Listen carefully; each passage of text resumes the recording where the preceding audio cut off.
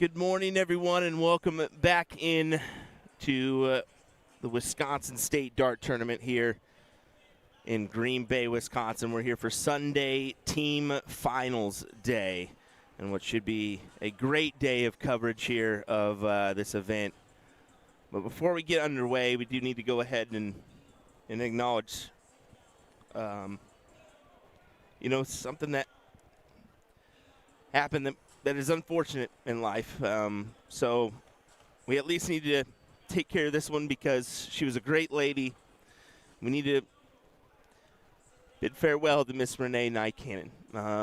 We got that sad news last night, this morning, as some of you may have seen. She was a big supporter of the dart community, especially Daryl, who's battled so much himself. So we wanted to take a second here and acknowledge that one before we get underway with today's broadcast. Our thoughts and prayers are with Daryl and the rest of the family as we move forward today. I just talked to Renee in Vegas this past weekend quite a few times, so I didn't know her very well, but I can definitely say that our conversations were good ones. So we want to acknowledge that one as we move forward today. Rest in peace, Renee. Moving forward to today's broadcast, we'll go to our team events here. We got a level 1 matchup coming your way here. We'll get everything set up and underway. I'll kick it on over to Nick for just a moment here as we start our broadcast here, folks. Yeah, thank you, Will. We are going to be heading into Blair Haas versus Club Ritz. Some really big news out of the bracket earlier. Club Ritz takes down Black Saddle. Six-time in a row finalists. What an upset that was. So Club Ritz plays Blair House here in the next round, as we're going to see here. Looks like Jed going to be leading us off. And this is the second round, so 2 players unable to get in. So sitting on 501. It is going to be the same format as yesterday, except instead of play all 7, it is best of 7. So we're playing 501, double in, double out. And if it gets to that last leg, 4-on-4, 701, double in, double out. So a marathon game. Jeff, unable to get in. So that top corner of the score, not able to get off 501. Jeremy going to look to get off and take advantage of the miss from Club Ritz. Club Ritz, pulling off that big win over Black Saddle, that is meaningful. Definitely meaningful to start off your bracket run here on a Sunday at WAMO. They're going to want to put their best foot forward, and they've certainly done that off the rip here. Oh, yeah, and to knock off a team like Black Saddle, 6-time finalists. Wait, you said 6-time in all the last 6 years they've been in the finals. So immediately put them on the back foot in the lower bracket.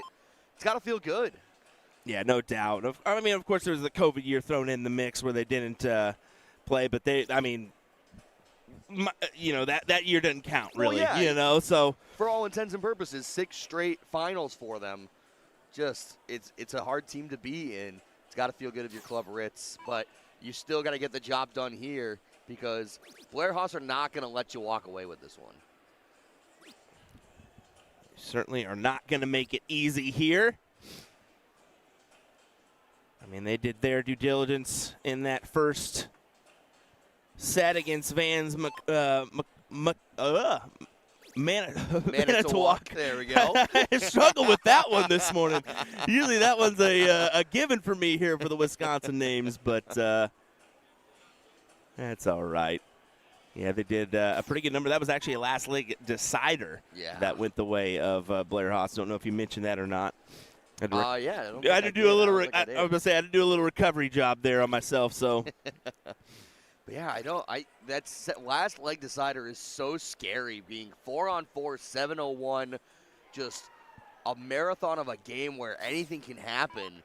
You want to get it done before then. You don't want the nerves of that last game hanging over you. No, you definitely don't. Jed Neal, the one really setting the pace right now, as he is all the way down to 193, going to be the front runner. Well, by a good chunk, too. Yeah. You look at Jeff and Ken's scoreline here. They're going to have to hammer a few triples just to kind of make a dent in that one. And make a dent just with the ton, it's not going to feel like enough. Your score only sitting at 370 while your opponent's under 200. That's not going to be where you want to be. Jeremy does need to take a dent out of this, though, because the further down the road you go with that score sitting so high, and I mean, he's kind of got that smile he had on him yesterday where he was hitting all those trip ones. We were joking with him afterwards where he just couldn't buy a trip 20. He was making bets. He's like, what are the over-under? I hit like 10 trip ones in that match. Well, it's kind of funny. I did walk out there this morning, and I had to adjust the camera because there's a few kicks with how many people were in the finals area. And he said, you guys aren't streaming yet, right? And I said, no, we usually take wait till after the first round to go and stream. He says, that's the smartest thing I've heard today. And I was like, because you're sucking? And he goes, I think everybody is. I said, well, that's why we do it. Sunday Blues is a real thing, my guy. Just the first round of any event is brutal. Like, it takes you time to get warm, and if you're not, like, doesn't matter how much you warm up, nothing simulates in-game action. Well, I do get a ton of messages every single time. We need to stream start. We need to stream start because they don't understand. Yeah. Like, even though we've been doing this now for like 5 consecutive years of no, we take the first round off. It's just kind of they're waiting for it. They're anticipating the fun, right? So just know, folks. Normally the stream isn't going to start till 30 minutes to an hour after the start time, folks. Yeah. And I mean, I guess it's a good thing. They want to see the action. They Oh, like yeah. the coverage, Oh, yeah. you know? Like, it can't fault them for wanting to see more darts when I would rather have them reaching out than not reaching out, right? Yeah, absolutely. Absolutely. That means they're not paying attention if they're not reaching out. So Yeah. I mean, I know I always like to see it, but it makes sense, especially like this Sunday at the end of the tournament when you've been playing all week. You get tired. Yeah. And hard to get going. Blaine saying it's not over for them. Well, duh. I mean, it's a double elimination bracket. They're not out of it yet. They're just going to that loser side and hope to redeem themselves. And we've seen a few runs on that back half before.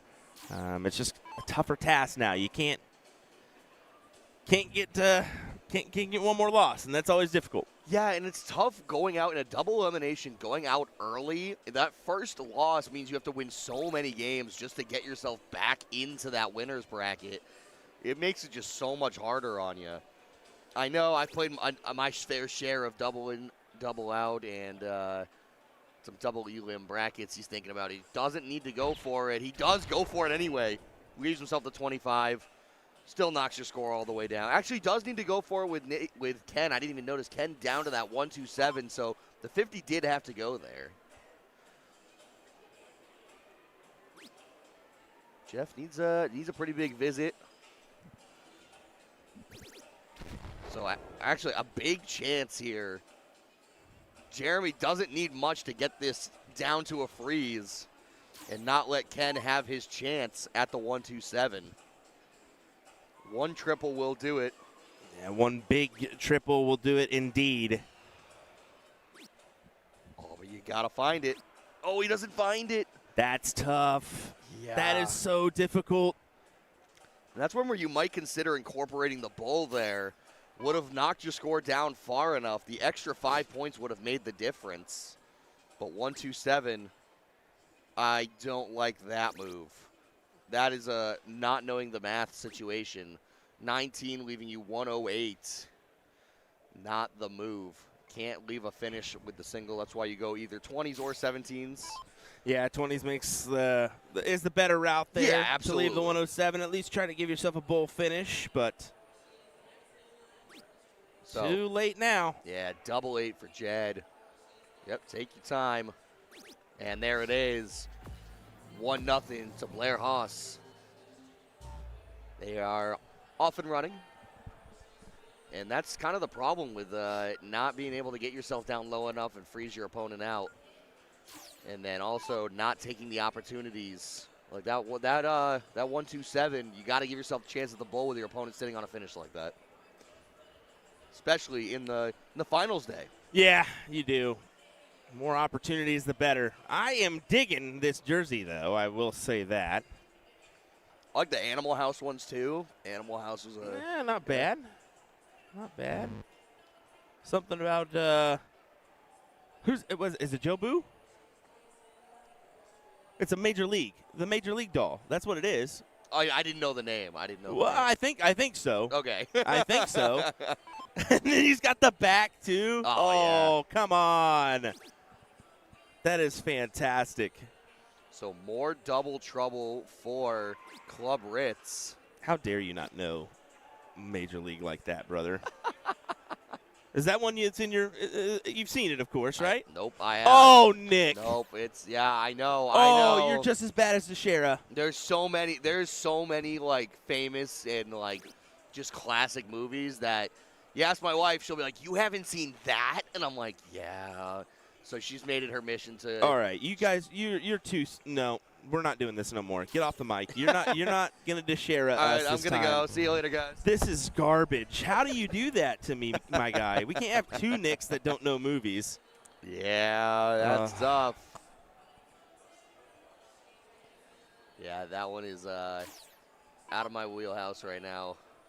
No, we're gonna sit you in front of a TV screen and you're gonna watch movies all day. That's what you're gonna do. Fair enough. Catch up. Anyway, Craig trying to make a dent here. Does get in. That's the key after not getting in that first turn. Yeah, we see how critical not getting in on the first turn is. Jeremy back into that triple segment, and look at the 1-3-3. This is strong. If Jeremy can keep up this pace, he's got control. Nate's just got to back him up when he gets back to the board. Jeff right into that trip 20. Not able to find a second one there. Keeps it close.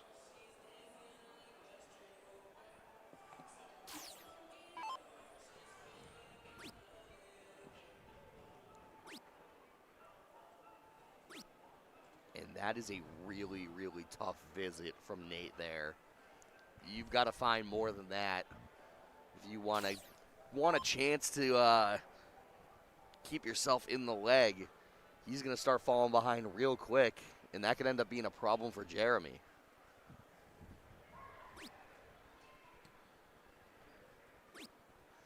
But a little bit of Sunday struggles from these guys as a 21 is found. Unable to make the correction to find that trip 19. Jeremy will step in. The front runner here in this leg so far as we get another brutal kick over there. Hopefully after this round, we shouldn't have nearly as many because we have both boards going at the time. Yeah, and that's the deal is like I understand the thought process behind, well, let's try to get some Division IIers up there, but 16 players in this small area just doesn't work, guys. Yeah. It just doesn't. When we started this stream, this thing was kicked about 4 or 5 times before we even got underway. So I have kindly asked them to move one of the divisions out, at least one of the divisions out, so there's 8 players instead of 16. And that's 16 minimum because there could be a 5th player involved on every team. That's so true.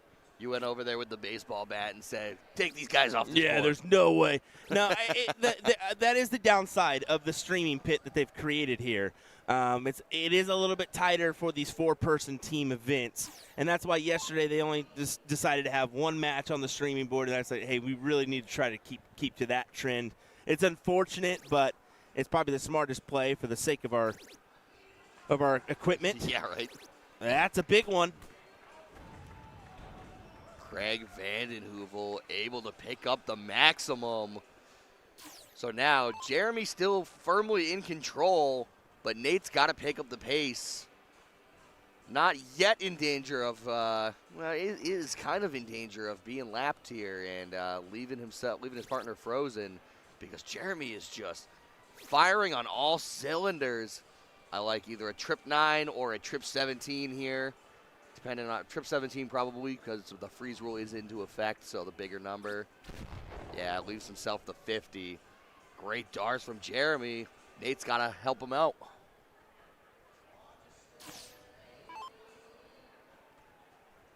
And yeah, that match will be a little bit quicker because that is a Division II match. Yeah. So it is the full bowl. It's basically the same format, but full bowl. And they play 7 legs still, or do they play 5? Okay. Yeah, they still play 7. It's literally the same thing, except it's full bowl. So it'll go a little bit quicker because the scoring will be a little bit higher. They'll be able to get through that match faster. And talk about helping your partner. Big 140 there. Gets his score down, so now Jeremy is looking good to take out this 50 when he returns. I mean, barring a big, like, 180 essentially. That's all that you can hit to really put the pressure on. Well, he just hit one. Why not Yep. back it up? Only the 100, so Jeremy to go up 2-0. Either 18 double 16 or 10 tops. Depends on your personal preference here. 18 double 16 is the choice. Double 16 for the leg.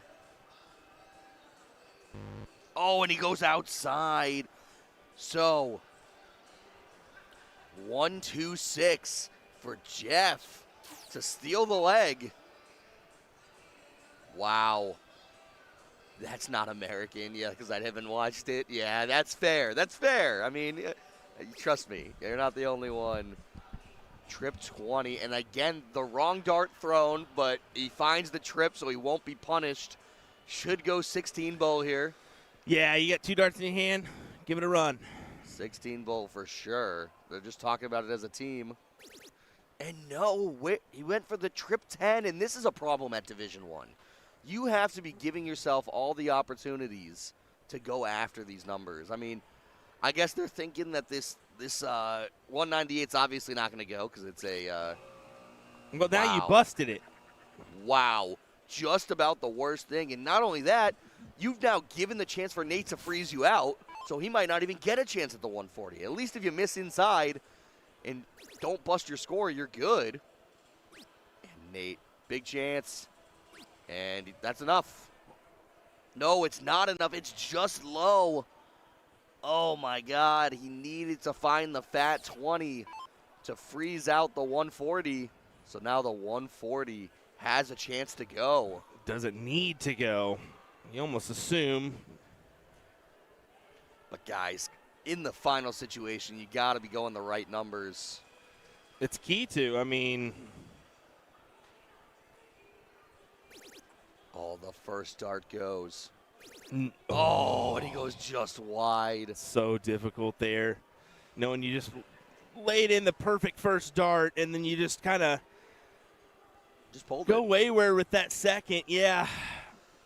I like a bowl here. 19's fine. I like bowl or maybe even a trip 15 can do. But 32 for Jeremy. Going to want to take this out. No more faffing about. Don't give Jeff another chance at the 1-2-6. Walk it right in. Double 8. And he finds it. The Blair Hoss. 2-0. 2 away from walking away the victors. It's a great start to this matchup for them. Grabbing the first 2 opening legs.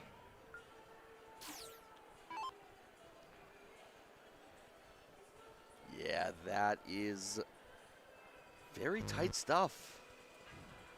These fine margins are not being punished really by either team. Gets in on the first dart.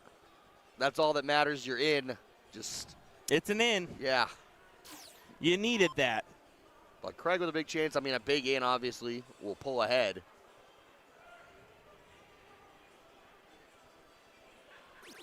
In with the first. Goes down to that 19. I like that move.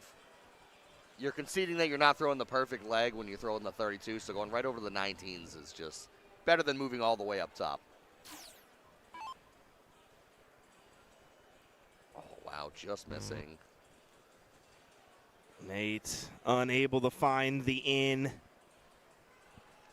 Yeah, it's not the end of the world unless they find a big in here. And first dart in. Yeah, it's first start. So now the pressure's on this Blair Haas team. And granted, they have the 2-0 advantage, so Yep. they have a giveaway leg essentially. Yeah, I mean, this is you don't want to give up. I mean, obviously, you don't want to give the leg back to them. You don't want to say, "Oh, you don't want to bring it back to a one-leg game if you can avoid it. Going up 3-0, you'd have that huge advantage of basically 4 attempts to try to put the match away. But like you said, we're still getting those camera kicks. People love just kicking that tripod. I've gone out there already once and told them, watch the heck out. It's gonna be a thing until we get that second match off the board. Oh, it's the same dang person too. I am gonna. Ooh. Man, you are getting Will Stewart steamed here. How do you miss the giant black covered tripod right next to you? I don't know. They're just like I said, they're just anti-tripod. They don't like having the technology in their space. And Nate gets himself back in the leg. I mean, Craig is pretty far out right now with 331, but at least Nate actually jumping his teammate there. Yeah, I mean that's what you need to do. Yeah, if you don't get in on that first one, you got to capitalize on the next visit. Yeah, make the best of your next turn, no doubt, and that's what they did. Still some work to be done here as they look to chop down this tree, as I call it, the leg. Elects to move with dart 3. I love it. Move. I thought he was Good just move. blocked there with Yep. that second dart placement. Yeah, I was able to find it.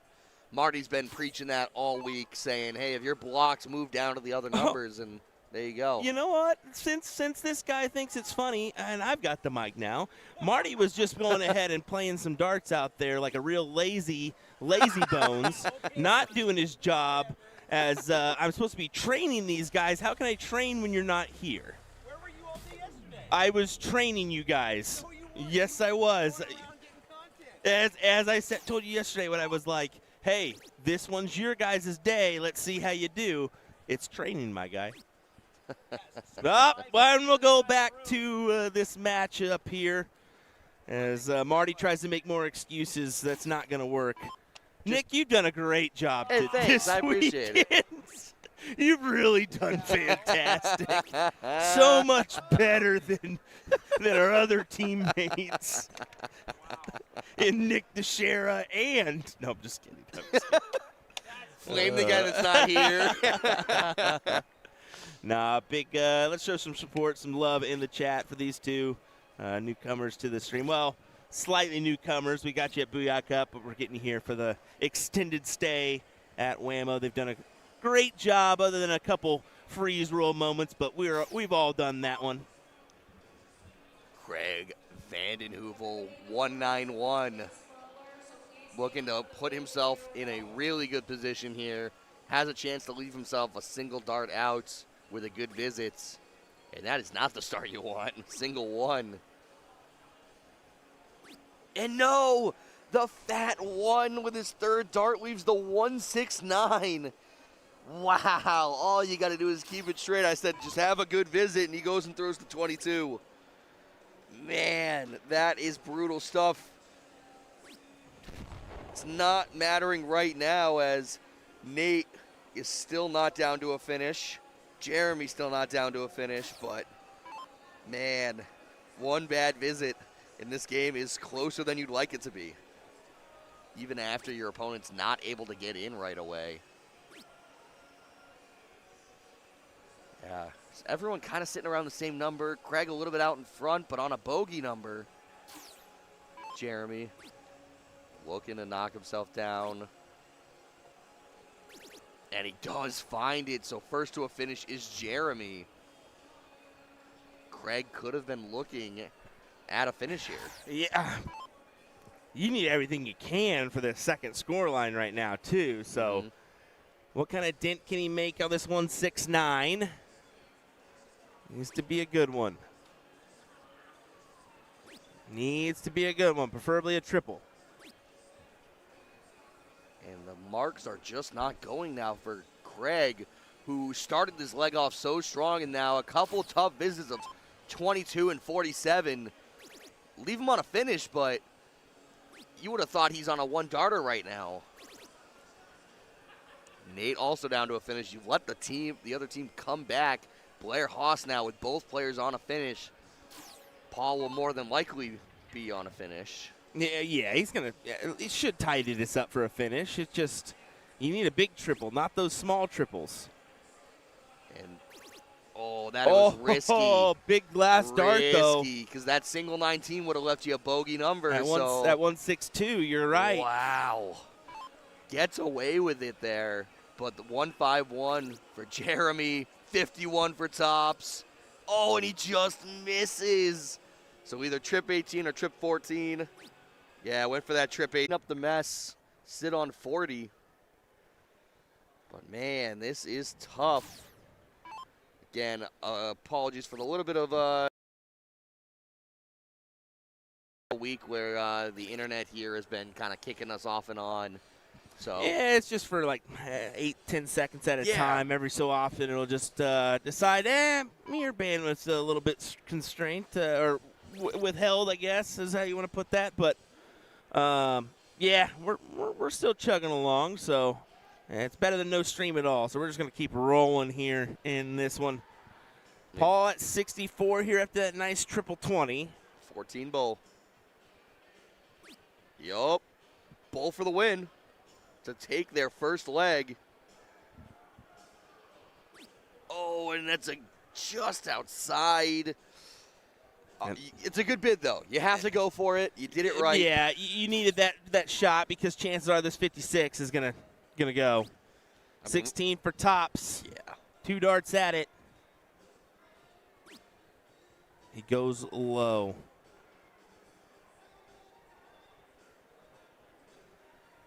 Feel the tension. No, it doesn't go. He caught that, though. He caught that. Did he catch the? No, no, he didn't. He's picking it up. You're lying to me. I thought he caught it. Just his reaction, not picking it up. Cool. So, Craig with a chance to take the leg. First leg for Club Ritz. Got to put it away here. For a little saving grace. There you go. 2-1.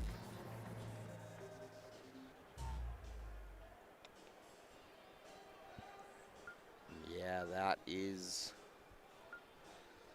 a first leg for Club Ritz. They're going to look to battle back now. They're starting us off in this fourth leg. And we'll change things around here. Jed going to step in. Blair Haas, Ken stepping in for Club Ritz. And interesting going in on that double 9. It's an interesting choice. I mean, if you like that side of the board, you can do it. There's no real reason not to. I used to double in on double 11 for that vertical kind of segment of the board. That looked like it was in the double 14. Doesn't get the register, but yeah, the shake of the head from Jed. He was having some double problems yesterday, and he came and talked to us afterwards that couldn't find anything, couldn't find those doubles, but when he did, he got that scoring in fast. Paul got to get in here. Got to get in, crucial. No, it's not going to go. Yeah, big miss there on the opener. As I said, yeah, Club Ritz needs everything they can possibly get after the after that, grabbing that first big win over Black Saddle, and now find themselves, well, they were 2-0 down, now in a 2-1 deficit. Yeah, and it honestly facing down 3-0, they had opportunities. Blair House had opportunities to go 3-0. Man, Jeremy's really battling here. When you guys miss like that and you stress about it, does it make you more stressed on hitting the numbers instead of just throwing it in one motion? I mean, that's half the battle. That's half the game is saying, I missed something. Am I going to dwell on it? If you dwell on it and get frustrated, you tense up, and yeah, it does make it hard to hit. That's for sure. So the best players are the ones that don't react. I mean, if you look at a guy like Sean Cathlish, he doesn't react when he's missing, really. Mm-hmm. His reactions get shown at the end of the game. When it's over, he doesn't really let his emotions show through. The best players are the ones that can manage their emotions at the line. We do have a question about where Club Ritz is from. That's a Schmitz amusement team. And then Blair Haas is a Stansfield vending team. So I want to go ahead and acknowledge those. We do have Sam Saloon as well as Moss Tazbag, I believe it is. Tazbag. There are both Bullseye Incorporated teams there on the top 4 on the winner's side. So go ahead and acknowledge that as we move forward with the action. Now I'll go ahead and I will also throw the bracket link in there for all our brackets. So if you want to check out the other divisions or whatnot, you can do that as well. There is the link to do so. And good news for Will Stewart's blood pressure. They did not sign another game to the blue board, so that area will be clearing out. The tripod will not be hopefully kicked as much.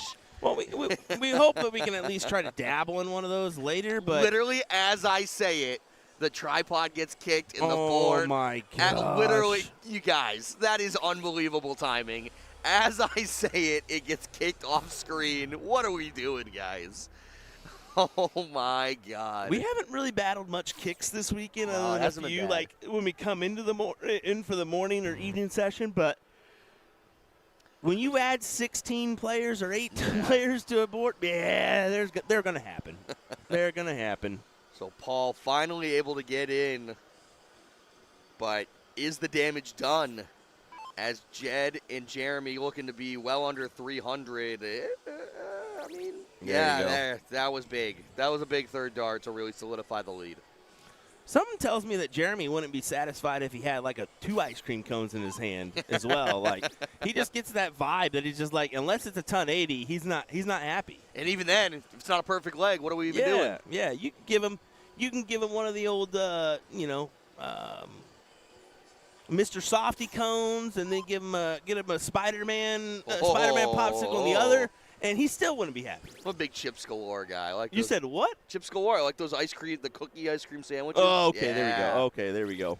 I think I don't know if they're still called that. That when I used to get them from like the ice cream truck, they'd be called Chips Galores. I'm hitting the East Coast with the Mr. Softy stuff there. That's Anyway, good humor any day. Good humor. I'll take a good humor bar. Now I want some ice cream. The strawberry shortcake ones? Okay. Oh. I'm getting everybody ready for some ice cream at 11 o'clock a.m. Yeah, I want to go hit up like a DQ right now, get a blizzard. Let's go. Let's go. All righty, back to this matchup. Jeremy put himself in prime position here, finds a doozy. In the look off screen, you could see just a little bit of celebration. He knows how big that is, sitting himself on 115. No, that wasn't a celebration. That was upset that he didn't hit the triple 20 with the first start. But the reaction from him. But yeah, sitting on that 115, well out in front, looking for a third point for Blair Haas to go within 1. Again, not wanting to send this to a deciding 4-on-4. That is the scariest. Yeah. They've already found themselves once in that position. Blair Haas, as they just got done with their last match in a last leg decider fashion. Yeah. I mean, it's nervy stuff. You never want, especially when you have the lead, you never want to let it go all the way. I mean, we saw so many deciding legs in doubles 01 a couple days ago. So many deciding legs. And it's just nervy stuff. Comes down to 1 dart. But look at Jed and Jeremy. 200 points clear, both of them. 100 and 115. And this 115's got to go right now. There's no way it doesn't. Yeah, it was a given. It was set in stone. Yeah, I mean, the way he was playing that leg, just unbelievable. Unbelievable. Mike Maloney, I can't manage my emotions at all. No, that's Mike for you. Mike has to constantly be picking up his phone like me to just make sure he's not focusing on anybody else's darts but his own. So I find myself doing that too. I'll have my phone in the background so I'm not watching the other person throw. I'm anything but watching your opponent. So I'll go for a walk. I'll look at the ground. I'll fiddle with my flights. I'll do just anything I can do to not focus on my opponent. So funny thing about me too is I've noticed, and someone told me this like a while back, like years ago when I was playing that. I played like a long format match against them, And he told me, he's like, you shouldn't watch your opponents, you specifically, because you start to emulate their throw subconsciously. Yeah. You're not thinking about Mhm. it, but you start mimicking what they're doing. So you gotta like not watch so you don't kind of do that. And I found it helped me a lot. I wanted to. But it's one of those things. I want to know what Mike does for four-person team. I haven't really focused on that because I've never played a four-person team event, but it would throw me off being the fact that I got to wait 7 players before I get a throw again. It's so long. I'd struggle to find some stuff to occupy myself with that one. Our Steel Tip League used to play 601 double in, double out, 3-on-3. Ooh. Just waiting so long between. It was the worst. It was actually. I have played 4-on-4. There was one like summer league that they played in between seasons. That was like the everyone played, and waiting 7 players between your throw is brutal. No chance of getting any kind of rhythm going. It's just unbelievable. So, now in front is Club Ritz. Nate unable to get in. Jed with a low in. So Nate 2 visits to the board. Wasn't able to get that off that score of 501. They've got a little bit of wiggle room being up 3-1. They are on match point. If they can get it done here, it would be ideal, but that unfortunate miss for Nate here is probably going to play a factor. Yeah. Nate sitting on that 501 after having a really good day yesterday. Was really dominant in the match we saw from him. That's a good second look for Craig as well. I mean, start off the way he did and find yourself at 260 after 2 rounds. Yeah. That'll work. Yeah, you feel really confident about how this leg is going to go, barring pretty much heroics from Nate and Jed. Need like back-to-back 180s just to get themselves back into this leg. And even then, Ken just has to knock his score down a little bit, keep himself safe. And there it is. 1 triple is going to be enough, but he says, I want more than enough. Yeah. I want the 140. Sitting in that front runner seat by a good chunk here is that Club Ritz score line. Yeah, they're in good shape. So Jed going to want another one, at least keep himself interested in this one. Not close to really leaving any kind of freeze scenario, so well in control is Club Ritz. They have the chance to really seal the deal here, go up to 3-2, battle back. And this game could be a momentum game.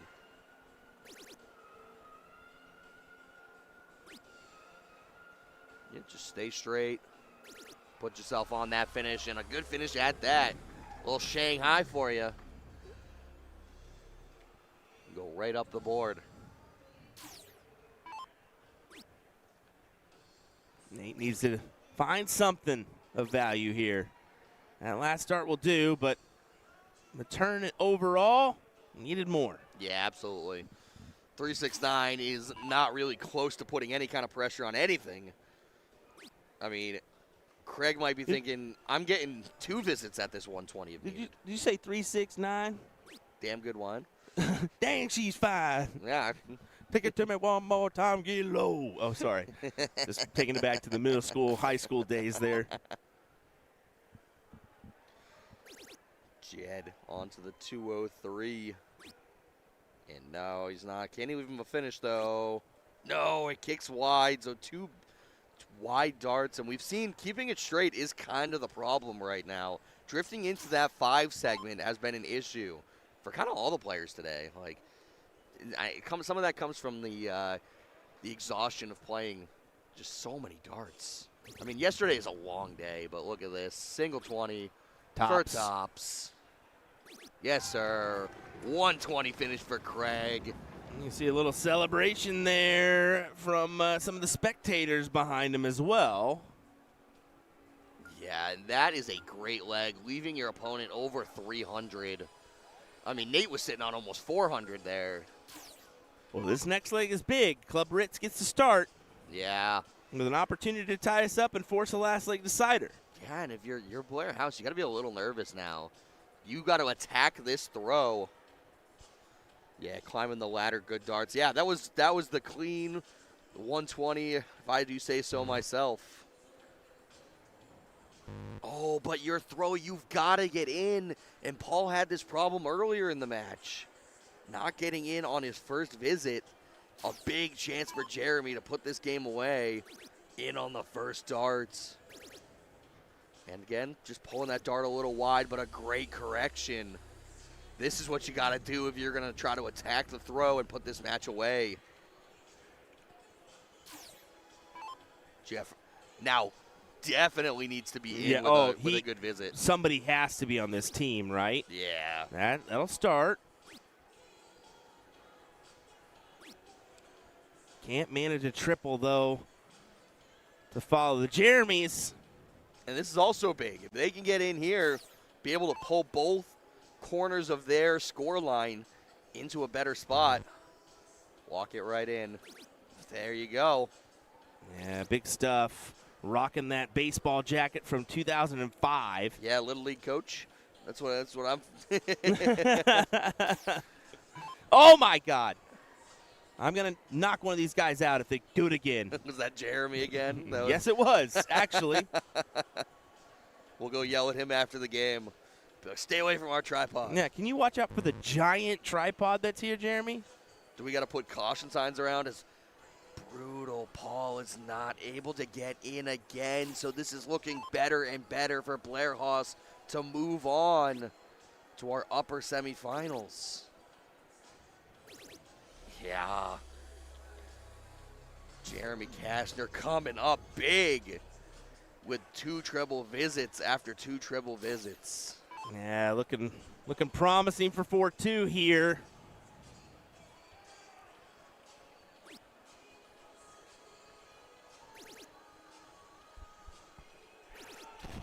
That's a big visit, but with your partner still sitting on 501, how much does it matter right now?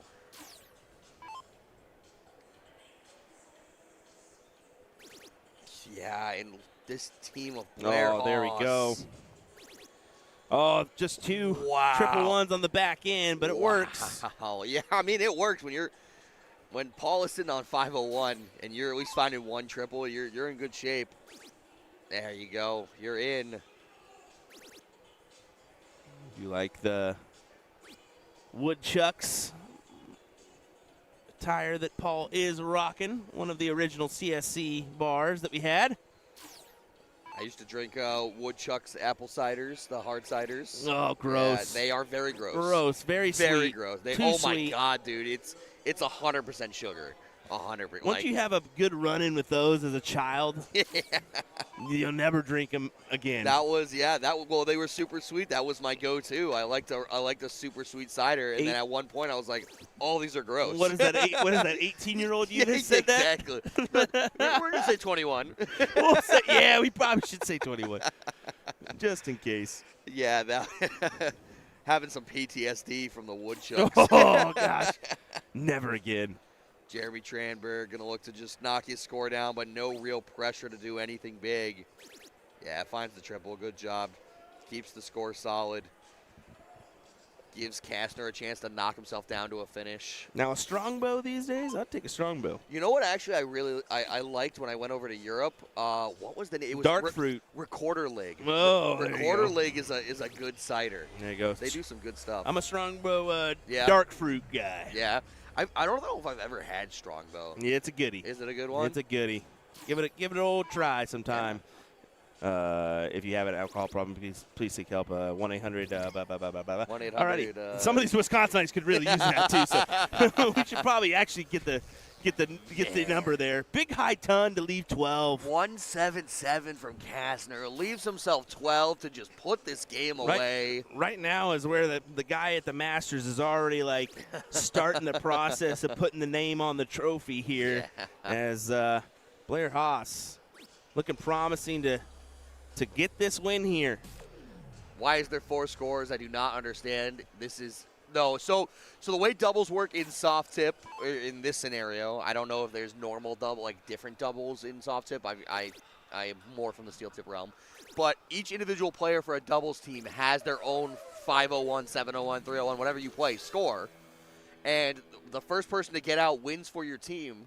But there is a freeze rule in effect where if your partner's score is too high and your opponent's score is low enough, then you freeze out your teammates. They cannot take it out. They're not allowed to. Well, I mean, most steel tippers are like, huh? Yeah. And you guys at the very beginning were like, this doesn't make sense. And I said, it will. It will. I had like an okay understanding of freeze, but it took me a little bit to really feel like comfortable on it. So, yeah, if Kastner takes this out, Blair Haas walk away our victors, and we'll be moving on to the semifinals of the upper brackets. So, great job from Blair Haas. Yeah, good stuff. Club Ritz is not done. They'll go to that loser's side. Yes, they will. They'll go to 5th, 6th position there and hope to battle it out. And so will we. We'll go ahead and bid you adieu for just a second. We'll await for our next match to be called here on our red streaming board. Don't go anywhere, folks. Our coverage of WAMO continues here in just a moment's time. We'll be right back.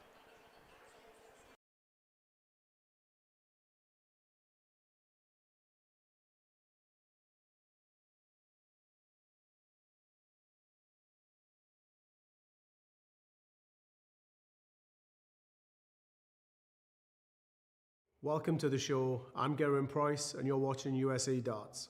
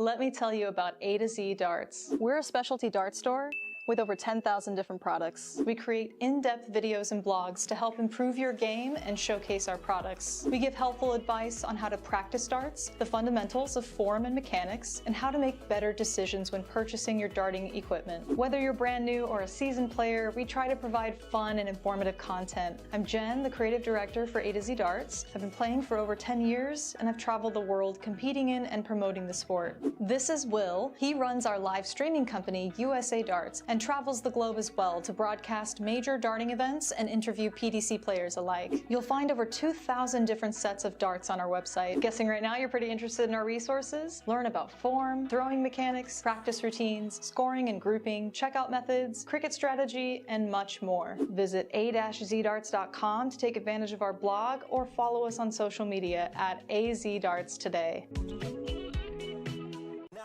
For handouts, I'm looking to stand out. Got the vision coming, watch how it pans out.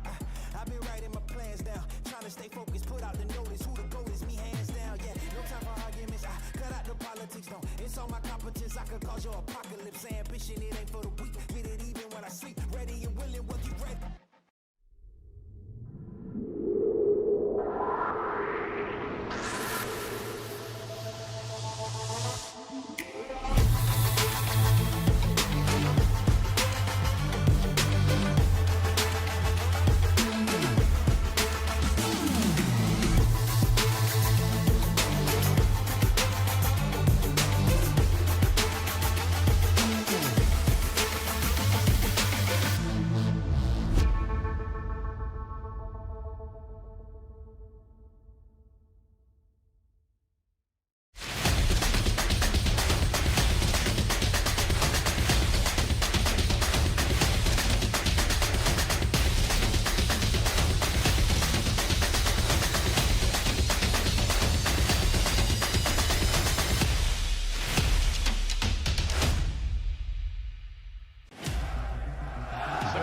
Waiting.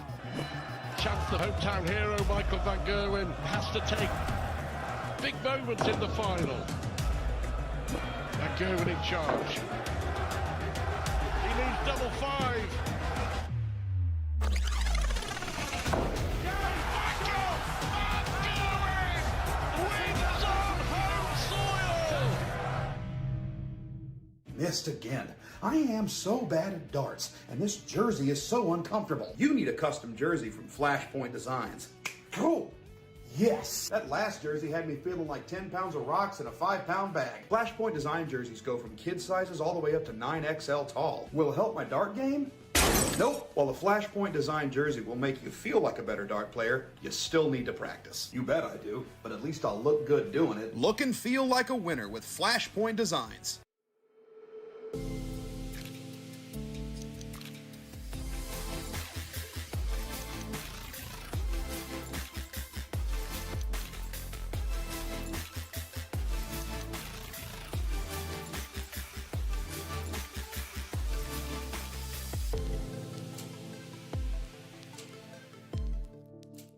Welcome to the show. I'm Gerwin Price, and you're watching USA Darts.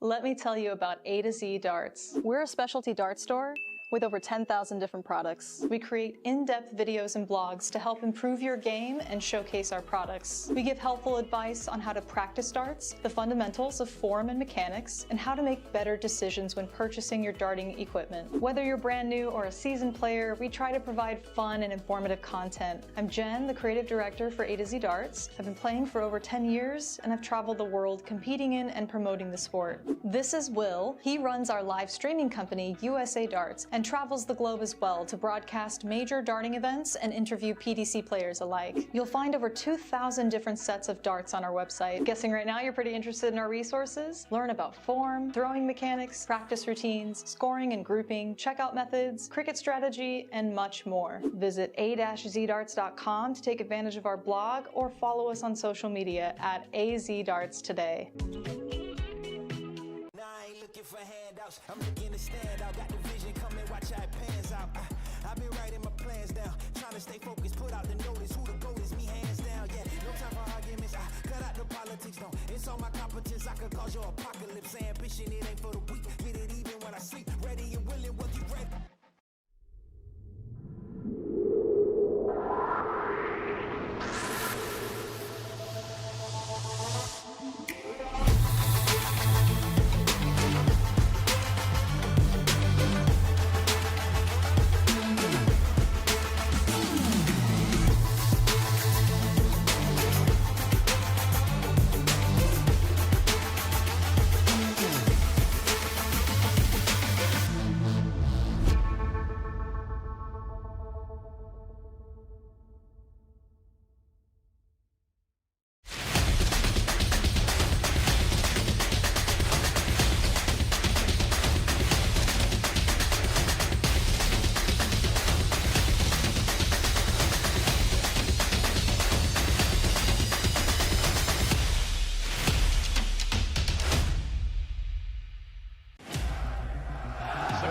Waiting. Chance the hometown hero Michael van Gerwen has to take big moments in the final. Van Gerwen in charge. He needs double five. Michael van Gerwen wins on home soil. Missed again. I am so bad at darts, and this jersey is so uncomfortable. You need a custom jersey from Flashpoint Designs. Oh, yes! That last jersey had me feeling like 10 pounds of rocks in a 5-pound bag. Flashpoint Design jerseys go from kid sizes all the way up to 9XL tall. Will it help my dart game? Nope. While the Flashpoint Design jersey will make you feel like a better dart player, you still need to practice. You bet I do, but at least I'll look good doing it. Look and feel like a winner with Flashpoint Designs.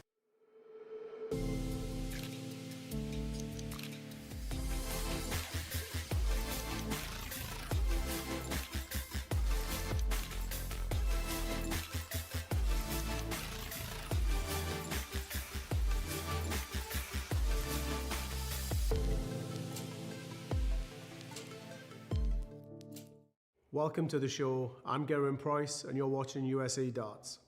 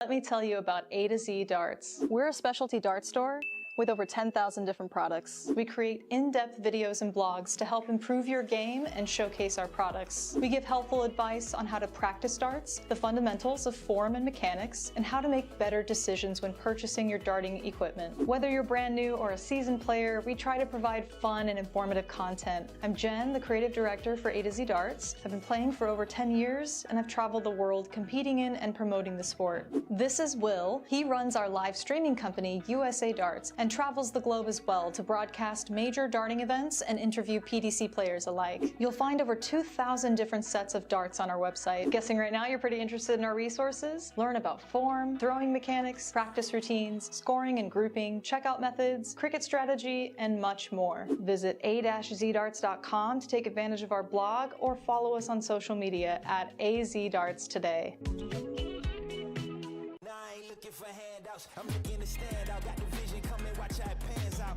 I've been writing my plans down, trying to stay focused, put out the notice. Who the GOAT is, me hands down. Yeah, no time for arguments. I cut out the politics, don't insult my competence. I could cause your apocalypse. Ambition, it ain't for the weak. Get it even when I sleep. Ready and willing, what you ready?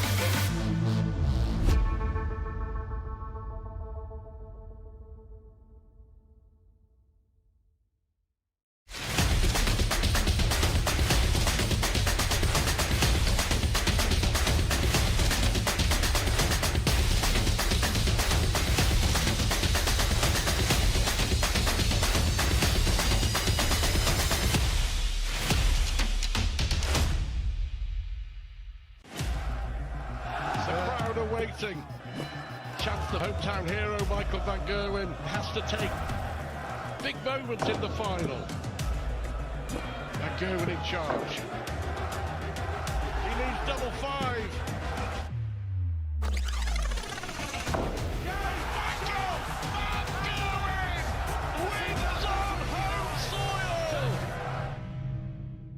Missed again. I am so bad at darts, and this jersey is so uncomfortable. You need a custom jersey from Flashpoint Designs. Oh, yes! That last jersey had me feeling like 10 pounds of rocks in a 5-pound bag. Flashpoint Design jerseys go from kid sizes all the way up to 9XL tall. Will it help my dart game? Nope. While the Flashpoint Design jersey will make you feel like a better dart player, you still need to practice. You bet I do, but at least I'll look good doing it. Look and feel like a winner with Flashpoint Designs.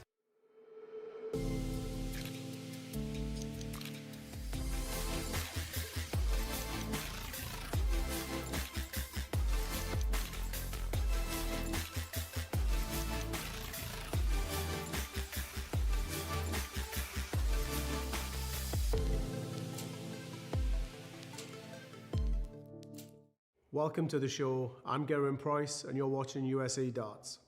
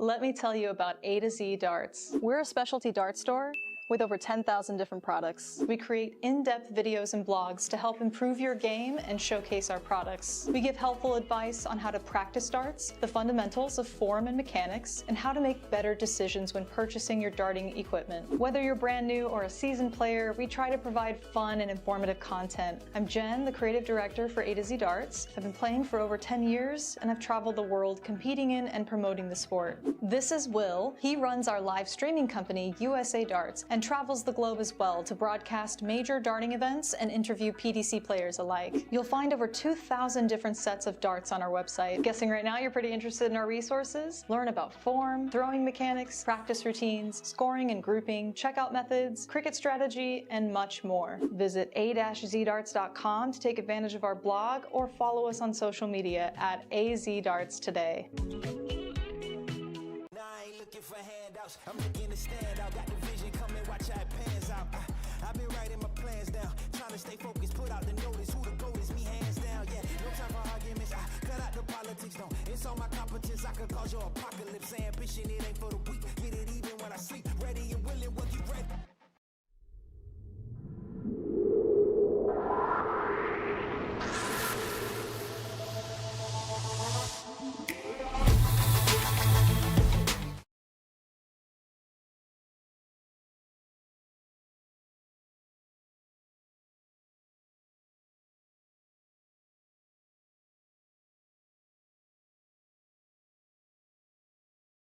Welcome back, everybody, to USA Darts coverage of WAMO 2026. And we are continuing things here in our team finals event this Sunday morning. And we are going to have Black Saddle taking on Moss Tasbag. Moss Tasbag with Aiden Cromwell, Eric Bobzine, Nate Horan, and Paul Cooper. And Black Saddle, I think you guys know who these guys are, but one more time for everybody who doesn't. Bob Anderson, John Pilgrim, Kyle Christensen, Matt Graff, and Steve Diker, Nick Soldo. Man, this is going to be a fantastic game. This is the losers bracket. This is the losers bracket. Black Saddle was bested by Club Ritz in the first round, so now have to play for their tournament life here. And Moss Tasbag in a last leg decider were unable to get past Sam's Saloon, so they too fighting for their tournament life here. We're going to be getting started in a minute. They've already done the diddle. But, wow, what exciting stuff we're about to see going forward. Yeah, I mean, every game means so much, and it's not really even about the money for these guys. It's all about that local pride. These guys play against each other, play with each other. They're just great pals, great friends, but when it comes down to who's the better dart player, that's when everything gets so serious. Matt Graff, he's been hitting some fantastic stuff all events the past couple of days. Gets in on that double 15. And, yeah, I expect everyone's going to go all out for this game. I don't think anyone's going to hold back. You have to. I mean, you lose, you're out. And you fought so hard yesterday to get your spot here that you don't want it to go to waste. Black Saddle, obviously one of the favorites to win this tournament with 6 straight finals appearances. To be knocked out in the first round and have to go to that losers bracket. Crazy stuff. Yeah, I mean, I can only imagine how heartbreaking it would be for these guys who have basically expecting to make it to the finals, but that's the problem with expectation. If you make it to the finals for so many years in a row, you start to feel like, okay, maybe we don't have to work quite as hard, be quite as accurate. I'm not saying that any of those guys feel that way, but that expectation can be a lot to live up to because everyone else is going to be that much more motivated to knock you down. And here comes Bobzine with the 160 in, applying the pressure. Matt Graff wasn't able to get in on the first dart. Took him 3, very uncharacteristic, but a huge in from Eric to take control and try to break the throw of Black Saddle. But look at Matt Graff coming back in with a 140 of his own. Yeah, you can see the little frustration on his face there as he doesn't pick up that 180. Still doing a fantastic job to motor down here. But Nate Horan now coming up to the board here. It should be a pretty good dart to build off of with all that space above, and that's a big drop dart there. Wants to bring it back in. Pulls it all the way to the left for the overcorrection. So Nate Horan, Eric Bobzine in a little bit of trouble here.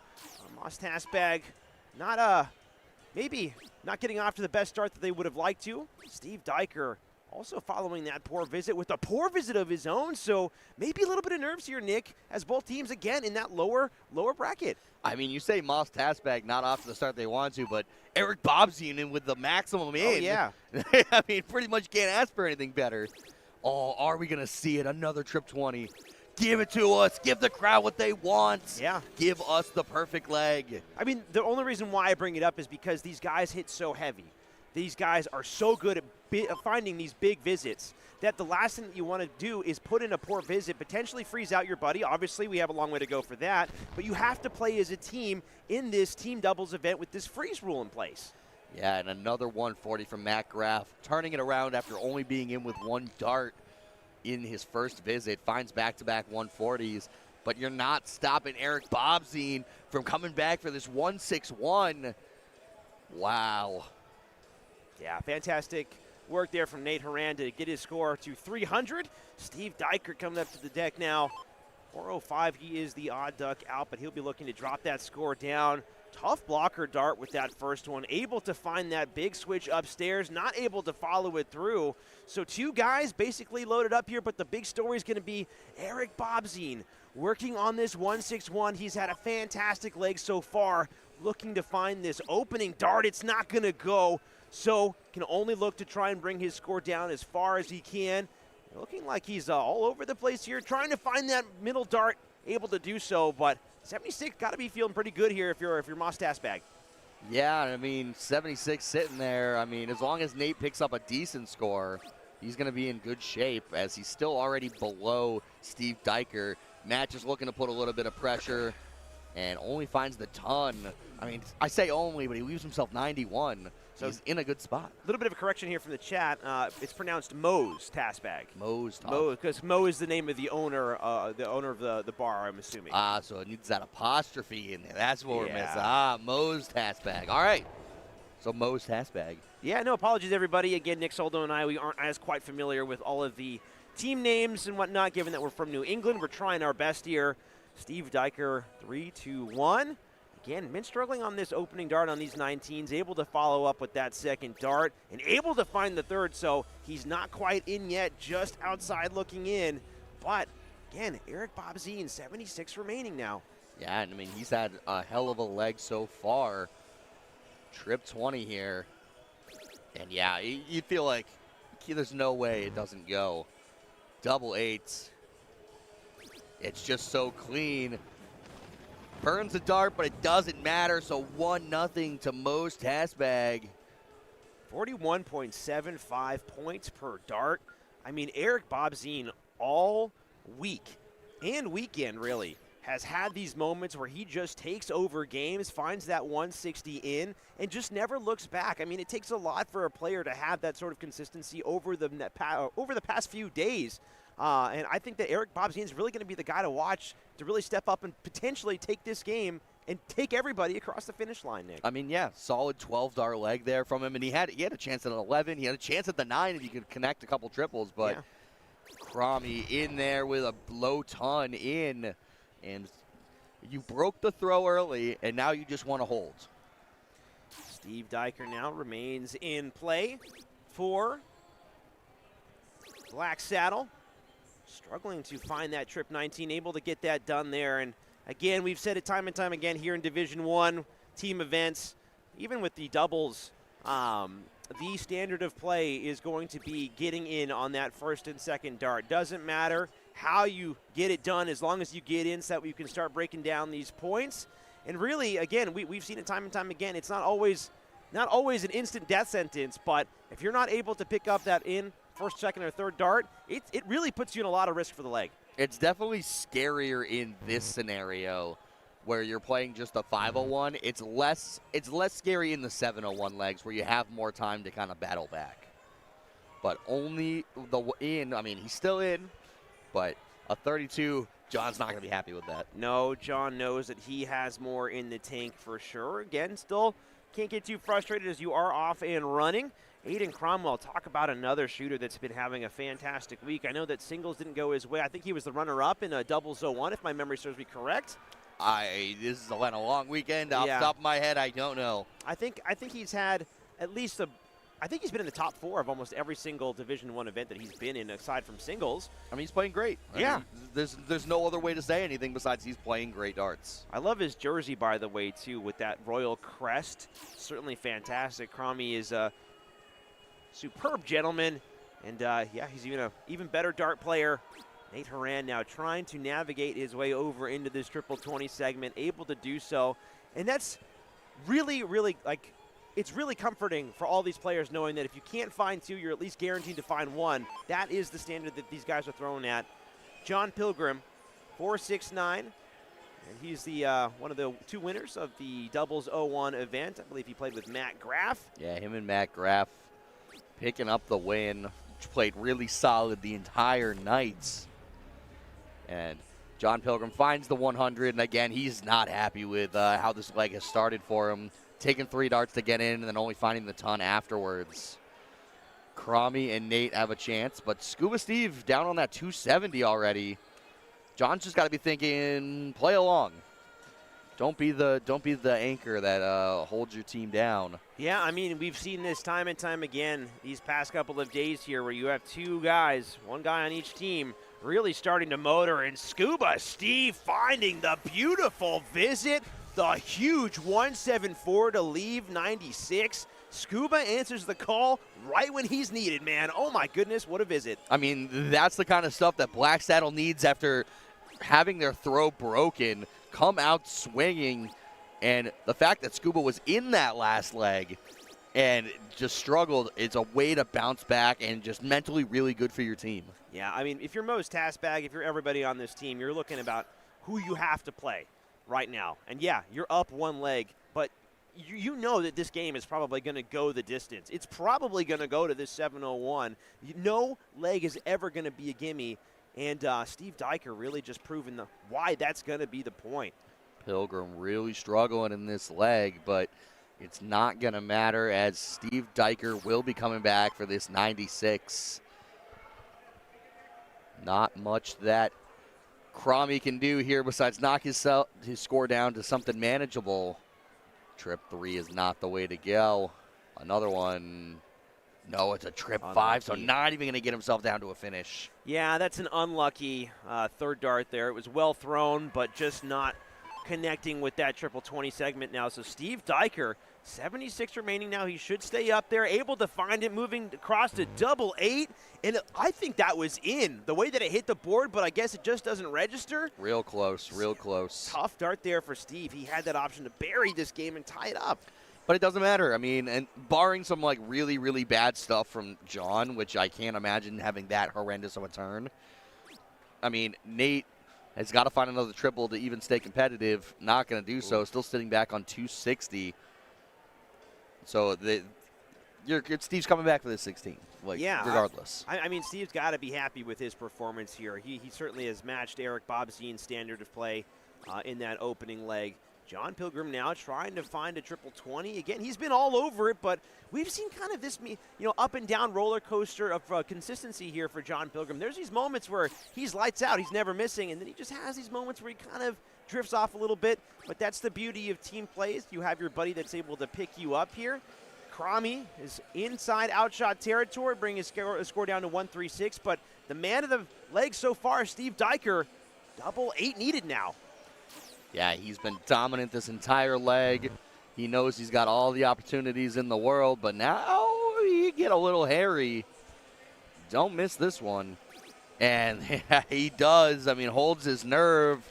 Black Saddle picking up the level game. Yep, we had a feeling that this was going to be close, and so far the storyline is following that script. Bob Anderson, John Pilgrim, Cromie, and Paul Cooper now are going to be next up on deck, battling it out here in leg 3. Bob Anderson, another heavy hitter.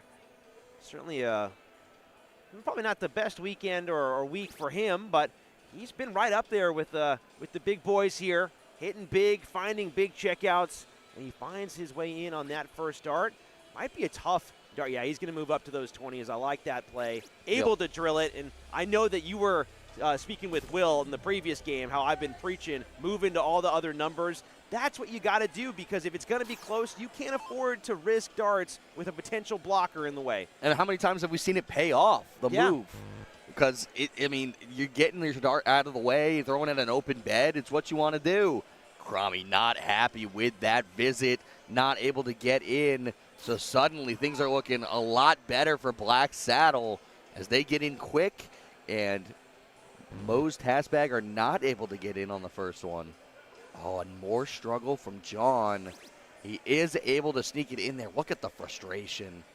Yeah, I mean, critically, though, he's able to get the in on that last start. I mean, if he was going to follow Cromie with a blank opening round, that would have been extremely tough given the in from Bob Anderson. Paul Cooper's got to pick up his friend here. He can't afford to not get in. He's got to get things underway. Able to do so with that first dart. So moving down, a little bit of a correction needed. He's probably about 2 or 3 holes just wide of that triple 20 segment. He goes even wider, so a little bit of nervy darts there from Paul Cooper. Bob Anderson now in prime position to punish Moe's Taskbag. Yeah, Bob is in the driver's seat right now. He's going to want to find the big score. And, I mean, when you're the first one to throw, you're thinking, this is my leg as long as I don't do anything drastic. And only finds the trip 7. It's not a bad dart, but it's just wide. What a good correction. Dead center of that trip 19. Oh, and he just can't quite slide it in there as a single 7, so not quite the dagger he would have wanted, but he's still well out in front, over 140 points in front of the guy in front of you, or right behind you, I mean. Yeah, Cromie gets in on this first dart now, and are we going to see the 160 in from Cromie? We are, so even though Cromie couldn't find it with that opening round, he's able to pick up the slack and hit big in that second attempt. John Pilgrim now only got in on that third dart, and he's going to start drilling here. Wants to follow it. Looks like he's going to stay up there on that number. Able to follow up with the ton. But now, really, if you're Paul Cooper here, all of a sudden, in just an instant, the game has really flipped on its head. Your buddy's in big. So now you're looking to try and give him some support and follow with some big darts here.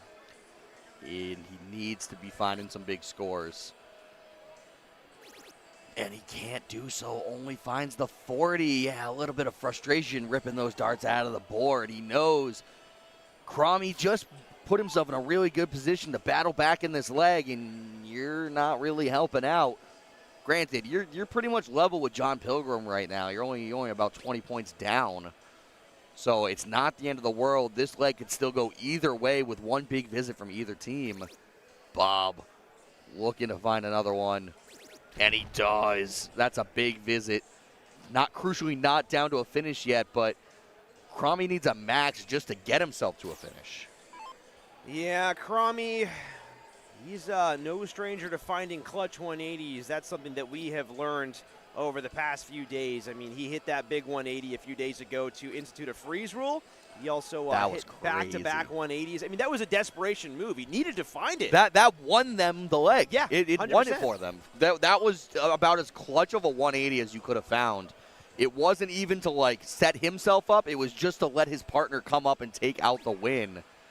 Poor just visit clutch there darts. from John Pilgrim, as he's only able to find the 32. So Pilgrim here having to maybe take a step back, maybe realign the old targeting system in that brain of his. Paul Cooper is still the odd duck out here sitting on 401. He's got to start finding some big darts, and that's hanging over that segment, so he should be moving. He just can't buy himself a decent triple here. It's got to be frustrating. Again, he's not too far behind John Pilgrim, but you just don't want that gap to widen. And, I have a little bit of a fun fact from the chat here, as Taskbag stands for the All-American Sports Bar and Grill. So Moe's All-American Sports Bar and Grill. Yeah, so it was an acronym. That makes a lot more sense. I'm like, I don't know the word Taskbag.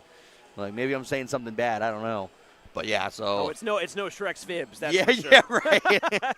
So Moe's, I'll just call him Moe's for the rest of the time because it's the name of the restaurant. Makes sense. Name of the bar. And yeah, Bob Anderson sitting on the 86 in really good shape here. Cromie not really in position to do too much besides leave himself a 2 triple visit. And he's going to struggle to do so. The 60 doesn't even leave him a finish. So Bob Anderson coming back for this 86. And yeah, a little bit of frustration from Cromie there. It's interesting how this game is developed because Moe's were able to find that opening leg, and now Black Saddle coming back with a vengeance here. Bob sitting on that 86. It looks like it's he's in pretty good position to take that out in 2 or 3 darts as he's just about waiting here for Paul Cooper to get his turnover. But yeah, I mean, we predicted that this game was going to go back and forth. Everybody, this is the losers bracket here. This is the 5th, 6th match. So the loser will get $360, but that's not going to be enough to really repair the pride lost in dropping this game, especially if you're Black Saddle, 6-time finalist. Yeah, they don't care about the money. I mean, I'm sure, yeah, the money's nice, helps, but they want that plaque. They want that status of saying, we're the team champions. We're the Wisconsin State team champions. Bob Anderson doesn't even have to worry about going trip 18 if he doesn't want to. I mean, it will leave 32, but he doesn't have to go for the bull in this scenario. So now I like to go trip 20 from this because everyone else sitting well over 200. You can do pretty much whatever you want. Yeah, there's not really any stress here on Bob. I think he's just taking a moment to figure out which way he wants to approach this. I like that. There's, again, not under any stress, any pressure here. Finds that trip 20, so double 4 now with 1 dart in hand. You have a feeling like he's going to go with it. He finds it with that 3rd dart, so Black Saddle, 2 on the spin. Now they're taking over this game. 2 up, 2 away from moving on in this lower bracket, keeping themselves alive. But we've got really 2 of the top shots on these team, and Eric Bobzien and Matt Graff stepping up now. This is going to be a leg to watch. Yeah, no, Eric with that 41 points per dart average in that opening game to secure that leg for Mose. And he's able to get in on that 3rd dart, so highly unlikely that we're going to see a follow-up performance like that leg 1 display. But, again, you just never know what can happen. Matt Graff now looking to get in and get in quick for Black Saddle. How fitting would it be to see the 150 in? Oh, he goes just wide. As we saw the first leg go, Bobzien only taking 1 dart. Oh, no, was it Bobzien? Who was it that only took the 1 dart to get in? Oh, no, it was Graff. Graff took the 1 dart to get in, and then Bobzien hit the maximum to follow up. So it would have been real funny to see the 1 dart in from Bobzien and then the maximum follow by Matt Graff. It's been a long stream. Well, not today, but a long week, folks. Oh, yeah. We are going on day 5 of 5 here at WAMO 2026, and we have a lot of memories, a lot of good moments, a lot of just epic moments that we've captured on stream here. WAMO continues to deliver and continues to be one of the highlights, one of the jewels in the USA Darts production schedule. We're so happy that we get to do this event. Guys, while you're here watching along, if you are watching along on YouTube, you guys can give USA Darts a subscribe. If you're watching on Facebook, how about a like and follow? And yeah, make sure, if you are on YouTube, make sure to hit that bell so you guys get notified anytime that USA Darts goes live with some more darting action here. Appreciate it. A slow start from all these guys, but everybody in. Graff looking to turn that around. Find another one. No, only finds the ton. Yeah, looks to the sky like, come on. Felt like that one should have gone. Yeah, and again, Matt Graff, he hits that heavy where if he doesn't hit over 100 consistently, he is not really playing his best game. Speaks to the levels that Matt Graff has in his toolbox here. Paul Cooper doing very well in this game to knock down his score, looking for a way around that blocker dart. I think he's going to stay there, but it might just be a tough one to get around. I like that switch down there, and even if it doesn't work out, you're still giving yourself a better chance. I will preach that to the day I pass out because I have no more oxygen in my lungs because I've been yelling at all these players all week. Yeah, I mean, the other fun thing to watch is Matt Graff, if you notice, is nowhere in the background because he goes and paces really far away during the rest of these turns. I talked to him afterwards. He's like, yeah, you're going to see me do that a lot. I don't like being anywhere near the board while the rest of the game is being played. So then when his turn comes up, he'll sneak back in through the bleachers and have his throw. Bob Anderson cannot connect with a big one. So really back and forth, anyone's game. We see Matt Graff return in the background. There he returns. Eric Bobzien, 416. 396 now finds that triple 20. He's going to be looking to cash in on another one. Pulls it wide. But yeah, no, I completely understand what Matt Graff is doing there. Again, you don't want to be distracted by the throws of your opponents. You don't want to be looking at the board. You just want to come up and do what you do best, and that's hit big numbers. It really is that simple. You don't need to give your brain all of this extra stimulus and input, potentially distract you from doing what you need to do. And that's fine, triple 20s, triple 19s. And, I mean, he came and talked to us the first day or second day he came in, and he was like, yeah, I just look at the ground a lot of the times when I'm playing. People just think I'm being a jerk, and it's like, no, dude, you're – Oh, I think that was John Pilgrim.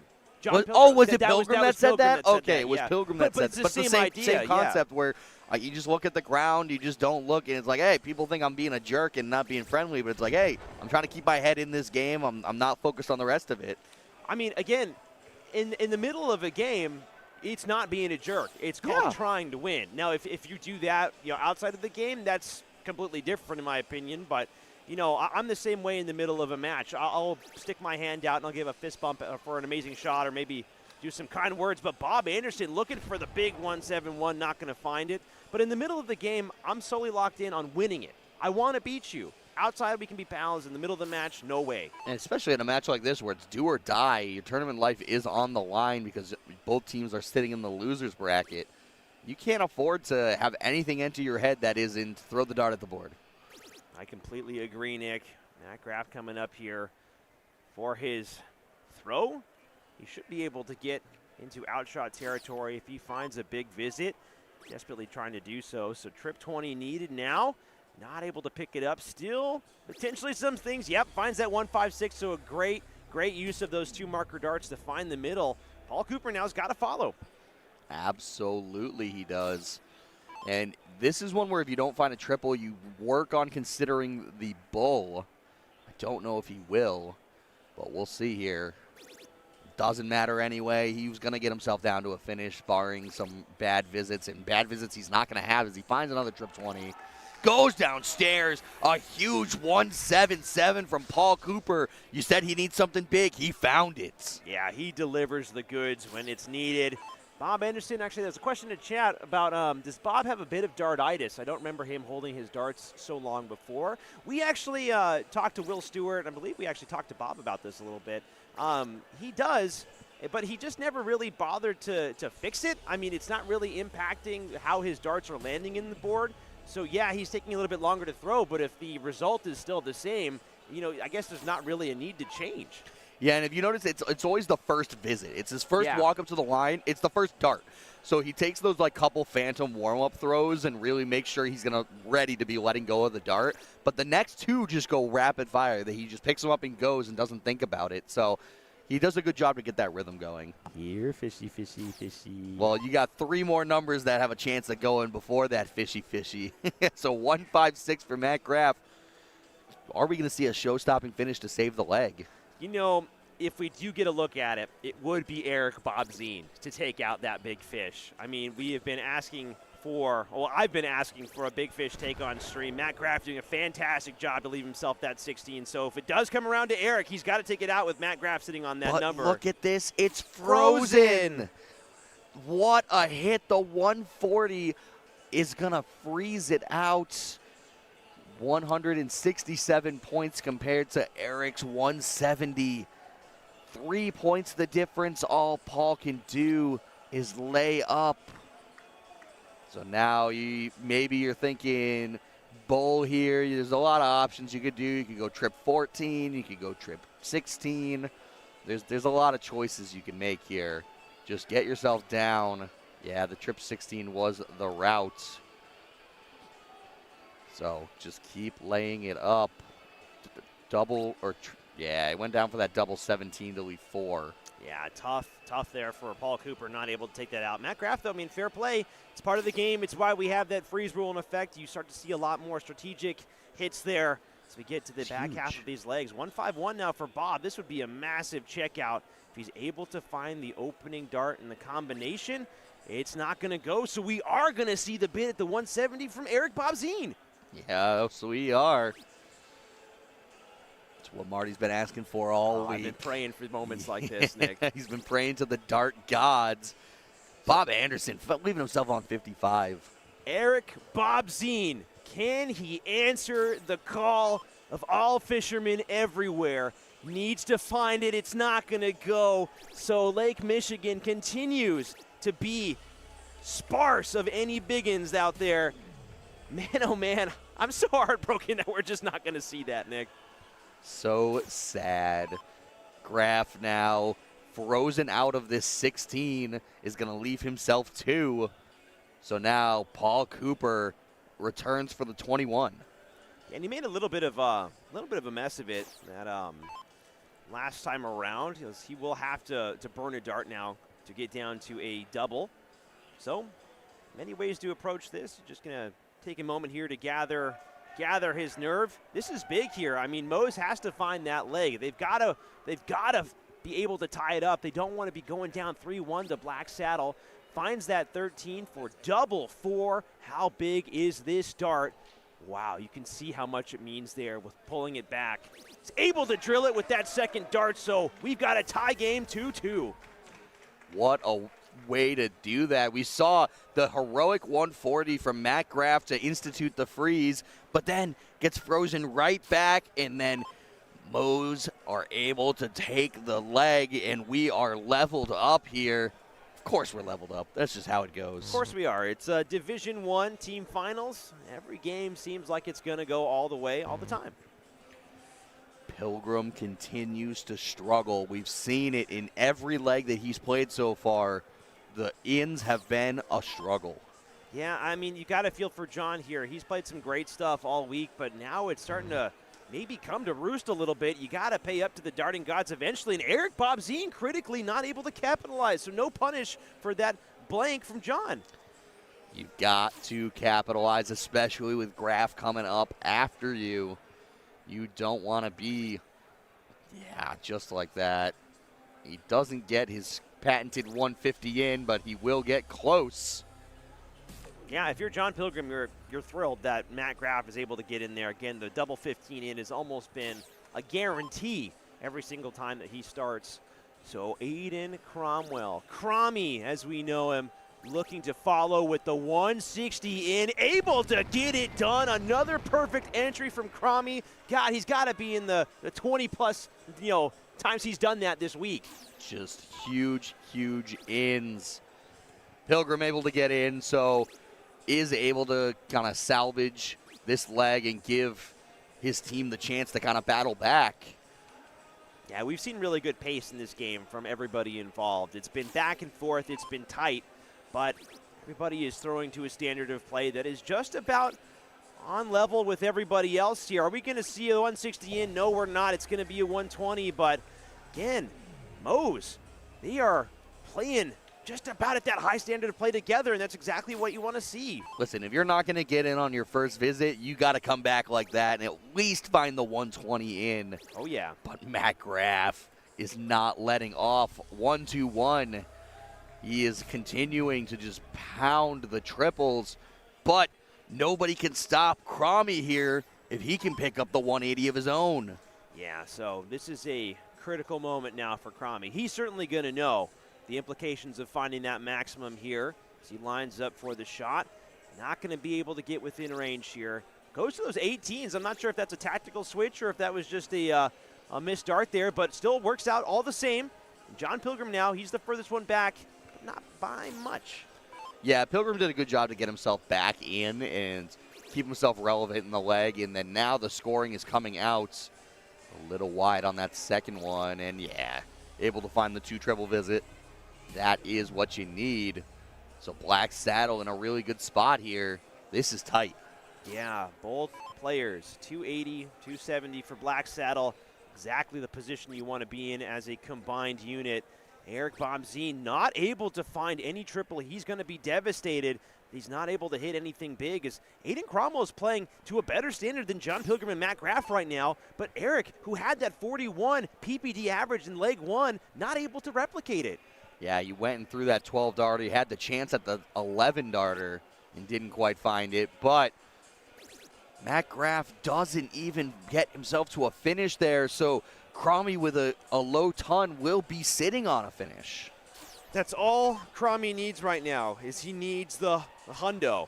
He needs to find 3 straight darts. That might be a tricky dart to navigate around. Could be wrong from the camera angle, proving to be an even tougher blocker. So are we going to see a magic third dart from Cromie? He makes the correct switch to those trip 18s.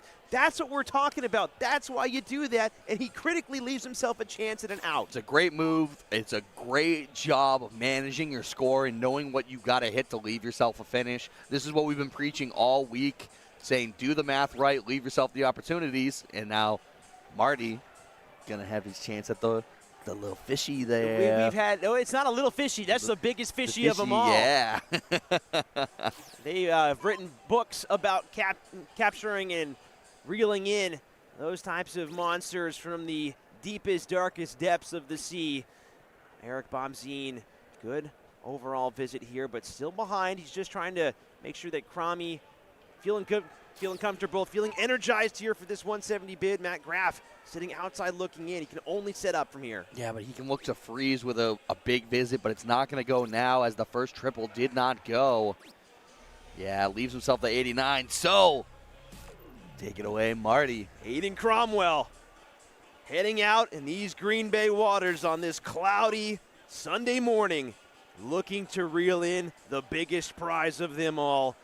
Comes down to this first dart. It's not going to go. Hits a rock on his way out to the sea or out to the lake. And fortunately, just not able to find his way home. Able to leave himself 36, though, so salvages the visit very, very well. Great darts. Really important from John Pilgrim to get a decent score here. Don't want to let Eric have a chance at a big score to freeze out Matt, who's been so good on the doubles. And gets himself down to 1-2-5. So big score needed from Eric. Of all the times to find a big visit, this would be the time.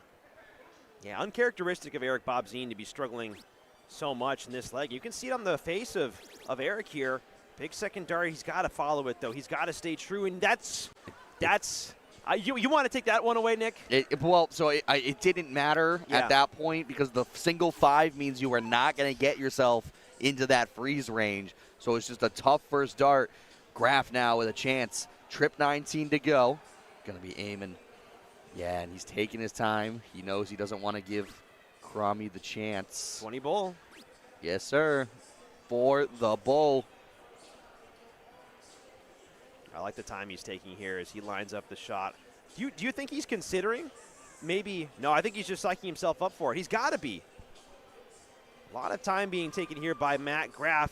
We'll see what he does. He elects to not go for it.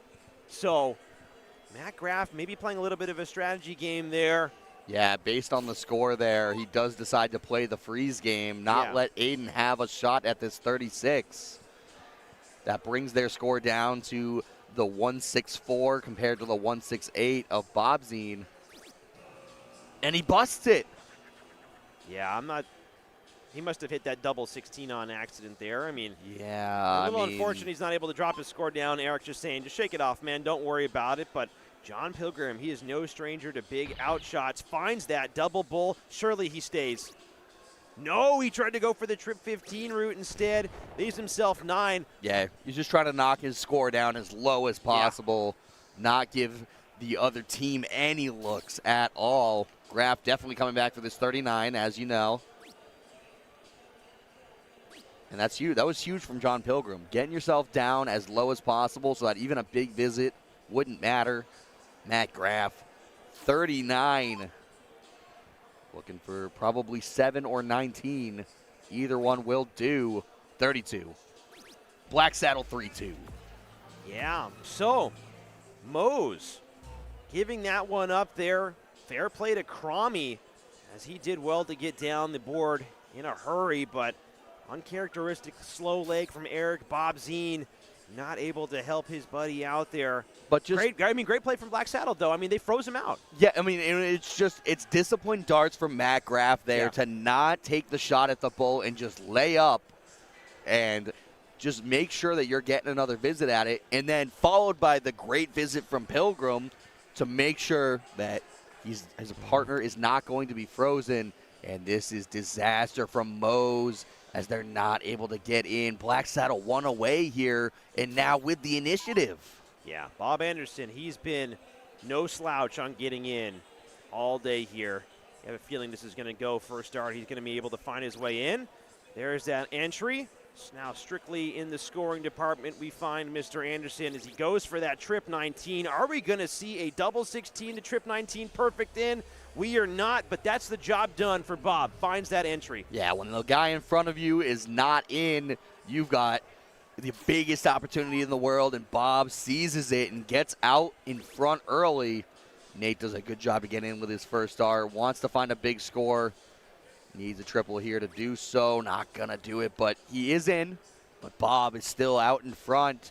And now Scuba Steve Diker has a big chance to really solidify the lead that his team has. Yeah, he needs to follow in with a similar monster in. That's a great start as he moves across now. All right, finding the wrong triple there, but correction needed, correction made. So Bob and Steve off in a hurry. Now the pressure all comes back to Paul Cooper. It's still salvageable, still workable, but he's got to get in now. Can't afford to miss any more darts. You really, really can't.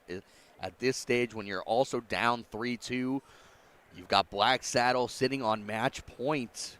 You want to force the last leg decider of 4-on-4, 7-0-1. Yeah, I have a feeling here that Paul Cooper, that might not be enough of an in here, as Bob Anderson, once he finds that line, you have a really hard time of pushing him off of it. He's going to be lining up here for his throw, doing that little pump fake ghost throw a couple times to make sure that it's all calibrated and set correctly. Able to find that trip 19. What a thing of beauty. Just low on that second dart, so going to be staying on it. Finds that second triple in there, so the 133, we're dropping his score down to 260. Bob is not messing around here, man. He's here to play. No, and I mean, he has that hitch at the very beginning of his throw, but he has the discipline to make sure he doesn't throw it before he's ready. A lot of people do that. I know I've been known to do that. The dart just doesn't feel right in my hand, and I still let it go. He does a great job of making sure that he's ready to throw that dart, and he only throws it on his terms. It's paying off for him. Scuba Steve Diker now looking to follow his friend, targeting those 19s, and again, been working out really for Steve all week long here, able to pick up one. So Black Saddle doing very well to play as a combined unit here. Paul Cooper finds himself just a mile or two behind here from his buddy Nate. It's got to be critical that he picks up a big visit here and starts to, well, not only keep up with his friend, but potentially not freeze him out if Nate finds something monstrous. Yeah, I mean, right now, if you're Black Saddle, you're looking really good. Both opponents sitting on right around 400. You've got Bob, who's looking to put himself on a decent finish here. A little two-treble visit will look really, really appetizing. Bob has had a really strong start to this leg. And look, it's just so good. It just doesn't matter. He doesn't let go till he's ready. And look at this. Wow. 1-2-4 left from Bob. I mean, maximum pressure. I mean, call it whatever you want. Dartitis, a hitch. I mean, once he locks in and he releases that first dart, it's looking real good. So you can't argue with that result at all. Critically, with 1-2-4 leave, he is under no pressure, no stress. Great find there from Nate. But again, if you're Bob, you're loving this position, and it's so great when you have a ton-plus check and you don't feel pressured. You can just set it up if you need to. Yeah, there's very little pressure. There's no pressure on Steve right now. He wants to just keep finding scores just kind of as in case. And look at what the lack of pressure does. Wow. It allows him to go find that 1-7-1, put himself on a finish as well. But you got Mose sitting so far back. Paul was unable to get in and then unable to score heavy, so it's really, really tough. Yeah, even with the 180 here, it's not going to prevent Bob Anderson from finding, or at least potentially finding this 1-2-4. Great visit there, finding that 1-3-5. But Bob Anderson going to be taking a little bit of time here as he sets all of his targeting sights on triple 20. I believe he is looking upstairs. As you should. You should. You don't have to. It's not the end of the world. You don't have to leave yourself on bull. Wow. You can go for the trip 16 here. You got your opponent sitting on 2-7-4 and 2-5-6, so there's no need to really go for the bull, but we'll see what he decides to do. Yeah, he went over. Yeah. There's no pressure. He doesn't have to go for it. He did decide to go for the bull, though. Now he lays up smart darts. Yeah, I don't think he was ever going to go for the center of the board there. I think that the plan was always to leave 32 because Steve Diker, I mean, the 155 is certainly in the wheelhouse for him too. So I mean, it's just a weird choice to go for that 14 after you've hit the trip 20. Like it's weird. I agree. It's weird to go for the 14 when if you're deciding you're going to lay up anyway, why not just go for the trip 16 and then leave yourself double eights? You know what I mean? You don't have to burn a dart, but it gets the job done. It's a safe dart. He does a good job to get himself down to 32. This leg is looking like, oh man, another. Oh. And he's not able to find it, but it just doesn't matter as he just piles the score down. And it's looking like the race is run for Mose as Black Saddle charges forward. Yeah, it's been an unfortunate game here for Mose. You got to feel that the guys are going to be feeling a little disappointed as they are in the losers, so their run will come to an end if Bob or Steve are able to get out here. Picked up a brilliant first leg, and they've done well to battle back here, but Black Saddle, they are your 6-time finalists for a reason. These guys just been doing a great job of playing as a unit, throwing well, getting out well, and Bob Anderson finds that dart, takes the game, so Black Saddle will move on here in the losers. They are going to be advancing to the next round. Well, they are going to take on the winner of Augie Swashbucklers and Club Ritz. But fair play for Mose. They just couldn't quite find that extra gear that they needed to get past the 6-time finalists. So yeah, we are going to be headed to a little break before we head to our next match, which should be the King Seat match. We're going to see the King Seat match between Blair Haas and Sam Saloon. Winner will do no worse than second place. A huge matchup coming up, so don't go away, guys. We're going to be headed back very quickly. Nick Saldo, Steven Martinez, Will Stewart wandering around the hall. He's here somewhere. Only at WAMO. At WAMO. We'll be back soon.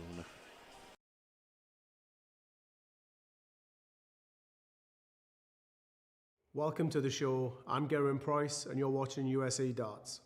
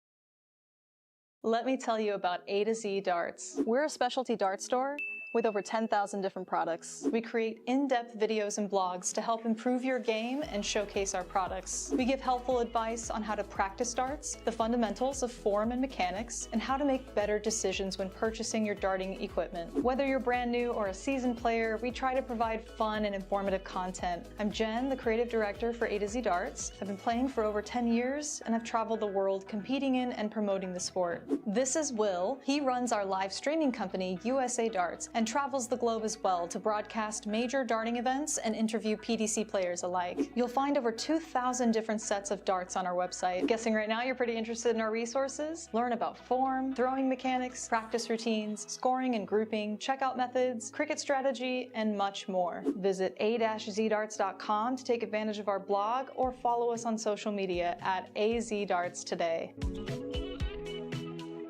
Looking for handouts, I'm looking to stand out. Got the vision coming, watch how it pans out. I've been writing my plans down, trying to stay focused, put out the notice. Who the GOAT is, me hands down. Yeah, no time for arguments. I cut out the politics, no. It's all my competence. I could cause your apocalypse. Ambition, it ain't for the weak. Get it even when I sleep. Ready and willing, what you ready?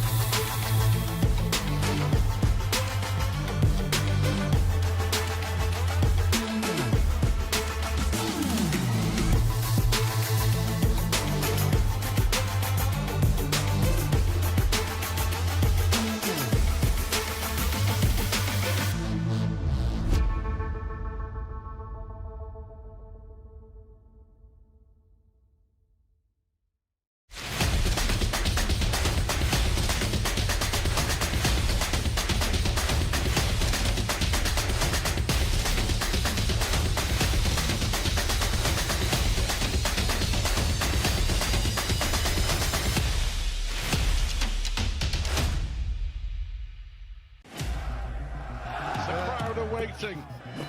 Chance the hometown hero Michael van Gerwen has to take big moments in the final. Van Gerwen in charge. He needs double five. Michael van Gerwen wins on home soil. Missed again. I am so bad at darts, and this jersey is so uncomfortable. You need a custom jersey from Flashpoint Designs. Oh, yes! That last jersey had me feeling like 10 pounds of rocks in a 5-pound bag. Flashpoint Design jerseys go from kid sizes all the way up to 9XL tall. Will it help my dart game? Nope. While the Flashpoint Design jersey will make you feel like a better dart player, you still need to practice. You bet I do, but at least I'll look good doing it. Look and feel like a winner with Flashpoint Designs.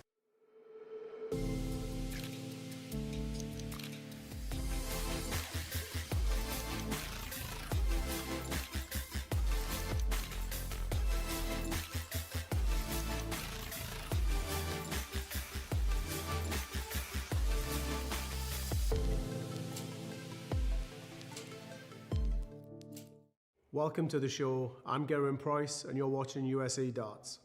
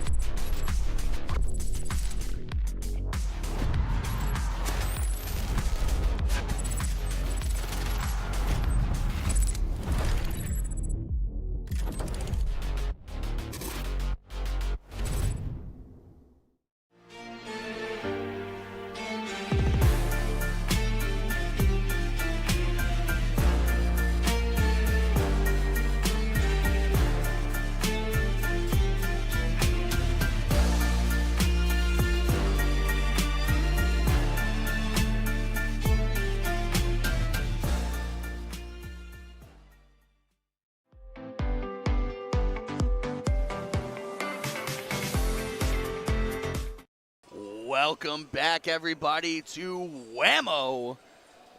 Nick Saldo joined in the booth by Steven the Marty Martinez. Hi, everybody. That's him. That's me. So we've got, I believe, our king seat match coming up here with Blair Haas versus Sam Saloon. Winner here will be in the king seat. Worst they can do is second place, and will have to be double dipped from the lower bracket. How important is this game? I mean, it's not even how important this game is. Obviously, we know the implications of whoever wins this game is obviously can do no more or worse than second place. But what a fantastic run for Club Ritz. For Blair House. Club Ritz, the game that they played previously, they took out Black Saddle in the opening game. Club Ritz was riding incredibly high to have that big opening dub. Blair House coming in, taking them out. So, I mean, theoretically, there's a really good chance here that Blair House goes all the way. Obviously, Sam Saloon, they took out Augie Swashbuckler, Son Cathlish in that opening round. So they're having a fantastic run as well. I really don't know which way this game's going to go, Nick. No, it could go either way for sure. Matt Jenkins in on the first start. It's the way you want to start this off for Sam Saloon. And Sam's had that last leg decider against the Swashbucklers. That 701 4-on-4, we haven't had to see it yet. Maybe we'll see it in this one. Yeah, who knows what we're going to be treated to. It's been a fantastic week of darting action here at WAMO 2026. 41st annual, 41 straight years, barring COVID, because the whole world shut down in COVID. What can you do? But 41 straight years of Wisconsin State Dart Tournament action. Nick Soldo and I, this is our very first time out here, and we've just been blown away by the professionalism of the organizers putting on a great event, just the camaraderie and the companionship and the friendliness of everybody here in Wisconsin, and just the overall quality of the surrounding area, too. This is truly one of the highlight events of the year if you're a soft-tip dart player in the United States. I mean, it's hard to not be in awe when you're literally sitting right outside Lambeau Field when you walk outside. Like, it's crazy. Just really, really cool stuff. Jeremy Kastner not able to get in. Got to push the button. One of them didn't register. Yeah. Jeremy's had a fantastic event as well. I mean, we've seen him take out some massive checks, hit some big numbers, but you know, I feel like I'm kind of repeating myself. I feel like I'm a broken record because that's almost been everybody on all of these teams, Nick. We've seen so much of these guys. Everybody's had their kind of standout moments. Everyone's been able to find that big leg here and there, those big finishes. I mean, we've seen some really cool stuff. Everyone's had their moment to shine, but now who's going to shine at the right moment? It's a timing thing. That's what we've said from the beginning. Timing is everything. Darts is a game of moments, and how many moments are you and your teammates going to be able to collect? That's what it all comes down to. Again, if you are just now tuning in to the stream, first of all, where have you guys been? We've had some fantastic games on the stream so far, so go check those out if you have the opportunity in the future. But this is a best of 7, all Division I action here. We might catch a couple of other divisions later on in the day, but for the time being, all Division I. Team 501 freeze with that last leg decider being 701 4-on-4 action. Yeah, it might be tough to catch those other divisions because they do go pretty quick. Yeah. Just because they are playing full bowl. As, yeah, we're already about to see Division III is already almost into their final. Yeah, it's going to be tough. So, because we still got 3 more matches in this one. We've got this was the king seat. We're going to have the third place match, and we're going to have the finals. So, just getting started here with this match between Blair Haas and Sam Saloon. Yeah. Matt Jenkins, the front runner. And potentially, I mean, there could be a double dip. I know that these Division I team events are notorious for going the full distance with that double dip. So we will have to see how that plays out. But for right now, both teams know what's on the line.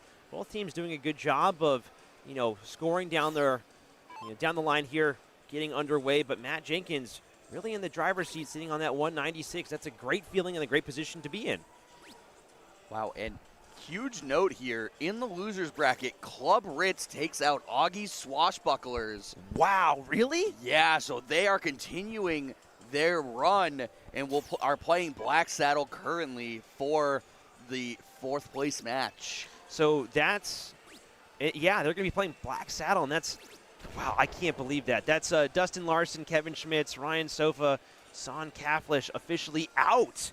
So huge win there for Club Ritz. My goodness, that's going to be a fantastic game we'll have coming up after this one. I think they are playing right now. Club Ritz and Black Saddle play right now. We're going to see the winner of that plays the loser of this game for the third place match. Oh, yeah, it did get called to board 231. Yeah, usually that round gets called with the king seat, Yeah. and we get to watch the king seat match. Dang, man. I mean, I don't want to play favorites with matches, but it just seems like every game is a highlight stream-worthy game. Well, so yeah, after the round robin yesterday, when only the top teams make it out, you're only going to see good games. Oh, yeah. It's really good stuff. Jed Neal struggling in this leg. Matt Jenkins is in prime position to put Sam Saloon up 1-0. Jesse Johnson now just trying to play the role of the good friend, good buddy, trying to bring down his score here. Struggling a little bit here to find his darts into that triple 20 segment. Not able to do so. Finding that 5 critically with that last start. So tough round there. But Jeremy Kastner, again, all he can do now is potentially set up if he finds something massive. That's a great way to get things going. 2 in there. He's already down to an out. He's able to find the 180. What a fantastic round there from Jeremy. That's a huge hit, but hey, Matt could throw the water on the fire right now and take out this 136 and be like, hey, that 180 means nothing. 100%. So Matt stepping up, going to want to find that trip 20 with the first dart. Can he step up? No, it's in the 1. But does well to do. I like the trip 17 here. It's a good way to knock your score all the way down. Yeah, I like the idea. And honestly, Jed needs a huge turn here to really put out the risk of freezing out Jeremy for this 101. Yeah, that's the risk you run when you're not able to find big points when you need them. And Jed continues to struggle here in this opening leg of this match. That is 2 5s for a total score of 10. Saves it with that trip 20. But yeah, no, I mean, it's tough when you're just not able to keep pace. Yeah, and Jesse does not need much here to, like, 1 triple should be enough to really, one or 2 triples. And that's pretty close to enough, if not enough. That is enough at the moment. So, Jeremy is frozen out of this 101, not able to take it out. Wow. And what a good job to leave yourself 92. Yeah, right when he needed those points, Jesse Johnson gets it done. 58 and 92 for Sam Saloon. They've got to be riding pretty high. Jeremy, all he can do is knock this score down as low as possible and hope that Jed can pick up the pace, and Matt and Jesse make some critical mistakes. Really struggling here. Low dart, wild. Wow, 2 wild darts there. Brings the score down to 75, but could all just be academic in a second here as this 58 is looking pretty good for Mr. Jenkins. Yeah, this should be a clean little 1-2 pop. If not, I mean, you're still have 92 sitting. Yeah, tops here. Double 10. I mean, you don't want to be messing around. It's not the end of the world, but it does set a precedent that you're not quite on that double. But Jesse will be coming back to the 92. Even if, I'm trying to think of the math here, if Jed hits a 180, will he unfreeze? Well certainly will not going to happen now, that's for sure. But Jed just trying to salvage it. Because Matt's sitting on 10. Yeah. They'd have to get below 10. Yeah, I know. It's not going to happen. Yeah. So it was a good job from Matt to try to, I mean, he just lowered his score, miss inside like we've said. That's tough. Jesse, 92 here. Trip 20. All right, now you can stay trip 20 if you like. I like that idea just, again, because of that whole freeze rule. Yeah, thinking about which way he wants to go here. And this is something that we've seen quite a few times from a lot of soft tip players, just taking that moment to pause, planning out that direction of attack here. Should be going for, well, just bring the score down or hit that 14. Finds that bullseye to knock finds the single blow, to knock his score down to 29. So, well played from everybody so far, but again, Jeremy, no way home. Yeah, not even close. Jed is so far ahead right now, or I mean, so far behind at 207 that all he can do is kind of, do that. And just leave yourself the 6 and say, well, I can't do anything about it right now. Go next.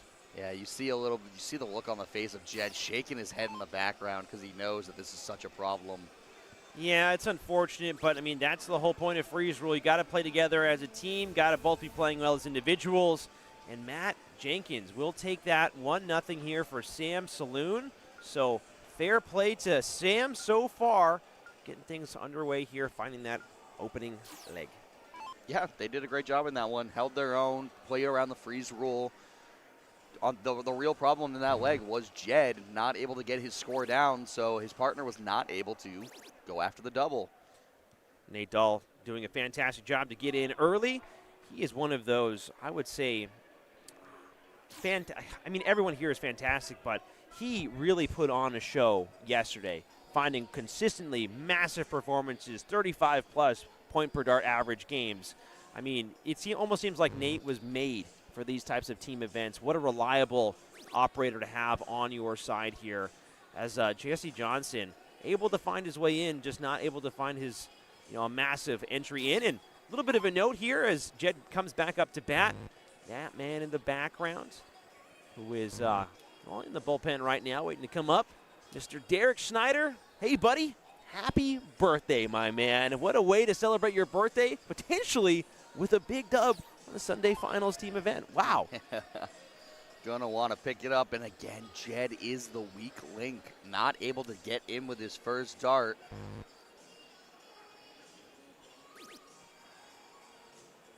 Yeah, so we've got comment in the chat, lots to talk about. The Stream 9 dart out the other night.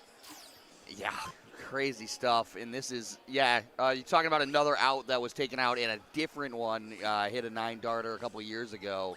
But like you said, was it WizKids 9? Yeah. Yeah. And it's the open in, double out. So like you said, the true double in, double out is crazy. And that's what we got to see on 9 dart double in, double outs. Yeah, with Derek split bowl. Derek Krause was able to deliver that for everybody. And what made it even better was the fact that this year we have these bleachers sitting behind all of these players.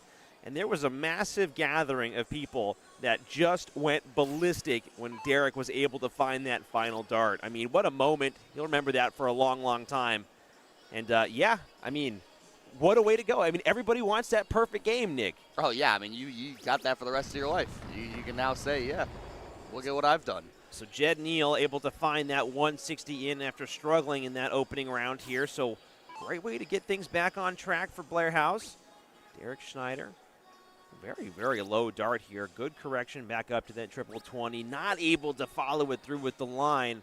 You know, it's crazy how quickly these games turn, Nick, with Jed not able to find that opening round, but now he's leading the pack here. Yeah, we've said that if you're not in on the first round, you got to have a big visit to follow. Big visit, he found the biggest of them all. So, I mean, technically not the biggest of them all. We did see the 170 in yesterday. We didn't see it on stream, but there was a 170 in. Very uncharacteristic. Apparently they lost that leg too. He was joking about it. Well, I mean, it's just like that 9 darter from Derek Krause. Like he hit the 9 darter, but still lost the game as well. I mean, that's the whole thing about these long format team games is you can have that moment, but it doesn't guarantee anything in the long run. Yeah, the other team bounces back. I mean, I know Graf bounced back after the 9 darter, finding the 150 in the next leg. Pretty much the only thing he can do to really like swing the tides. You know. Yep. Jed back into the trip 20. And, it just kicks wide, but another big visit from Jed after being the one to kind of struggle. He's been doing great. If I'm shooting either format, I'd probably be at 400 plus after 9 darts. Very relatable there, whoever said that. That's a Marty standard of play right there. So, yeah, another one. But Jed Neal is the front runner now. Nate looking to pick it up. Not too far behind. Oh, and it's just wide. 95, not a bad visit. Keeps himself in the running in this leg. Jed has done well to bounce back in this leg after missing the in on the first visit. Has really turned himself around and taking control for Blair Haas to try to get their first point on the board. Jesse Johnson with another one, just short of leaving that finish. All you can do is hit the 180 there. That's really the only thing that you could think about. But just really, really good stuff. Jed Neal, 206 now. He's done very well to pick himself up here in this second leg. Just trying to do these phantom throws to make sure that these darts are on target. 186, finds that big triple 20 for 126. Looks like he is going to be, well, taking a little bit more time to make sure this third dart is just as true. Tries to go down for those 19s, but the 105 leave, still in a fantastic position. Just got to be mindful of Nate's score all the way back at 286. And so crucially, this on 105, trip 20 is a lot of the times the answer. Yeah. You can go bowl, but you always run that risk of whatever number you hit, you're at the mercy of. If you miss, you could find a 1, you could find a 3. I don't like going downstairs. A lot of people go downstairs because it's the odd number. But if you hit that 7, 7 is good, but if you hit the 3, you're not on a finish. 1 or 5 both leave you that finish. Nate Dahl doing a great job of playing the pal there, bringing his score down to 186. Jesse Johnson still outside looking in, 1 point off of that big fish potential take. So a lot of work to be done here. Great opening first round dart for Jesse. Second dart is just as good. Now a little bit of thinking about which way he wants to do. Obviously in freeze, you want to bring your score as low as possible. Oh, yeah. Don't want to bust your score either in this position, as that would hurt pretty bad, especially with the 120 points already on the board. So I like this pause. I like this quick reset.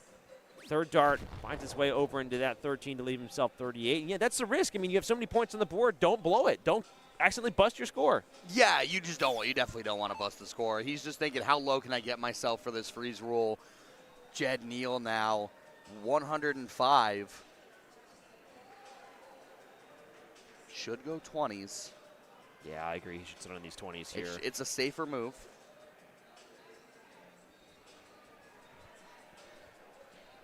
Eyeballing the shot, struggling to release the dart, and he pulls it inside. But it leaves a finish. That's the crucial thing. So now needs to go over to those trip 18s to try and have a look at the double bull.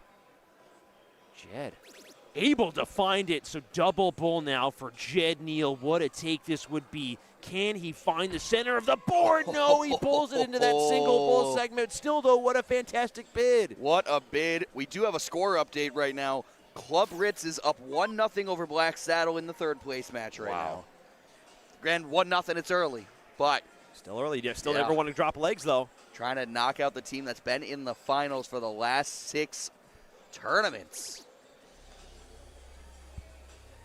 All right, so decent pickup of points there from Derek Schneider. He joins his friend down in outshot territory. Nate Dahl, the only one who doesn't have a look at anything right now, could potentially freeze out the opponents there. Needs to find another one. Not going to happen. So wow, just short. Tough round for Nate Dahl there. As Jesse Johnson, you have a feeling this 38's going to go. Yeah, I mean, Nate just coming up short. Needed another triple. He's only short by a few points. 16 points to be exact. There it goes. So Sam Saloon, 2-0. Yeah, this is turning out to be quite a tough road here for Blair House. Again, they've had a fantastic run so far, but as you get to these later rounds, every game is going to test your mettle that much more.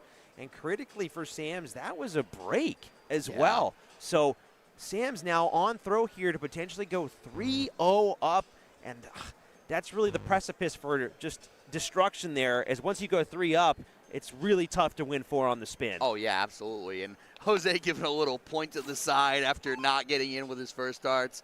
We had some cheers for Jose in the chat earlier. He is just getting his first leg in now. But look at that. Jose couldn't get in. Nate follows by not getting in. So the birthday boy Derek Schneider now going to have first crack at getting in. Of course he does. Yeah, and that's again, best way to celebrate your birthday is with Wisconsin State Dart Championship. He would certainly love that in his, corner of goodies and birthday presents. Happy birthday to him, right? Still a long way to go, though, but, I mean, to have that berth into the, king seat with those 2 lives, so that would be fantastic. Jeremy Tranberg able to follow Derek Schneider in, but Jose Campion, Nate Dahl, can't afford to sit around for too long now. Yeah, and this is a weird one because both of the first guys were not able to get in, but Derek was able to take advantage. Jose's still not in. Does get in, so does salvage the visit and finds the trip 19. Such a good way to compose yourself. Jose repping that Sam's Saloon hat as they're playing for, Sam Saloon. One of the things that we have seen from Jose the past couple of days is Nate Dahl is able to get in. Oh, he's not able to find the complete entry there with that third triple 19. But Jose, we've seen him trim that beard, tidy it up as the event has gone on. Actually growing in reverse there. First day of action, that thing was looking mighty, very majestic. And now as we get down to the serious business here on this Sunday afternoon now, well, it's looking cut, it's looking clean, it's looking crisp. That is a tough visit from from Derek Schneider, sorry. Only able to pick up a very minimal score. When he had a big advantage, there's a big chance now. And the big chance is kind of wasted with an 11 from Jeremy. Yeah, a very, very tough visit. Jeremy Tranberg's not going to be loving life with that one. Was it Jeremy that we were talking to yesterday who said that he wasn't able to buy a triple for his life? That was what it was. Yeah. He was laughing on camera. He was like, he literally went trip one, and then like a 20, and he's like, I don't know what else I can do. Threw his hands up to the camera, like joking about it, like, I mean, he's not throwing bad darts. They're just sometimes you're missing by small margins. Yeah, he was telling me, he's like, I'll bet you $100 that I hit 16 triple ones as we see the beautiful 171 there from Nate Dahl. I mean, again, he's just been a power shooter all week, continues to deliver here in the team event. No, but Jeremy Tranberg, he was talking to me saying, I'll bet you $100 that I hit about 16 triple ones. And I said, buddy. I was talking with Will about that. I was like, he was giving us an over-under on how many triple ones No, because I told him, buddy, I'm not going to bet you the $100 because it was probably more. Yeah, I was watching exactly. The game. And that basically sent him into a laughing fit. Again, really nice gentleman. But, yeah, sometimes darts just doesn't go your way. Happens to the best of us, able to pick up that big triple 19. So not all is lost here. Still a pretty close game, all things considered. But Jose coming on deck. Jose needs to find a big one. He's had a couple tough turns. Struggled to get in right away and then not able to pick up anything big. Oh, needs to work it in there. And no, it's only a 41. So Jose really struggling in this leg. So I guess I'm the only one commenting. So question. Black Saddle happy or upset that Milwaukee Monsters are not there? Because they apparently have some huge battles. Because the Monsters were at in Las Vegas for NDA Team Dart, correct? Yeah, Will's going to speak some more about that. I just figured I'd jump in. I know for a fact they want to play Milwaukee. They always want to play the Monsters. That's kind of a big rivalry that has been established in this team event for a while. But, I mean, with just the timing of circumstances with NDA Team Dart as well as the WAMO shoot, they had to make a decision. And Porky and Garrett, and I mean, the whole team actually decided to go out there and support each other in the NDA Team Dart run, and that's what they elected on this year. So, yeah, it is unfortunate we're not going to see the Milwaukee Monsters try to make a stand here in this bracket, but just to key you in on last year, Milwaukee Monsters actually missed out in that third-place position. They lost to Sam Saloon in order to, I mean, Sam's was the one that kind of made that run here, and they're trying to do it again. If you can see here, Sam's is the front runner so far in this bracket. Can they hold true despite some struggles Wednesday, Thursday, and Friday, right? Yeah, no, 100% right. Plus, Black Saddle finding themselves in that ominous position where they are in the losers bracket. So if they lose to Club Ritz, it's all for naught. No point in playing the Milwaukee Monsters if you can only find yourself back in that fourth position. We'll have to see how that game goes in just a few moments here, potentially after this game. But Derek Schneider down that ton 80 previous visit, looking to clean up this 111. Still can go. He's not able to pick up that trip 17 now. So trying to leave himself handy, can only leave himself 62. Jeremy Tranberg, though, struggling with these triples, finding all the wrong ones. Got to bring his score down, Nick. Yeah, he needs to find something here because there's a big chance if he doesn't find a big visit that Jose is going to be able to knock himself lower enough. That's a good find. And, yeah, of all the times to find it, that was the time. But still a big chance. And really doesn't need too much of a score. One triple is going to put him close to what he needs. Okay, one triple. That's not that one. Or that one. Not that one either, buddy. Man. And he's not going to be able to get himself down to finish as he gets, as Marty says, the Continental. Yeah, if you're going to hit a breakfast, it might as well be a continental breakfast. The best breakfast of all. Nate Dahl now finds that 7. 2 darts in hand here for double 4. Able to get it done with that second dart. So fantastic work from Blair House. They are rallying back, putting that leg back up on the board, critically avoiding a 3-0 deficit here. Good darts, Nate. I mean, that's a big, big hit from Jeremy. I mean, it wasn't anything like ridiculous, but he found it when he needed it and basically put all the pressure on Blair House on Sam Saloon to try to institute that freeze, and he wasn't able to do it. Gave Nate the shot at the double. Jeremy Kastner finding his way in here, and the double 16 has been so reliable for him, not only in this event, but the past couple of days here. Matt Jenkins looking to try and replicate that entry. Eyeballing that double 20, able to get it done. So plenty of space now to move around. Just a slight correction needed with this third one. Able to pick it up, so not many people wasting much time. Now it really critically comes to Jeremy. He's got to find a better leg here, Nick. Yeah, I mean, that was a break of throw.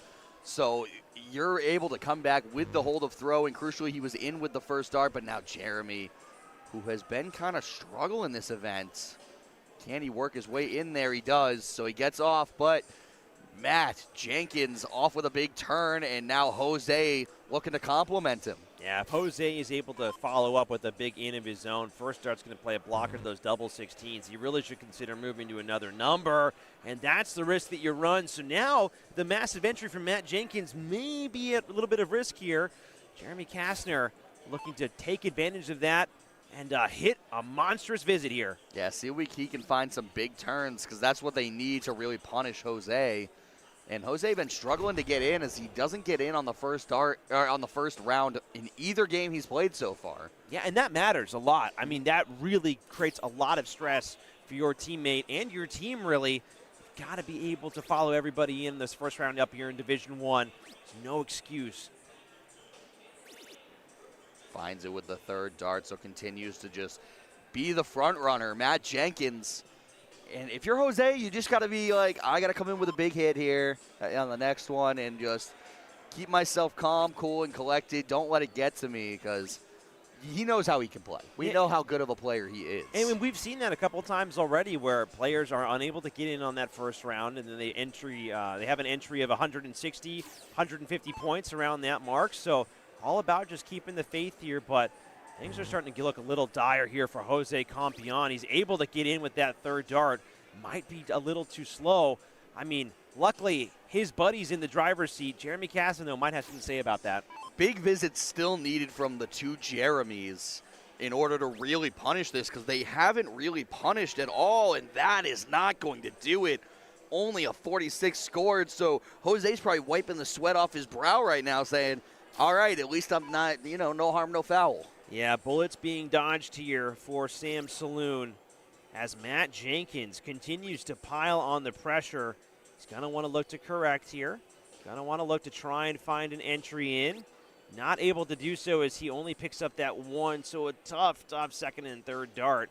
But again, if you're Sam Saloon, the situation isn't as dire as it could have been now that Jose is in.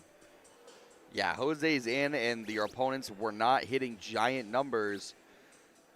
And still, he's got to find another one. I think a single 20 here, like the ton, is not going to be enough. And 81 is definitely not going to be enough. Oh, he's struggling to get those darts out of the board. Doesn't want to give them back. But yeah, Jose now has a big chance. Anyone know the score of Club Ritz? They were 1-0 on Black Saddle. I was trying to get you guys a shot. So Will Stewart's trying to get us a shot of that game where we're trying to get a mobile camera set up. We'll see if we can get that done. But at the very least, we'll try and run over there and get a score update for you guys. Yeah, we'll be able to let you guys know on how that one's going. Star Wars theme is playing over the Fresh Expo hall here. And I think it's very fitting, given that there's a lot of dart players that are feeling mightily heroic right now as we start to near the finals for all of the respective divisions. The one is really tough, but he salvages it. Now just keep it straight. There you go. Just keep it straight. You don't even have to really hunt for that trip. He's going to be first to a finish. Jose is in still pretty decent shape, as even a 180 is not going to really put too much pressure. Use the force. And a huge score update. 3-0 Club Ritz over Black Saddle right now. Wow. So one away from knocking out and sweeping the 6 straight finalists. Yeah, that's going to be a massive upset. And that's something that I was talking about, when we were discussing the whole Milwaukee Monsters being at NDA Team Dart. It doesn't matter if about the rematch if Black Saddle goes out in fourth. Yeah. I mean, it's all about the run that they're having here today and all about the teams that are still in the action here. And look at the run that Club Ritz will have beaten to get to this point. Club Ritz will have beaten Black Saddle once and look to beat Black Saddle again to stay alive in this tournament. Yeah. Just really, really crazy stuff. So Matt Jenkins now trying to use the force on this 1-4-4. Use the force, Matt. And yes, it was the Imperial March. That was that was what was playing. No, that was an Imperial March. Yeah, it was. No, that was a Star Wars theme. Oh, Imperial March is the dumb. Oh yeah, you're correct. I'm getting the names of the songs all mixed up, but yeah, it wasn't. I was thinking like it could have been the Cantina music. Oh yeah, we've heard that this weekend that was already. played earlier. That was played earlier. That was funny. But no, you're right. It was the intro song, the theme song. Yep. Oh, a little bit of audio stuff there. Sorry about that, guys. Again, we're having some people bump into our stuff here as we get to the end of this long event. Jeremy Tranberg only finding that 43, so Blair House starting to struggle mightily here. Jose Campion is right on the cusp of getting in if he can find a big visit. Wants to find a triple and finds the wrong triple there, so. Oh, yeah. good find. That is big. Yeah, able to pick up that big third dart, but still outside. Yeah, definitely still outside, and so Jeremy, 74. Oh, 71 left. Trip 17. And, yeah, leaves himself tops. Knows that he can't get the freeze, obviously, with Jeremy sitting on 215. Matt Jenkins. It's got to go here. I mean, this is a massive, massive advantage that Matt Jenkins is throwing for here. The 3-1 lead only requiring one more leg. 88 is still gettable. Not able to pick up that trip 20 that he was aiming for. Not able to find another one. So 48-40. Nick, this is turning out to be a pretty close game. I don't know which way this is going to swing. Jeremy Tranberg has to get down right now. This is a crucial turn because you could give the chance for Jose to freeze your partner out. That is a good find, but only 85 scored. So 170 is the target score for, no. So 130 is the target score, so you have to get yourself down to 82, which he's not going to do now. Yeah, it's not going to be enough. So Jeremy Kastner, 40. Yeah, Blair House needs this take. They can't afford to not find it. Got to get it right here, right now. And you have a feeling that it's in good hands with Jeremy as he drills it there with that first dart. So Sam Saloon rocketing off to a very early lead. Blair House doing very well to battle back. As we've said with almost every single game we've had on stream, it's going to be a tight one. It's going to be close. And speaking of battling back, Black Saddle has picked up a leg. It is 3-1 Club Ritz right now.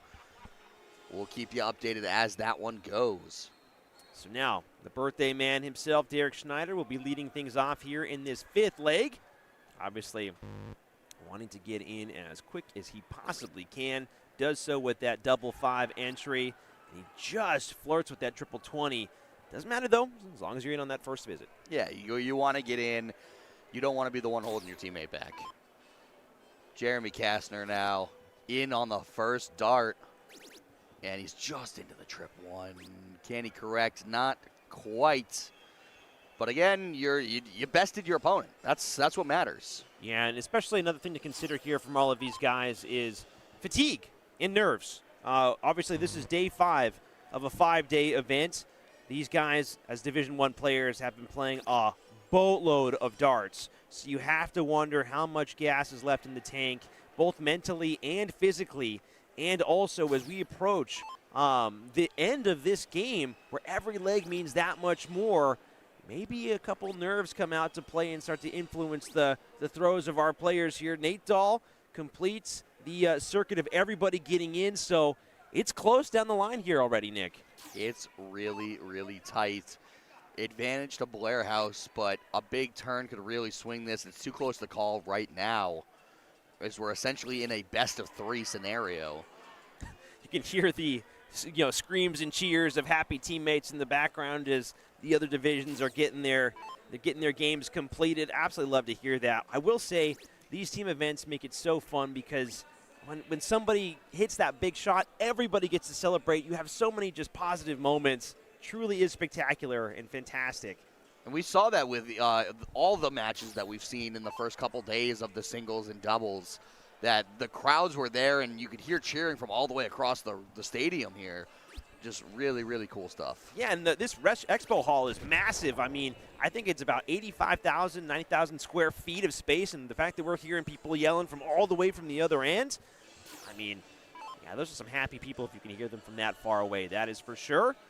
Nate Dahl trying to stay a happy guy here, trying to find a triple. Not able to do so. He's so not that's going to be a happy guy after that one. He's going to be a grumpy guy after that one. The 26 is not where you want to be. So it swings back to Sam's, and Derek has the reins. Wow, good find with the third. So interesting situation developing now. Sam Saloon looking just that bit much better from Blair House. Again, Sam's jumped out to that early lead. Blair House has done very well to battle back. Jeremy not able to find that ton 80 that he was hunting down. Still a good visit nonetheless. But yeah, Nick, I mean, I have to feel that right now in this position, Sam Saloon's looking just that much better here. Yeah, I mean, absolutely. And you saw Jeremy just lunging at that last dart because he just felt so good about it. He just wanted that dart to get to the board as fast as possible. But with Derek and Matt both sitting on decent scores, Jeremy is sitting on a decent score, so a big hit from Nate could be big. Could leave him in a good position. The trip 5 is not how you want to start that off. Another one really needed, and no, well wide. So, like you said, Sam's is in a really good position to go to match point. Nate Dahl Derek Schneider needs to keep on hammering these points down, tries to go for that trip 19 switch, not able to pick it up, not able to really find much of anything as his movements around the board don't yield any fruitful results. So Jeremy Kastner can really jump in and punish that poor visit from Derek, potentially leapfrog the score. Got to be able to find a big triple with this third dart, able to do so, but he's still critically not down to a finish. Yeah, and you know that you're not really giving any chance to freeze when Nate is on 3-3-7. So you have to be the one to get yourself to a good finish. Matt Jenkins with a big chance here. Finds the trip 20. Just thinking about it. Just thinking about what he wants to do. Yeah, makes the smart choice. A lot of people just throw right at that trip 20, but the single 20 leaves you a bogey number. Does the smart dart to move over to the 16s to leave the 170, but finds the trip and is all the way down to 138. Nate needs to pick it up here. Only finds the 40, so the faltering is now coming from Nate. After we saw such a good day from him yesterday, he's unable to really pick it up, and you see just the dejection on that one, the little handshake with his partner there. Yeah, I mean, it starts to get emotional here as you get to the ends of these legs. Derek Schneider puts himself in a good position. Both he and his buddy are in fantastic position as both around that 130 mark.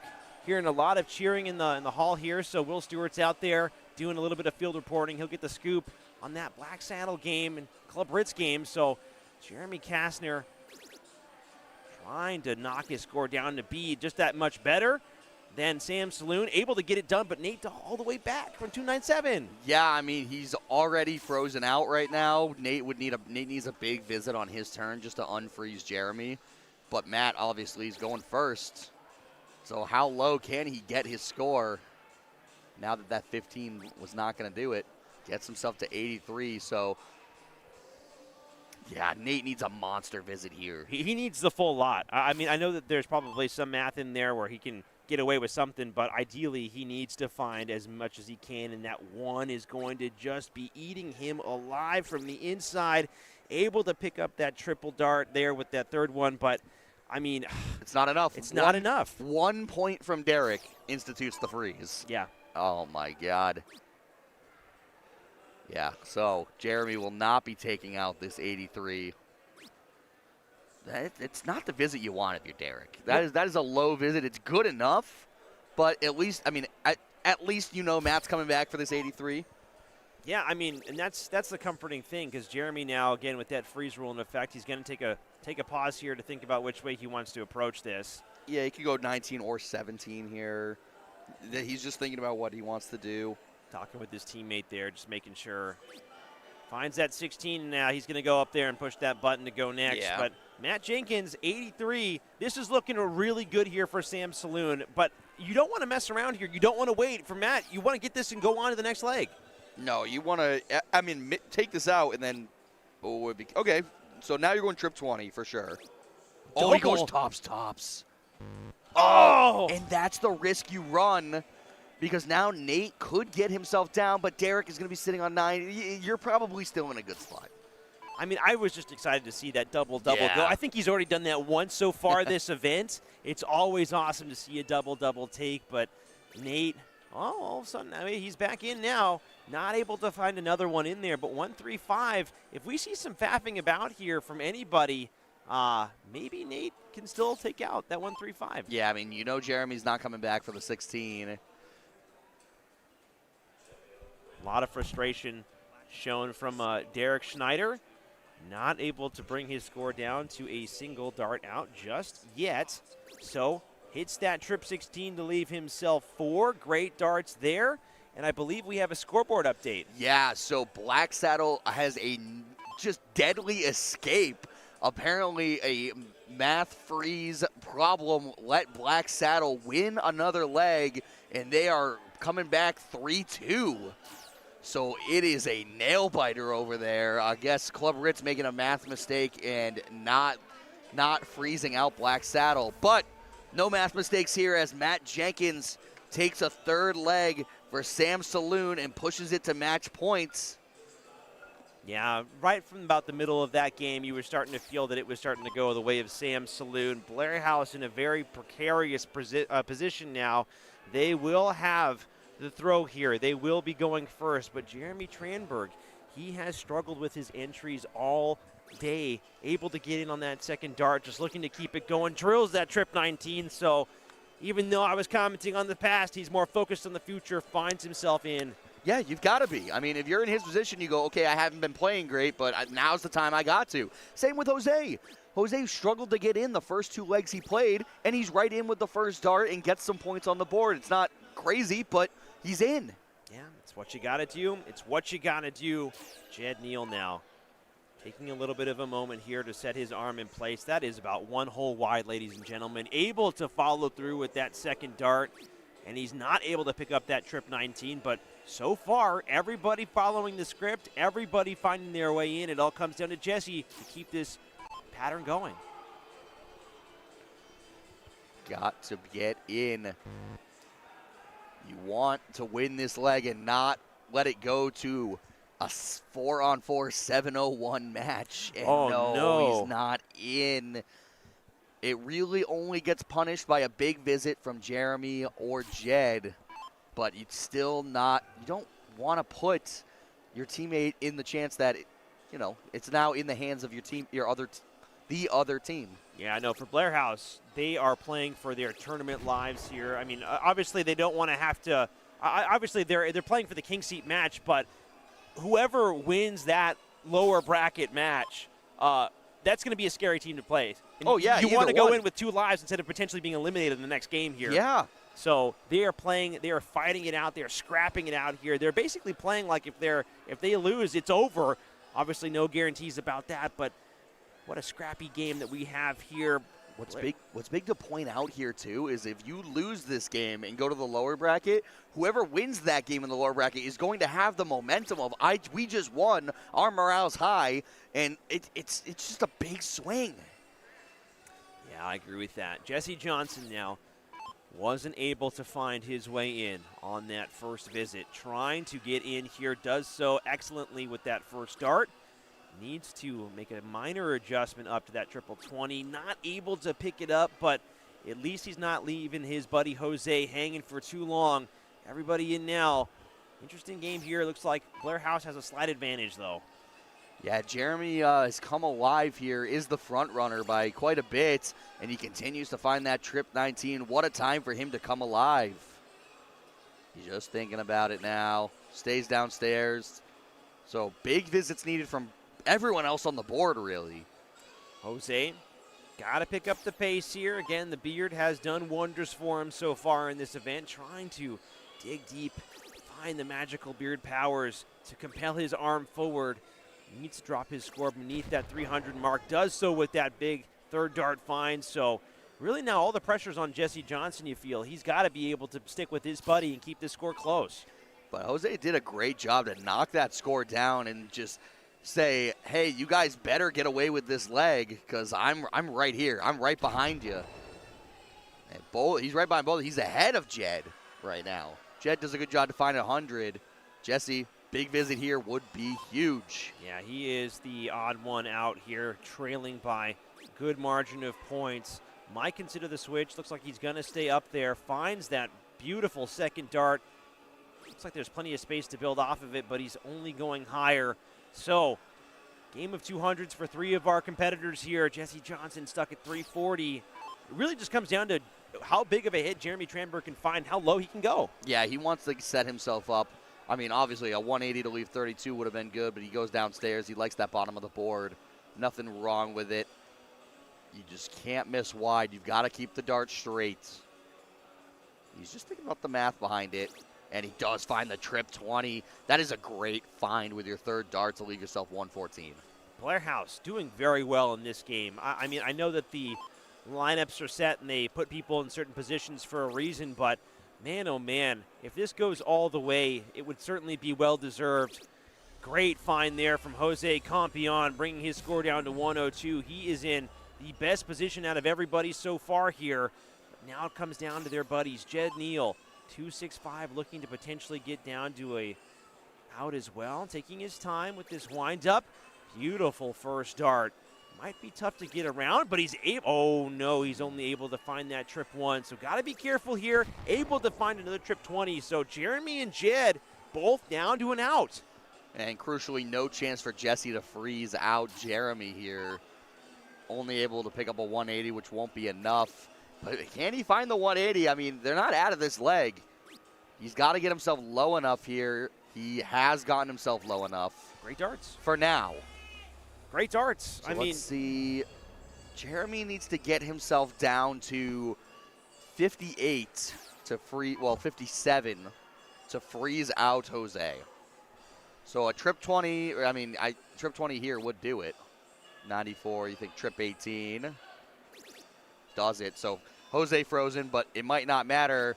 Oh, wow, almost busts his score.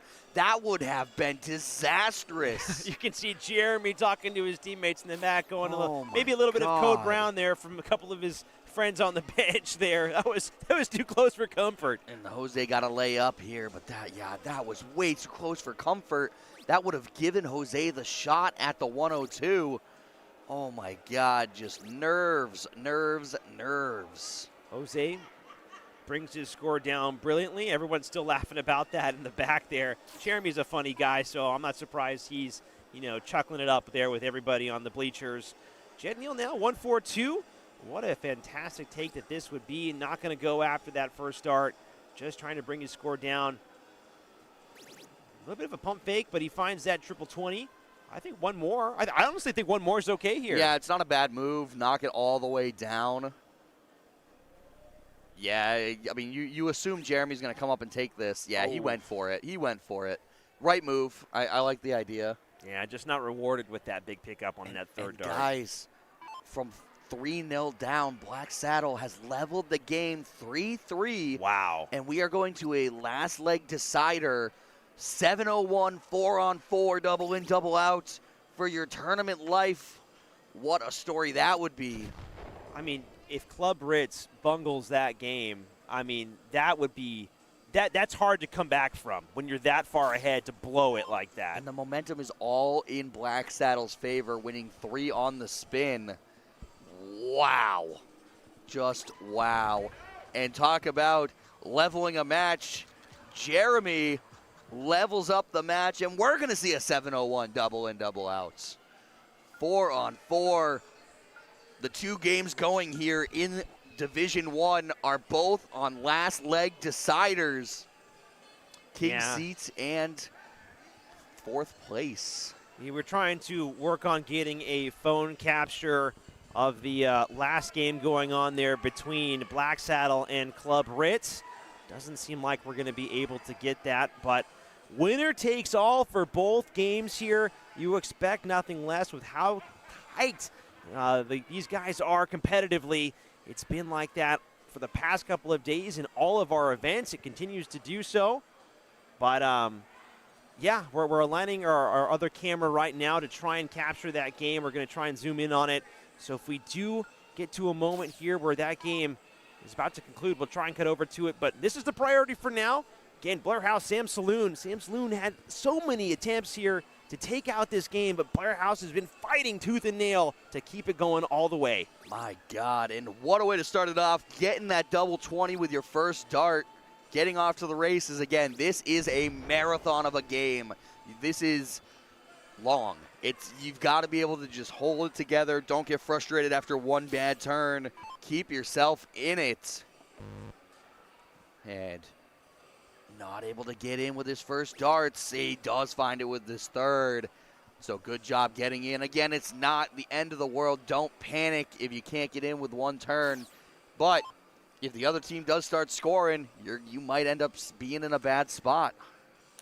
Jose Campion now can't afford to be too far behind. Understands what's at stake. He's able to get himself done. But critically, I mean, Matt Jenkins with that large entry really putting Sam's in a fantastic spot here. You just want somebody to catch fire, somebody to really start hammering the score here. Again, 2 players will play a single score on each side. So Jeremy Tranberg just above 600. Looking like it's going to be a battle between that 581 and 605 right now, Nick. Tranberg has looked really good in this match. He was struggling early, struggling yesterday, and he picked it up and just so good. Into the trip 20 is Jesse, who was struggling to find scores in the last leg. He does move downstairs and finds it a big 137. Just really knocking the score down, and that top left corner is really looking good. Nate Dahl working with this 669. Again, needs to find the right triples. That's a great pickup there. Not able to find 2. You can see the immediate reaction there. Again, that 444 is so ominous right now, putting a lot of pressure on Blair House. Derek Schneider with this 646. The birthday boy does not want to have this opportunity go to the wayside. He wants to keep the party going and potentially play for the state title. Decent enough right now. Jed Neal in really good position to leapfrog that score. I mean, man, how fitting of a king seat match is this?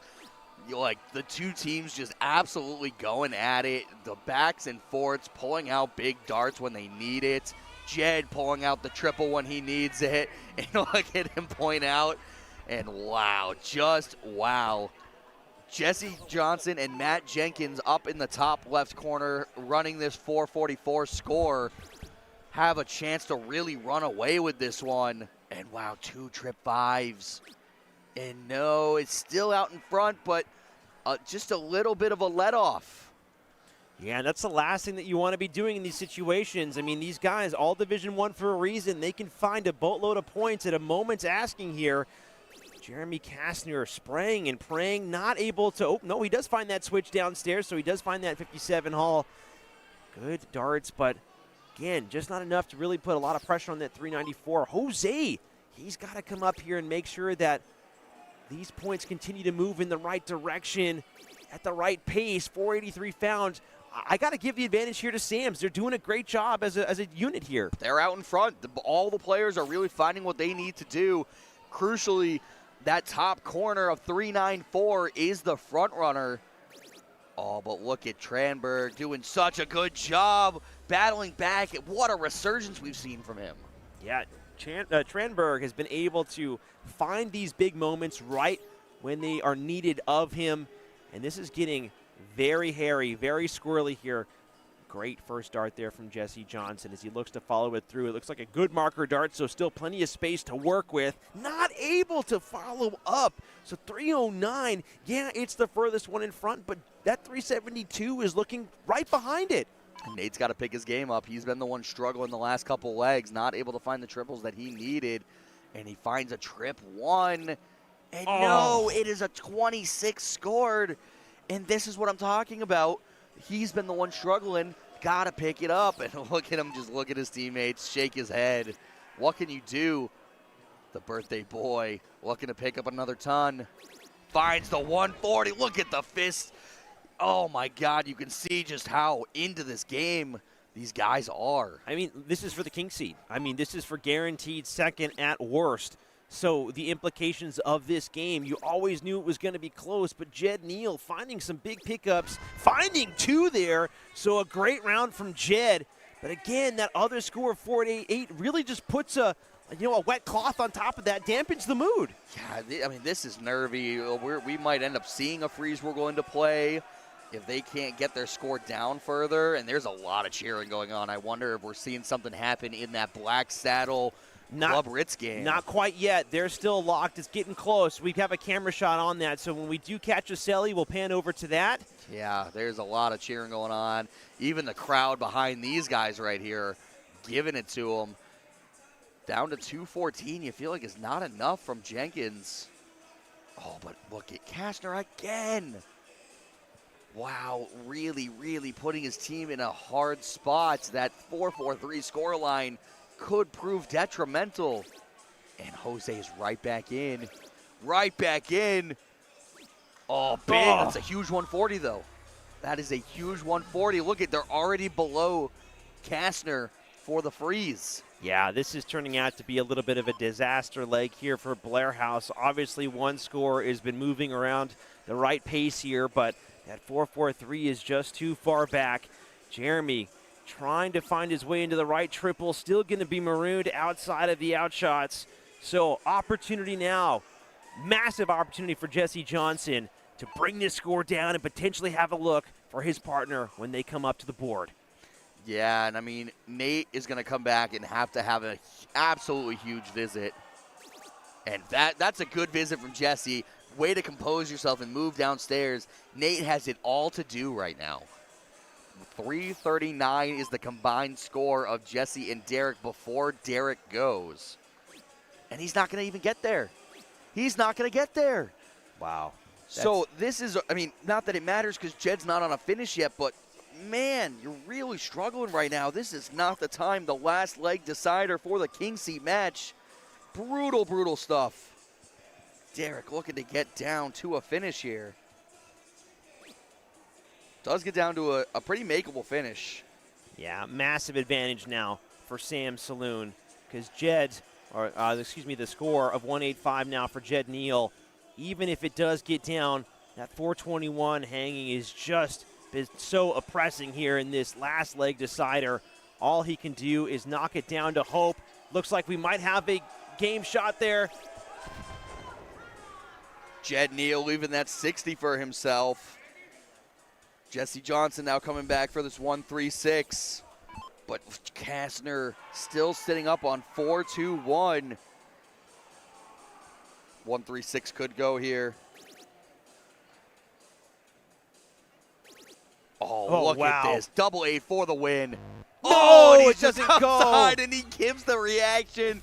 Just kicks the dart away. He goes, no, I'm not doing it. But they are well within control of this game. Jeremy is not going to be able to come up. Yeah, so we are going to very quickly fade over here to this other camera here. Will Stewart pushing some buttons here. trying to catch the end of this other game. Again, we have the current Sam Saloon game on our other screen, but this is the Black Saddle game here. Again, it's tied 3-3. John Pilgrim might have darts here for the win. Not quite sure what the score is. Trying to align it here so we can get the scoreboard view. Able to grab that. So here we go. Maybe we can do a little bit of faraway commentary. And again, we do have that other game going on in the distance. Yeah, we are seeing, looks like he's sitting on 71. And will have his opportunity here. 14 for tops. Double 26. 13 now. What a way for this game to end here. No, it doesn't go. Wow. So Sam Saloons are the winner. They do find that final leg, so a valiant battle back from Blair House, but now it all comes down to this double two now for Matt Graff. He's got to be able to find it. He does find it. Black Saddle completes the comeback. What a game. 4 straight legs to battle back and head to our third place match, playing against Blair House as Sam Saloon were able to pick up the win. Wow, you've got to feel for Club Rich to go up 3 legs on the spin and then to lose the following 4. I mean, fair play to Black Saddle, 6-time finalist for a reason, but that one's got to sting for Ritz. Yeah, that hurts, especially when you knock them to the lower bracket in the first place. But yeah, what a day we have here. So we're going to be seeing Sam Saloon sitting in the king seat, but we're going to be waiting because we're going to see Black Saddle take on Blair House to go up to the grand finals against Sam Saloon. We'll be right back, guys. Yeah, guys, just don't go anywhere. We'll be back in a few moments here. Welcome to the show. I'm Gerwin Price, and you're watching USA Darts.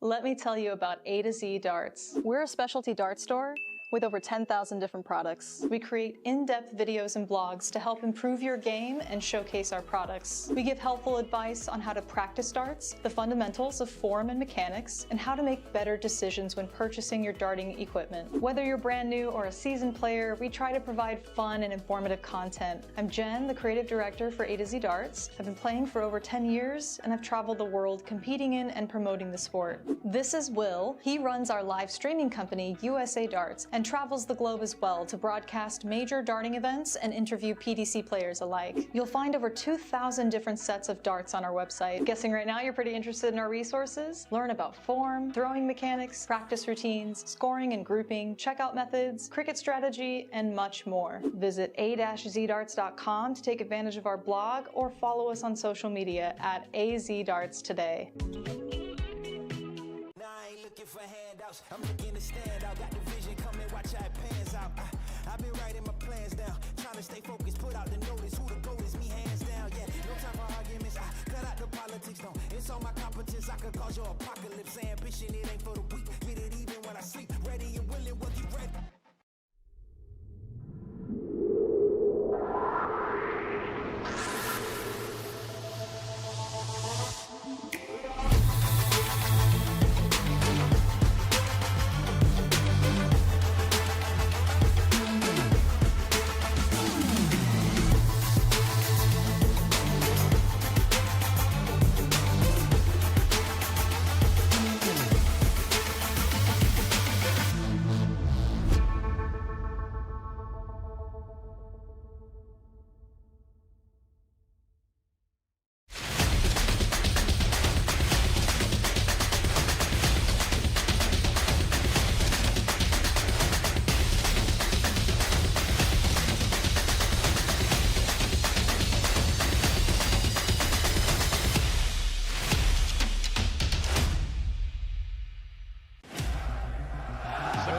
Waiting.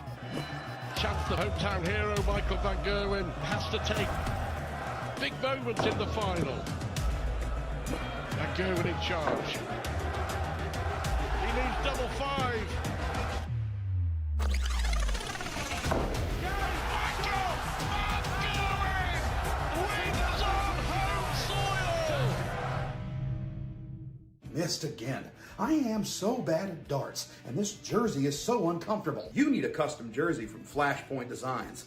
Oh, yes! That last jersey had me feeling like 10 pounds of rocks in a 5-pound bag. Flashpoint Design jerseys go from kid sizes all the way up to 9XL tall. Will it help my dart game? Nope. While the Flashpoint Design jersey will make you feel like a better dart player, you still need to practice. You bet I do, but at least I'll look good doing it. Look and feel like a winner with Flashpoint Designs.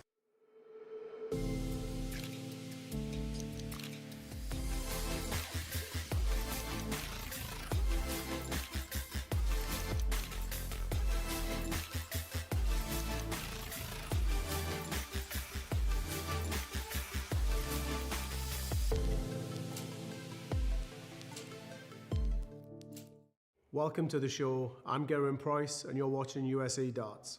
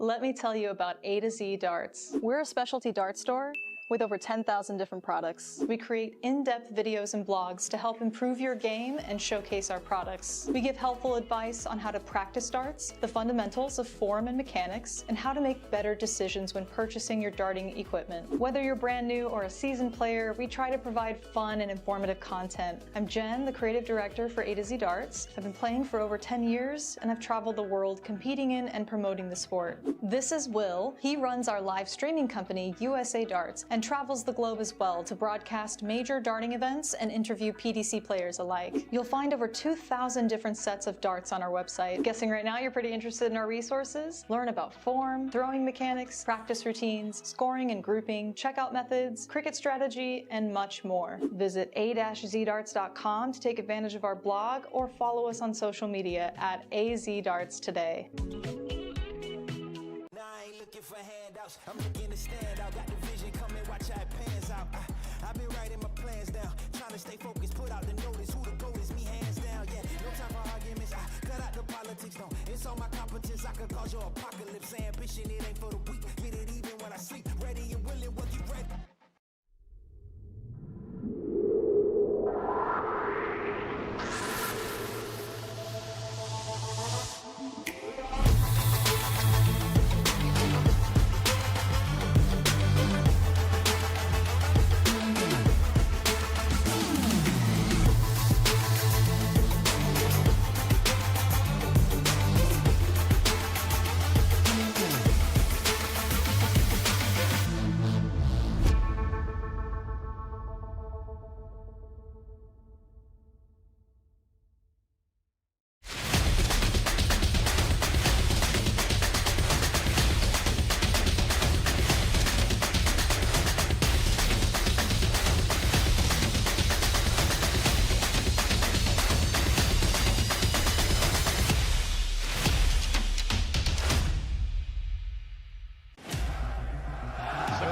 Waiting.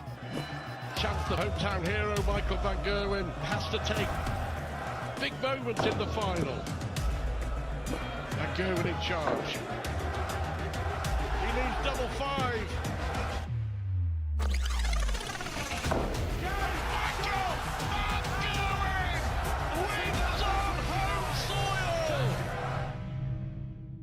Missed again. I am so bad at darts, and this jersey is so uncomfortable. You need a custom jersey from Flashpoint Designs. Oh, yes! That last jersey had me feeling like 10 pounds of rocks in a 5-pound bag. Flashpoint Design jerseys go from kid sizes all the way up to 9XL tall. Will it help my dart game? Nope. While the Flashpoint Design jersey will make you feel like a better dart player, you still need to practice. You bet I do, but at least I'll look good doing it. Look and feel like a winner with Flashpoint Designs.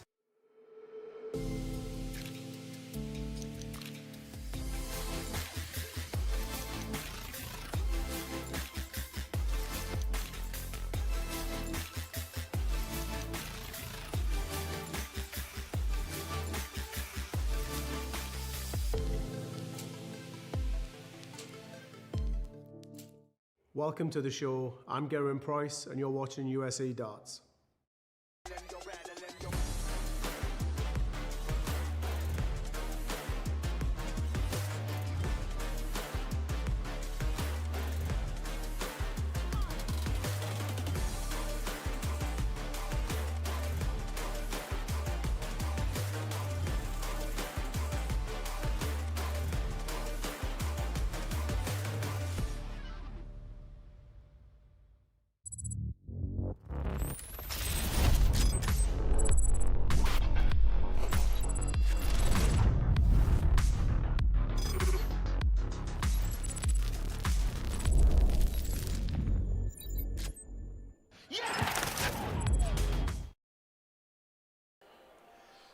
Welcome back to WAMO. WAMO! And we are here with our third place match. Black Saddle completes the comeback down 3-0 and wins over Club Ritz.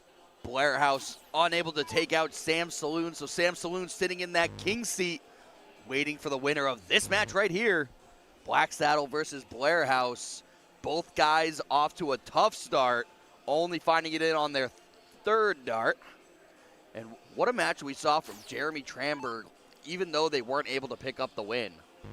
Yeah, no, I mean, Jeremy really coming alive here in this back half of the this finals day event. Just a moment to just talk about that previous game. I mean, Black Saddle, 6-time finalists here at WAMO, were down 0-3, and they were able to rattle off 4 legs on the spin to continue their run. I mean, you've got to feel for the Club Ritz guys. What a heartbreaking way to lose, but that just goes to show the strength and the resilience of all these guys. I mean, they're 6-time finalists for a reason, Nick. And, I mean, from what I'm told, there was a leg that should have been won by Club Ritz, but they did not freeze them out, did the math wrong, and it ends up costing them the match. Ooh, pushing buttons here. Sorry about that. Sorry about that. What are we doing? Hit the wrong button there, guys. Sorry about that. Yeah, we're Marty's going to adjust that camera a little more because we're still kind of off the board there, but we're getting back to it. Who needs to kick the camera when we got him behind the control? No, I mean, at least it's not the finals, though. I'll take that, though. Oh, yeah, but so Steve Diker looking to pick it up. Scuba Steve finds the extra triple. Every single visit is going to be so crucial in this match. Loser out. And winner up to play Sam Saloon, where they'll have to double dip them for the finals, for the championship. Jeremy Tranberg. 381 left, continuing to put in some good scores. But Bob Anderson looked really good the last time we saw him. Don't know exactly how he played in that last match with a huge comeback, but had to have played decent if they were able to run all the way back. Yeah, no kidding. I mean, it takes a full team effort to come back from a deficit that big. Obviously, you don't want to be in that position in the first place, so it kind of speaks to the strength from Club Ritz to get out to that far of a league, but it's exactly what you want from your team this late into WAMO 2026. Again, 5 days of darting action, and to be able to still hold your own, to still have some gas in the tank to overcome a mountain like that. I mean, a lot of these guys have been riding high, but also they've got to be looking at each other going, okay, we can't afford to do that again, because going forward, we're not going to be able to come back. These teams are too good. No, they are too good. That's just what it is. You can't let yourself get down to these huge deficits and assume that you're going to do what Black Saddle just did. Wow, Steve Diker down to that 215, running away with this leg. And Black Saddle does not want to make the same mistakes that were made, but able to be overcome. We'll see if they can stay ahead. Yeah, 248. 248 fine there. Or excuse me, 133. Sorry, Will Stewart's trying to talk to me. Give me 1 second. 133 found to leave the 248. Bob Anderson now going to look to match and hit a big score of his own. He is able to find the trip 19. Wow, it's been a day. Trip 19. And no, he only finds the 97. Jed Neal still pretty far adrift at 370 right now. Yeah, so while Jed is pretty far adrift here, I actually did want to test out this form shot. That's what I was trying to get to earlier. Look at that form shot that we have going there. I didn't push the wrong buttons this time. Hooray! Awesome. Be switching back and forth. Obviously, now that we are basically operating on one board more or less from this point on, trying to incorporate this into the coverage here. So you can see just the form of these players. What a fantastic visit there from Steve Diker. Again, he's been an absolute monster all day long. Continues to be so. I mean, again, the entire team of Black Saddle, what a stacked team, Nick. Scuba Steve already down to 44. Really, really good stuff. Gonna look upstairs and no, it's not gonna happen. So huge advantage for Black Saddle here. Bob really not having to worry about too much. Just gonna look to lower his score a little bit. Not really in any kind of danger with his partner sitting on 44. And those little wind-ups from Bob, but then he gets right going. He's thinking about it. And goes upstairs, but still in very good shape. You're under Jeremy, so there's no chance of this freeze coming through. Yeah. Steve Diker, 44. No chance, nothing to worry about just yet. Jed Neal just trying to line up his arm here, wants to make sure these darts are true, and that's a hanging dart there, so pretty tough to get around. And with him moving to the side there, you can see this crowd that's starting to gather here. They know that the Division I finals are coming up. They know that this game matters as well. Steve Diker approaches the board here to take out this 44. It's just good to see that there's still a lot of people in the hall this late in the Sunday event. Well, they want to see these matches. I mean, you just heard the crowd roaring from that last Black Saddle match. They all want to get around and say, I want to watch this one. I want to be a part of it. Oh, yeah. I mean, yeah, there were a lot of people over there, so you can't fault it. But that's what I'm saying. I mean, speaks to the whole new addition with those bleachers this year. I mean, it's been a fantastic crowd draw.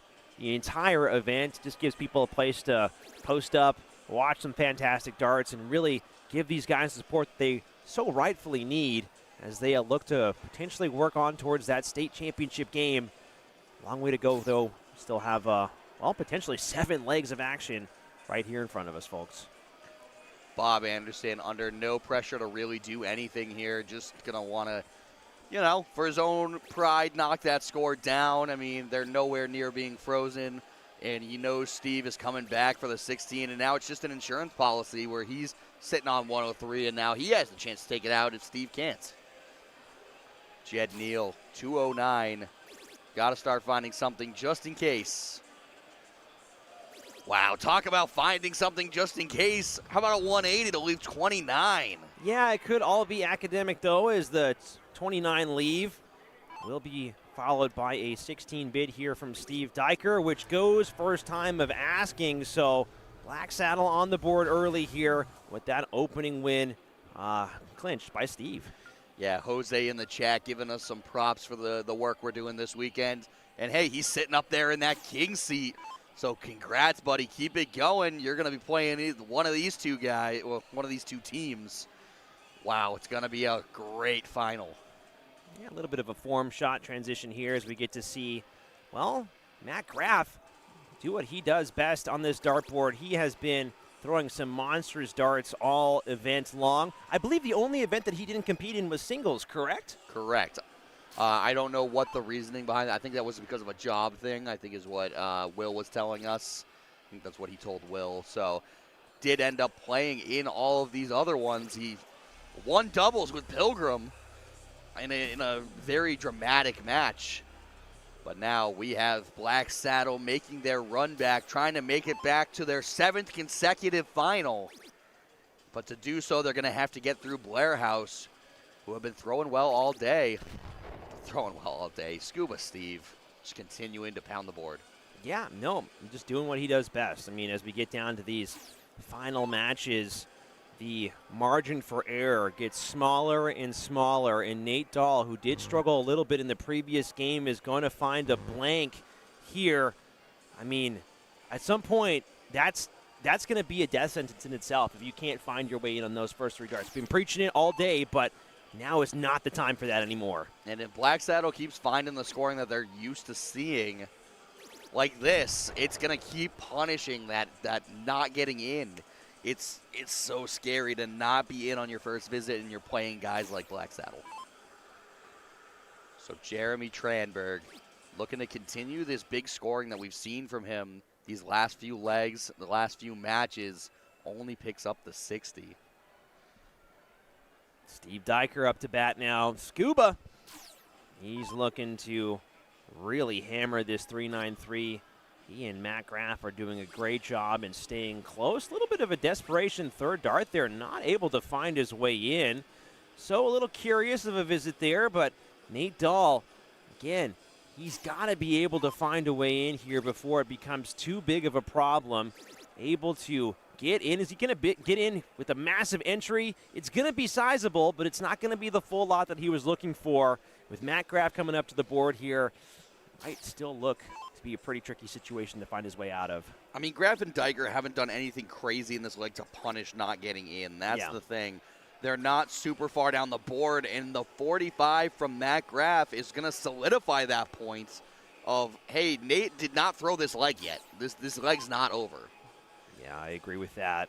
Jeremy Tranberg really overcoming some double difficulties yesterday where he was having some trouble getting in, and then after he solved that problem, he was having some trouble finding triples. Laughing about the trip ones that he was hitting all day. Yeah, I mean, but it's also an acknowledgement of, things weren't entirely going his way. And he's playing a complete game today, and that's exactly what you want to find yourself doing on Championship Sunday. Yeah, I mean, he's been throwing great. He's found it at the time that he needs to find it. And funny enough, as much as Nate is sitting on 405, Jeremy is down to that 199. Something to look at. If Nate can just put in a couple of even average visits, it's going to be okay. 100% agree. Nate Dahl, got to keep things moving here. A good pace. Able to find up that triple 20. No, he's only able to find that triple 5. So his score is now down to 310. Jeremy Tranberg is just outside looking in with Matt Graff. Big visit here. He can find his way at an out, and that might be, well, scary given the caliber of player that he is. Well, yeah, he's going to take out almost anything in front of him. Needs a trip to really put pressure on. Goes downstairs. Smart dart, though. Yeah, he was blocked, and he does set himself up with the 157. What can Jeremy do to apply pressure? And look at Nate Dahl has caught Steve Diker in points, so you're not really afraid of being that far down right now. Yeah, 100% agree with that. Jeremy Tranberg, as he tries to get himself into outshot range, is going to need to find one more dart to get himself down. He does. So great darts there. We'll be walking back towards the line here as Scuba Steve Diker working on this 313. Going to try and attack it as aggressively as he possibly can. Finds a triple 3 with his first dart. He's going to try and salvage the visit, but a poor visit all around. Wow. Tough round there for Steve. 2 trip 3s in that one. Just wow. So, Nate Dahl with a chance to just knock his score down. He's not really in any danger. He can't apply the freeze rule at all. All he can do is just keep knocking it down and hope Matt Graff doesn't take out this 157, which is definitely in the wheelhouse. Yeah, Matt Graff coming up to the line now, making sure that his feet are steady and well positioned for this 157 bid. Not going to go now. Looking to just try and stay on it. And that's the risk that you run when you try and barge through a forest of flights. Those flights become quite pesky, kicking those darts out. Jeremy Tranberg with 145 bid, though. Yeah, you can consider moving over to that trip 18, the 54, to leave you in a good spot. But he's been just so consistent on those trip 20s that it just doesn't matter. Leaving himself 60. Wow, really good stuff. Yeah, and I do want to touch on Nate Dahl again. Even though he struggled to get in, though, he's doing just enough to get down to 210. And here comes Scuba Steve. Is he going to be able to find the lot? No, he's not. Still a fantastic visit. He's now within range. Nate Dahl, though, he's got to keep it going. He's got to keep it going as his buddy's positioned prime on that 60 leave. So just needs to get within outshot territory as well. Needs to find a triple 20. Great second dart there. He does find it even though it kicks out. So a fantastic effort there, 60 and 70. Matt Graff with a very tricky 114. But the 114 cannot go. That's correct. Because they are sitting on 130. Matt Graff with the 114 now has to just lay it up. Throws bull. Now you just lay it up, don't bust. Can't hit a triple here. You got to really think about what you want to do. So look at the guys joking with each other. Even though this is a tense final, or a tense third place match to go to the final, they're still friendly guys. They're still really, really good friends. And Matt eyeing up. Yeah, he was eyeing up the 19 there. I think Matt Graff was just giving Nate a little bit of grief there, going, come on, man, why'd you have to freeze me out? Come on. Yeah, that was like the one thing he could hit. I mean, Jeremy now. Oh, that is a rough first dart. Makes the correction. One dart, and it doesn't go. Steve Diker, big 1-4-3 here. Yeah, if you're Steve, this is a must-go. Obviously, the 2-0 lead would be massive in this position, but it's more about the personal pride. We know that Scuba Steve Diker has it within him. He finds that first dart. He's able to find the second dart. What a take there from Scuba Steve. Look at the raw that he gives the crowd there. Massive take. What else do you expect from a player to that caliber? Absolutely been dominant. I mean, we saw those first 2 legs from Scuba Steve really just putting the hurt on Blair House. Wow, what a visit. Huge 1-4-3 check. But we're back in with Jeremy Kastner. Yeah, Jeremy finds himself in on that double 16, not able to find those 2 trip 20s there. Still understands what needs to be done. Blair House in a very precarious position now. They've officially been broken once, so need to start finding some legs here. As Matt Graff uncharacteristically struggling with his first 2 darts, does manage to find a way in here, but again, all you can do is just get in and get in big from this point. Yeah, I mean, you got in, and you expect him to be scoring pretty big once he comes back around. And Nate, you can't afford to not get in again. You could see just the stress that is going through his mind right now as he's putting a pretty rough leg on the last one and then follows it up by not getting in. Pilgrim with the chance to have a big advantage here. Yeah, Nate Dahl, I mean, again, he did struggle in that previous leg to find that entry, but when he did, he was off and running. So all hope is not lost here just yet. John Pilgrim not able to find a way in either, so a little bit of a relief there from Nate. Jeremy coming up to the board now, working with 4:04. He's the furthest in front, and he continues to just show off his expertise at finding these points. Not able to find a way through. Only finds a ton, but you know what? That far in front, that's good enough. Big thing is no harm, no foul for Nate, as only in with 30 was Mr. Graff, and then followed up by a no score from Pilgrim, and we went. Nate now has a chance to, match and go ahead of Pilgrim.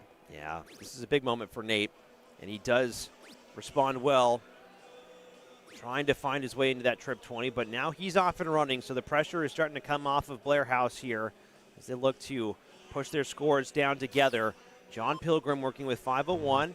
He has had some moments in the past couple of days where doubling in has been a little bit difficult for him, and that is 2 rounds in a row now where he's not going to be able to go. Stress of the moment, unlucky darts, whatever you call it, it's bad after 2 rounds. And so a thing I like to point out about that Nate visit in his opening was he moved over to the double 18s. He moved to a number that he's not normally doubling in on. And you see that a lot, especially with scoring. When you move to a number that you're not normally pointing on, like the trip 20, it just mentally can reset you because you have to think about, okay, I'm throwing at a different number. I can't get complacent. And it works for him. He's in first dart and gets that score going.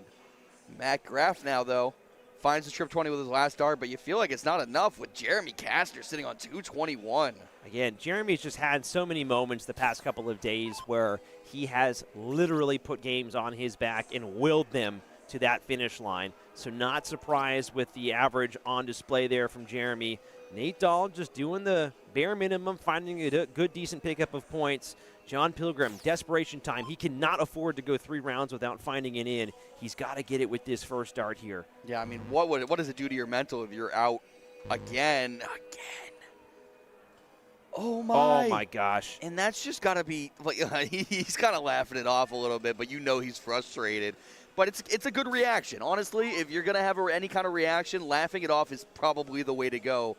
But you start getting angry, it really hurts your game. This is a long match, One leg might not kill you, but you can't let it keep going. I mean, one leg might not kill you. I'm pretty sure that's what Club Ritz was thinking all the way as Black Saddle rattled 4 off on the spin there. So don't want to get too crazy with that mindset. Obviously, you want to stay calm in the situation. John Pilgrim, again, Black Saddle in a great spot. Great visit there from Matt Graff. Just don't let it get out of hand. You are 100% correct. They just said, Club Ritz said, hell, yeah, this one leg won't kill us, and it ended up killing them. So Black Saddle doesn't want to have the same thing happen to them. Man, so Nate Dahl able to pick up the scoring. John needs to get in because his partner is sitting on 126, and he can't take it out. One more time here for Mr. Pilgrim. He finally finds his way in on that first dart. Transitions over. We'll be going upstairs for that trip 20. Catches the wrong triple. But, yeah, needed to find something big. Not able to get it done. Blair House looking really good here. Yeah, 126 for Jeremy. He actually doesn't even have to go for bull here.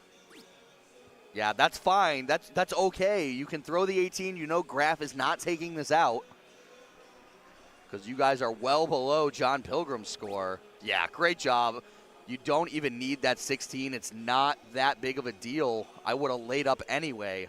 And this is why I'm always preaching why you need to get in on that first round, because the high level of darts that these guys play at all the time, as Matt Graff comes up to the board, you just skip that third dart. Yep. You just don't want to ruin your buddy's game if they're shooting well. Not only skipped the third dart, but he gave a little skip walking back to the line. Too funny as Nate comes up to the line, just trying to make sure that his buddy still remains in a good position. Yeah, That third it dart is is. just beautiful. So fantastic work there from Nate Dahl. As John Pilgrim continues to try and march his score down. Yeah, and I mean, nothing that John can do here is going to get him back into the leg. Matt is not going to take out this 6 on the next visit.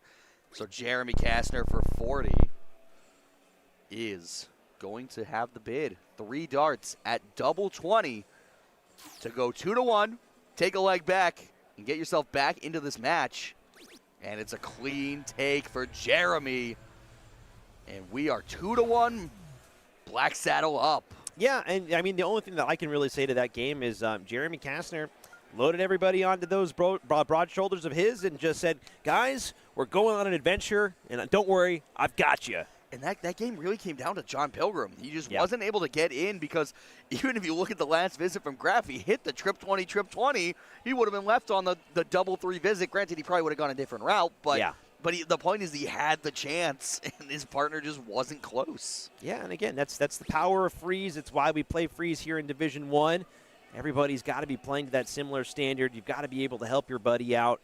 Bob Anderson now, he's in, he's running, and that's a decent start to this game here for Black Saddle. How does Pilgrim respond in his following visit, he only got 2 scoring darts in that entire leg? That's rough. Actually, that's not true. He got 1 more visit. He got 5 scoring darts in that entire leg. There you go. But it took him 3 visits to get in. Man, Jed Neal does a good job to get in. I mean, you're fine. You borderline level the game, but they're thinking they want a breakthrow right here. They don't want to let Black Saddle get to match point.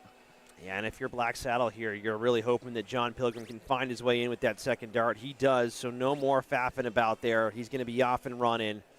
4-6-5 leave is all right. So now he can just focus on collecting points the rest of the way. And he's in. Yeah, Jeremy Kastner now, he's been such a smooth operator finding his way in with these darts, but maybe a little bit of what John Pilgrim had starting to rub off on Mr. Kastner. Yeah, I mean, 1 visit is not the end. Like, you don't panic after 1 visit. When you're John and you miss 3, okay, now we're panic button. What are we going to do? But he corrected himself and does find the in on the first visit, so John is, just off and away. Jeremy now the one, after throwing such a great leg in the last one, is now the one on the back foot. Blair House just trying to keep things steady, just trying to keep competitive here with Black Saddle as Bob Anderson finding 22 points with his first 2 darts here. Needs to think about which way he's going to approach this third dart. Drills it with that third one, so great saving throw. But yeah, no, I mean, again, if you're Jet Neal here, you're just thinking, okay, keep on knocking my score down. Don't have to worry about the freeze just yet. Jeremy's probably going to get in next time asking. Just trying to keep competitive with Bob Anderson right now. He's 40 points behind, but he's still keeping it close. Yeah, it's a bad turn, but it's not deal breaker. Yeah. Deal breaker is going to be what Jeremy Kastner does next to try to get himself in. Also, what John does here could be backbreaking. A big 180. A big 180. Oh, and he goes just low, and a little bit of look of frustration, like, come on, get in there. I mean, it's tough. It's tough to really, push these darts through each other. I mean, they're soft tip darts, a little bit lighter. The flights have that much more of an impact. So still a good round, but maybe a little bit of panic here for Jeremy. He finds it with that final dart. But again, Black Saddle playing great as a team. Jeremy's still all the way back, just now getting in. Still not the end of the world because Bob and John still need big visits to get down close to a freeze, but Jed's got to get down anyway, so it doesn't make any difference until we get closer down to these, finishing areas. Bob, looking for more points, continues to find that trip 19. He's been such a merchant on them and just continues walking right across. Is that the Australian continental breakfast? Yeah, I mean, I would say no. I think that the trip 19-317, just because it truly is down under. I don't know. I'll have to take a moment to think about that one again. I don't claim that continental, but a fantastic Jed Neal visit there. 1-3-4. Now, again, you start to worry here if you're Jed, because that's a big gap starting to develop between you and your buddy.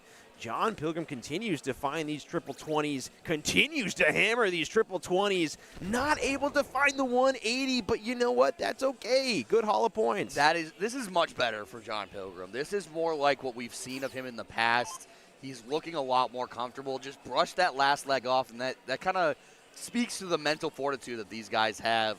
Tough turn from Jeremy. So now this is starting to get dire.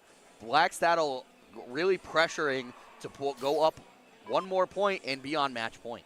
Yeah, just trying to get down to an out if he can. It's a good amount of points he's got to find to get down there, but again, no stranger to picking up a big old lot of points. Great first dart, great second dart. He's down, continues to with the big 171, leaving that 104. Fantastic round there from Bob Anderson. Bob Anderson leaving nothing to chance as he just continues to pound the triple and just be the front runner in this leg.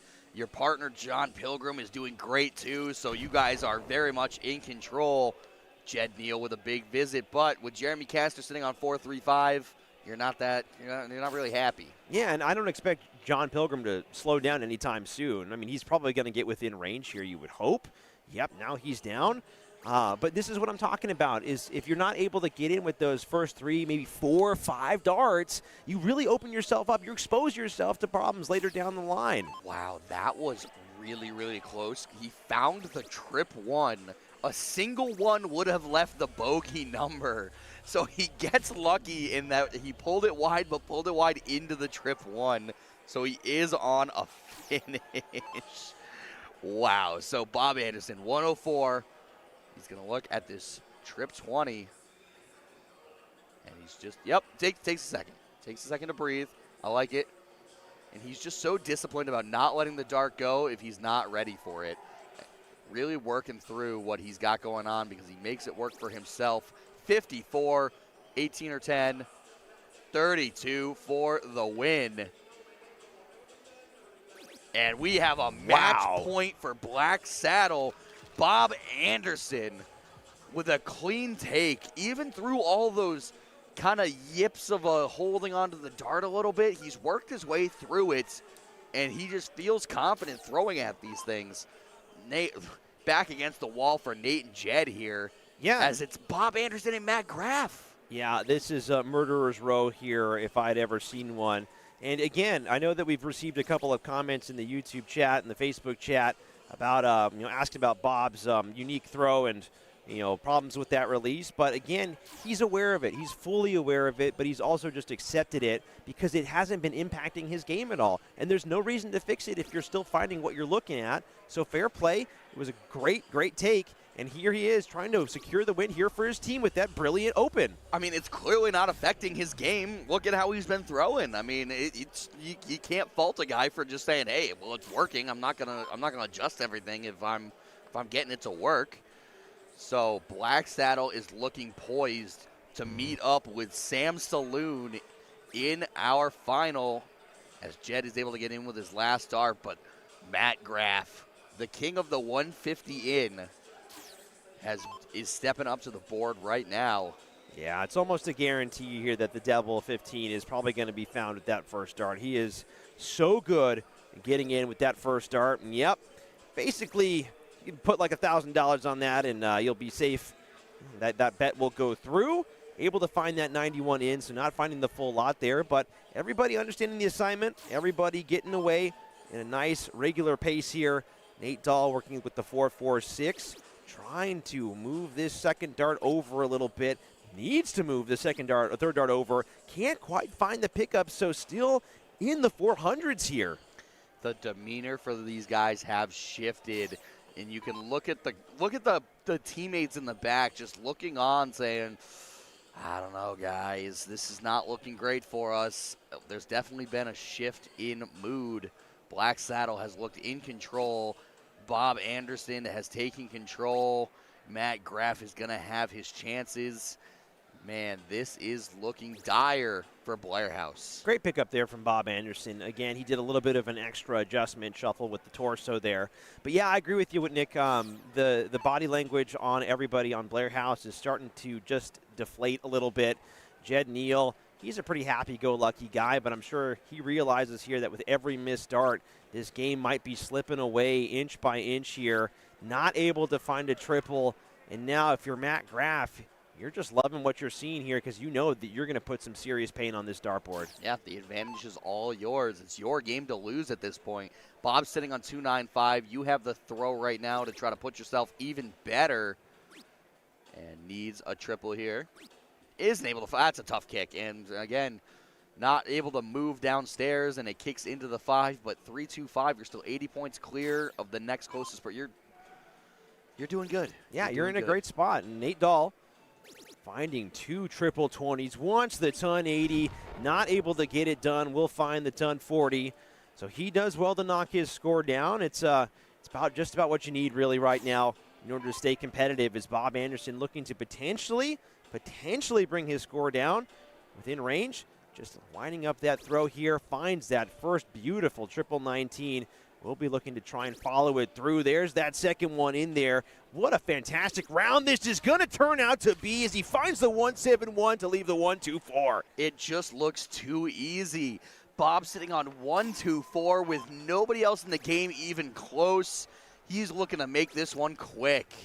Jed Neal, all he can do is try to keep pounding the score, and he finds the 135, but it feels like it's in vain.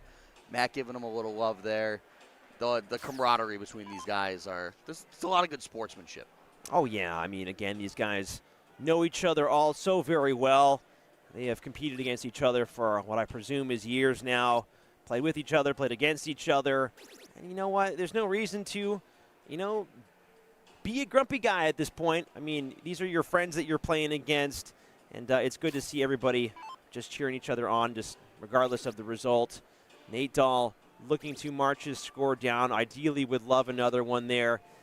Can't find his score down past that 170 mark, so still outside looking in as Bob Anderson comes up to the line here to try and find this 124. 124 doesn't have to go, but he wants to end it right now.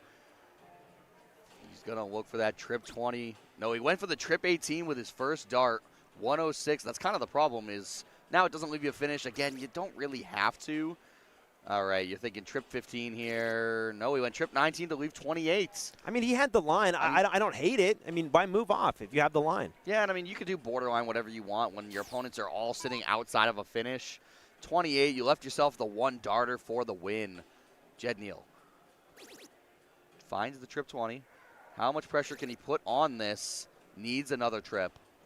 Does get himself to a finish. He's on the 150, but doesn't feel good.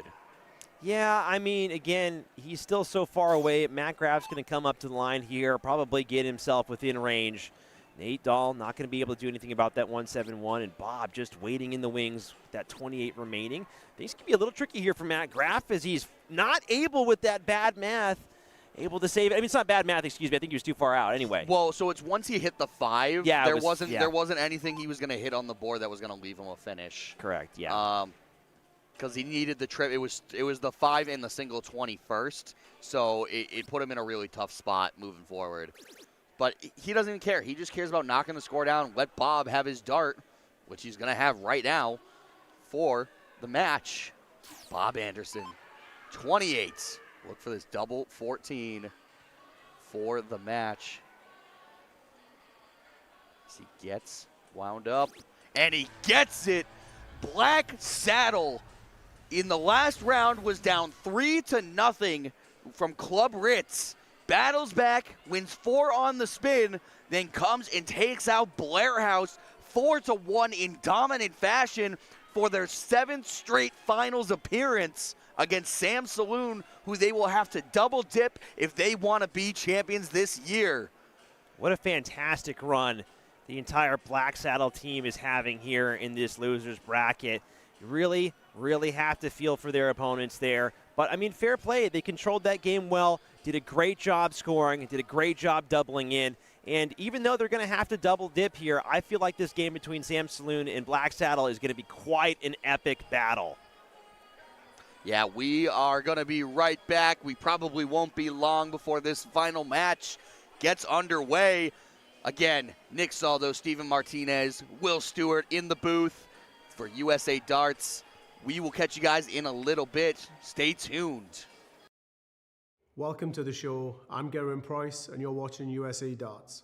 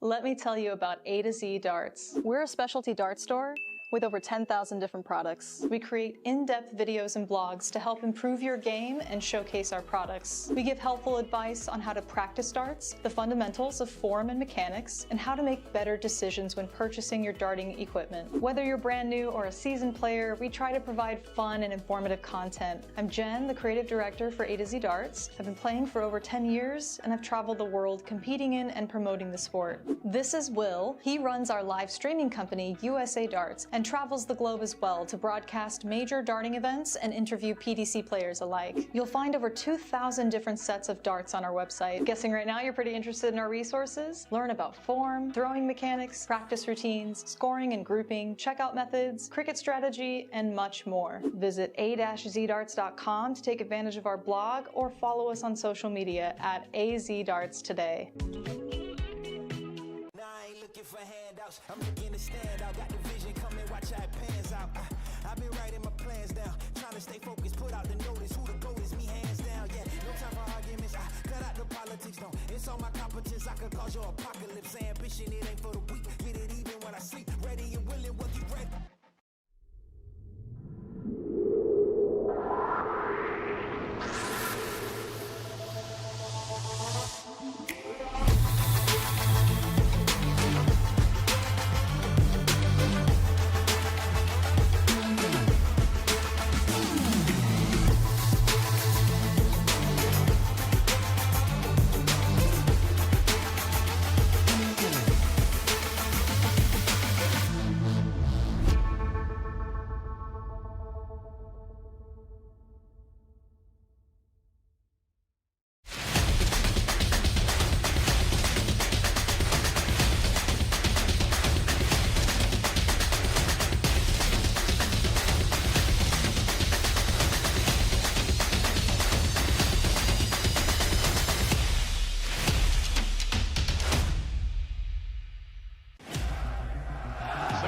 Waiting. Chance the hometown hero Michael van Gerwen has to take big moments in the final. Van Gerwen in charge. He needs double five.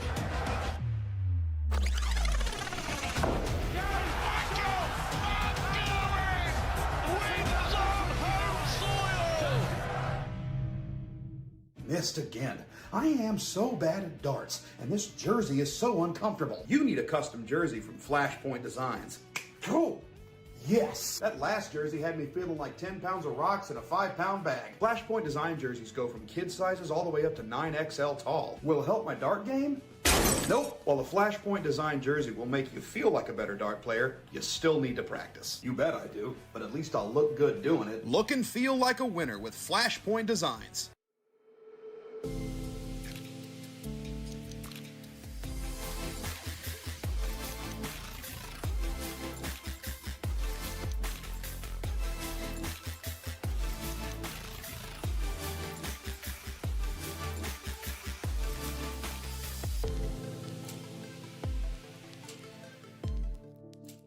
Welcome to the show. I'm Gerwin Price, and you're watching USA Darts.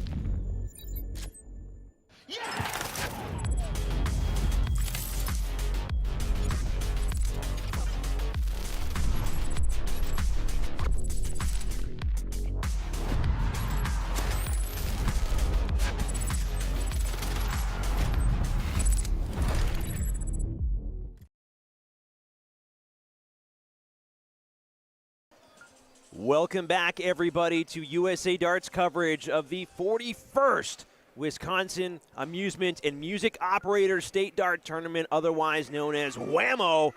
And we have just about reached the end of the road here this year at WAMO as we have our Division I team finals between Sam Saloon in the King Seat, Black Saddle making their 7th final appearance in a row here. Fantastic standard of play from all competitors. It really is going to be a nail-biting finish here at the Resch Expo Center. Steven Martinez on the mic here, joined by Nick Soldo. And Nick, I mean, Black Saddle dodging a bullet there in the loser's bracket to come all the way back to the finals. What a run, man. Absolutely insane stuff. I mean, how do you ask for a better story right now? It looks like Pilgrim's struggling to get the names in as they're laughing about it. There's only 8,000 names that got to go through here, WAMO. Yeah, and these guys, you see, it takes a little while. There's a lot of names on that list, a lot of things they got to get going. Yeah, but I think the main storyline, again, is that loser's bracket, 4th place match where Club Ritz went up 3-0 on Black Saddle, only to let that lead slip away 1 leg at a time as they eventually fell, setting up a game against Blair House that Black Saddle took rather convincingly. So it all comes down to one final game. Throw the rest out the window. All you need to know, folks, is that Sam Saloon has 2 lives, Black Saddle has 1, as Matt Jenkins get things underway here for us. Matt Jenkins in with the first dart, crucially. Yeah, Sam Saloon does not want to let this double dip, wants to get it, but what a good in. That's the way you want to start us off. No, everybody has been absolutely fantastic about finding the big entries to get themselves off and running. Steve Diker, Scuba Steve here, he has been no exception, finding that second dart on that double 16, and he does that usual fantastic transition over to those 19s. But again, now that we're down to the finals here, even I'm going to say it, if you don't get on the first visit to the board here, you're really setting yourself up for failure. Yeah, I mean, you're just adding so much pressure to you and your team to kind of have to score big and battle your way back. Talk about scoring big as Sam Saloon, both players with big ton ins are sitting in really, really good shape. Bob Anderson now, again, he has been, well, the talk of the town really with that unique action, but he has been hitting big nonetheless. Just outside here on that double 16, able to drag it in. Little shake of the head. He knows he should have got it with that first start, but should be moving over now to these trip 19s. Not quite able to catch it, but everyone following script, everybody in, Nick. Yeah, Randy saying, I said don't ever count out Black Saddle, and that's for sure, as they came back in that set and then ended up winning to send themselves up into this match right here against Sam Saloon. Yeah, good visit there, finding that big ton. Matt Jenkins, again, has really showed a lot of consistency in his game the past couple of days. We've seen a lot of all of these guys across all of the events here at WAMO 2026. Steve Diker loves these 19s, and is he going to find the 171? He is. Early in this game, he's going to find that 19 maximum. Fantastic work there from Scuba Steve. He was instrumental in that last match. I mean, he came out and won his first 2 games to put them up to a 2-0 start. I think he was the one that had the 1-4-3 checkout. I think you're right, yeah. With a big fist bump and roar. He was feeling really good. A little bit of a falter from Jesse, finding only the 85. But Bob Anderson still back, sitting on 450 because he took multiple darts to get in. No, I mean, he only missed 1 dart, and he got in on the second one. I mean, everyone else is playing to such a impeccable standard of play here that Bob Anderson really no fault of his own, and he's continuing to find these trip 19s. Follows his partner with a 171 of his own, and this is what I'm talking about. This is championship game standard we're watching right now. Yeah, I mean, you've got to play like this against all the guys that are competing in this match right now. You can't be the odd man out. You can't be the one finding the low scores, and all of these guys are doing a great job of finding it. A little slip from Jenkins, but he's able to salvage the visit, but won't get himself down to a finish. So Scuba Steve with the first chance. Yeah, Scuba Steve, he's like a shark more than a scuba diver at this point. He smells a little bit of blood in the water there from Matt Jenkins, but he's got to be able to capitalize. He wants to leapfrog on the score. He's going to stay up there. He finds the big 2 triple 20s for that 114 leave. Just like that, if you make one mistake, you're going to get punished. We saw how easily he took out the 143 in that last match. You've got to be thinking that 114 just looks so delicious. He's going to be eyeing that up. Those triple segments are going to be the size of watermelons. He's just going to try to run away with it. Jesse with a big visit, but it's not quite enough. That drift into the 1 segment was enough to take him off of a finish. Yeah, minor mistakes causing major problems here as Bob Anderson winds up that arm, trying to stay on those trip 19s. Still able to get in critically if he can find some big visits. Able to find that trip 19. He has the line, and he's going to be, not able to follow it. So Steve Diker's the only one in range now. Yeah, you got to be feeling really good if you're Steve Diker. Scuba Steve's going to be taking it out. But, Matt, looking to put himself in good position if Steve is unable to take out the 114. Here we go. Tough blocks there. Yeah, 121 left. Moves downstairs. What a third dart. Leaves himself the 64 handy. So now Scuba feels like he almost has to take this one out. Got to go. And he has certainly taken out bigger checkouts than this past few days across all sorts of events. Still gettable here. If he finds that trip 19, it's not going to go. So he will now be stuck with 100 points left. He's able to find that 60, so he will be coming back for double tops if Matt Jenkins can't take out this 64. So Jesse's going to be looking to knock his score down as low as possible here to try to institute a freeze and not let him get back to it. That is a good start. That is a very good follow-up. What do you have?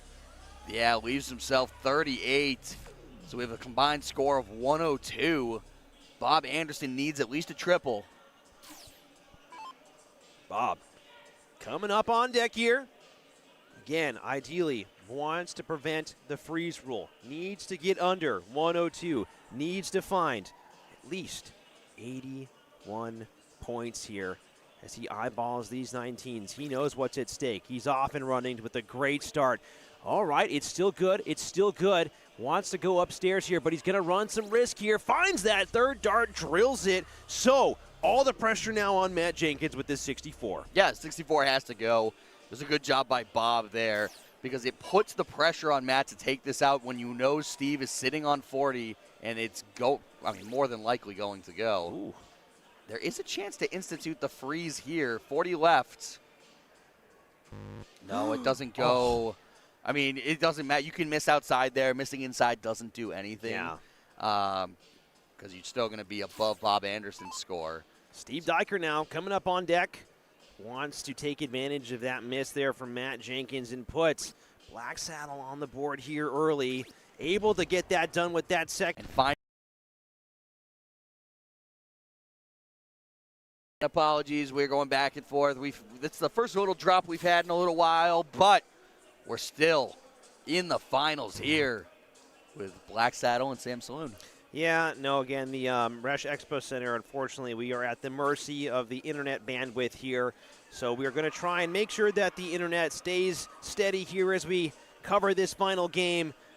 Scuba Steve Diker now coming up. He's probably going on this double 16 first time of asking. He gets that part done. Not going to be able to find two trip 19s to follow, but still critically in on that first dart, in on that first round. All the pressure on Derek Schneider now, who's had some pretty sketchy moments in the past couple of days here.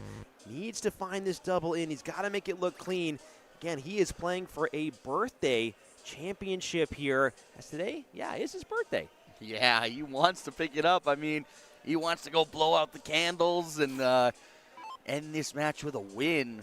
But they've got to do better than they're doing right now because Black Saddle is in control. Matt's the guy that is. Matt Graff just doing what Matt Graff does best, and that's finding big numbers. I mean, I think his standard of play, Nick, for the most part, is probably around the high 30s mark. I think for most of his events that we've seen him play in, the guy is lethal. Yeah, I mean he's finding two trebles almost every visit. It's hard to compete with, and when you're averaging that high in a double in, double out event, crazy stuff. So Jesse Johnson only able to pick up 83. Steve Diker now, chance to knock that score down. Yeah, 431. He's going to go attack these 19s. Absolutely loves that corner of the board here, and he's going to stay on it. Able to pick up two. So that low ton find drops his score down handily. A lot of pressure on Derek to try and get his score down to about low 300s if he can. Ideally would love the full bit here. Not going to be able to do so, but not critically, not even able to find that third dart in that triple 20 segment. So the gap is starting to widen here for Black Saddle. Yeah, they are firmly in control of this leg. They've got the chances to really just go up 2-0 and just kill the morale of Sam Saloon. Again, they got to double dip them, but you got to start somewhere, and they're starting off pretty strong. Matt Graff, a weird switch downstairs that doesn't quite go. I mean, not weird in the choice that he made, but just uncharacteristically finding that too. Matt Graff, sloppy visit, sloppy round. Again, with that gap between Black Saddle and Sam Saloon across all players widening a little bit here. It's not going to be the worst sloppy round in the world. Obviously, Jesse Johnson going to look to try and get as close as he can, but still a little bit of space. No need to panic. If you're Steve Diker coming up here, you're just not really going to be bothered by that at all, and just try and keep on hammering these 19s. Yeah, do what he does best. Find these 171s. No, it's going to kick wide. Wants another. Can't quite get it there. But again, keeping pace with your partner right there. Still staying ahead of the opponents. I mean, cruise control. Just stay smooth. Set it and forget it. Try not to be too bothered and too stressed as you get closer to your destination. And Derek Schneider grabs that wrong triple. You can see the disappointment shown in the expression there as he approaches the board to retrieve his darts. As Matt Graff looking to recover from that poor visit previous and get himself into outshot territory. I mean, critical to point out, he had a bad visit and is still nearly 80 points in front of the other team before he's throwing the darts. So he's got plenty of opportunity here. And look at, what a merchant for that trip 20 he is as he just walks his darts up and finds the trip. Yeah, gave himself a little head nod there as he found that last dart in that trip 20 segment. Jesse Johnson now might be a tough first dart to work around. Yeah, obviously doesn't like the lie of that dart in the board. Looks like he's going to try and no, not going to leave the finish. Finds the trip 19 with his last dart, but 230 and 206, plays 110 and 120. Brutal stuff. Yeah, if you're Matt Graff here, you're feeling really comfortable. If you're Steve Dyker right now, you're feeling extremely comfortable because Matt Graff is probably going to take out this 110 the way he's been playing and hammering these 20s. Not able to grab that opening trip. He's going to stay there for his favorite double on the board. He makes it look so easy. Matt Graff finding that third dart in the double 15 and taking a 2-0 advantage for Black Saddle, well on their way to get the double dip in effect. Yeah, just continuing to do good stuff. I mean, once he left himself that 30, it was 100% going to go. He's just so good on that double 15. Jose Campion now getting things underway here for Sam Saloon. Not quite dire straits just yet. We've seen a bunch of teams already march back from 2-0 leg deficits to make a game out of it, make a series out of it. But obviously you don't want to drop that far behind this early, Nick. Absolutely. You don't want to be falling behind and feel like you have to come back in these matches, because these guys are not going to let up. I mean, we saw in the last match, they got out to a lead, and they ended up 4-1 over Blair House, who was throwing really well. They just never gave him a chance. Yeah, never gave him a chance. That's the best way to describe it. Derek Schneider, who has struggled to get in a little bit in past events, not able to, well, he's getting in fine here, I should say. Finds that big opening ton, doing what he needs to do for Sam Saloon. But John Pilgrim, we've seen some double trouble struggles for sure. Yeah, he's been a very back-and-forth player right now, where if he gets in, he starts to score well, but he's been struggling to get in, but not this time, as he goes right up to that trip 20, able to capitalize. That's more of the John Pilgrim we're used to seeing. 100%, and it's actually kind of curious that he doesn't go for that trip 19 bid for that, and then up to the trip 20 for that perfect leg. We've seen him do that almost like clockwork every single time. But here comes Jose Campion now, trying to follow through, able to sneak in that ton 40. What a fantastic visit from Jose to bring his score down to 308. Matt Graff now, his lead of 2-0 into a 3-0 to really just hammer home the advantage that you have. And wow, what a way to sneak that dart under those first two. Just really, really impressive. Pinpoint accuracy. Derek Schneider, the birthday man himself, doesn't want to have his birthday spoiled here by Black Saddle as he struggles to find a triple worth a while, I guess, a little bit. I was trying to say something else that wasn't wasn't okay for the broadcast here, but again, we've seen so many bids on these triples go 1 or 2 holes wide. John Pilgrim trying to follow that first dart in, not able to do so, but again, pretty close game, pretty tight game. These little gaps here at risk of growing wider and wider. Derek's got to be able to find some scoring when he comes up next. Yeah, who's going to be able to find the big scores right now? Jose looking to have a big visit. Oh, and it's going to kick into the trip 1. So unfortunate stuff. That might be the opening for Graff and Pilgrim. He knows just how big those darts were. Graff needs to capitalize, though. He needs a big turn because they are playing from behind, even if the scores are pretty much level, because they will not be. They are throwing second in this leg. So they need to be just straight up outscoring their opponents. But the one and the 5. Wow, of all the times to find a 26. Yeah. Matt lets Jose off the hook. That's a sloppy visit from Matt Graff, and he's going to be hating himself for that one for sure. That was the time to really pounce, really punish. And now Derek Schneider is heeding the call. Fortunately kicks out into that 111 segment. 257 though, I mean, all these scores, even with that big miss from Matt Graff, we saw that last leg. He can afford to have a bad visit and still have it be relatively close. But John Pilgrim now, he's got to be the one to hammer here. Well, 140 leaves a finish. That's the big thing. Find the triples, keep the dart straight. That's what you got to do. That might be tough to get around. And yeah, it kicks into the 5. No finish left for John Pilgrim, who sits on 274. So advantage is with Sam's, as they are slightly ahead and with the throw. Everybody's starting to find a little bit of a mid-game slump here, trying to recover their game. Who's going to be the team to get over this hump and start hitting heavy again? Jose, 2 hanging darts, trying to think about which way he should go. can't find that 19 either, so the slump continues for everybody. Matt Graff, I think he's going to be the one to break this funk that everyone's going through. It's not often that you see back-to-back bad visits, so Matt, yeah, right back into the trip 20. You expect nothing less, but he's still going a little wide with some of these darts. Able to make the correction, but that wide dart left him not on a finish. That is really big to notice. Yeah, Matt knows it too. He's going to be upset as well. So Derek Schneider looking to get down within outshot territory here. It would be big for his team if he's able to do so. Still an opportunity to do so here. Able to drill that trip 20 for the 158. So great visit there. He's going to have a look. John Pilgrim up to bat now. Yep, John's just going to knock his score down. Again, a big visit from any of these guys could really turn the game, but it was crucial that Derek was able to get to the finish first after the poor one of the 3 darts from Matt Graff, leaving him on a bogey number. Yeah, you can see the frustration from John as he just yanked the darts out of the board there. He's a very emotional player, that's for sure. He plays with a lot of passion in every single throw. Just got to remember that his team's still in a good spot here. There's no real reason to be too frustrated at all. Jose still sitting outside. Matt Graff looking like he's going to leave himself fairly handy here. Jose is struggling here. Not able to pick up any kind of scoring whatsoever.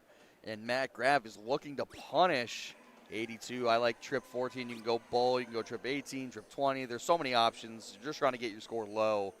Because now John Pilgrim has a chance, if Derek can't take out this 158, to implement the freeze rule going forward. 60 found. Second dart not going to go, so the bid dies there, leaving 18. So Derek doing his part other than taking it out completely. But now John Pilgrim looking to institute the freeze here. He's got to hit heavy. That's going to be a tough dart to work around on those 19s. He's got to find his way up into a triple there. Able to do so. Great find. I believe that's a freeze. Well, so again, Jose not on a finish right now, so the freeze will matter for the next turn. Yeah. It depends on what Jose can hit here. Oof. Needs a trip 20, then that's going to do it, so it will unfreeze his partner if Matt Graff can't take out this 64. It's real close. I mean, it's tight. So if Matt is looking at this and doesn't get to a finish, well, doesn't like set himself up, he could look to freeze out the 18. 44, 30 left. Yeah, and it's just too easy. Wow. It's too easy. And if Matt Graff sends them to 3-0, match point in this first match.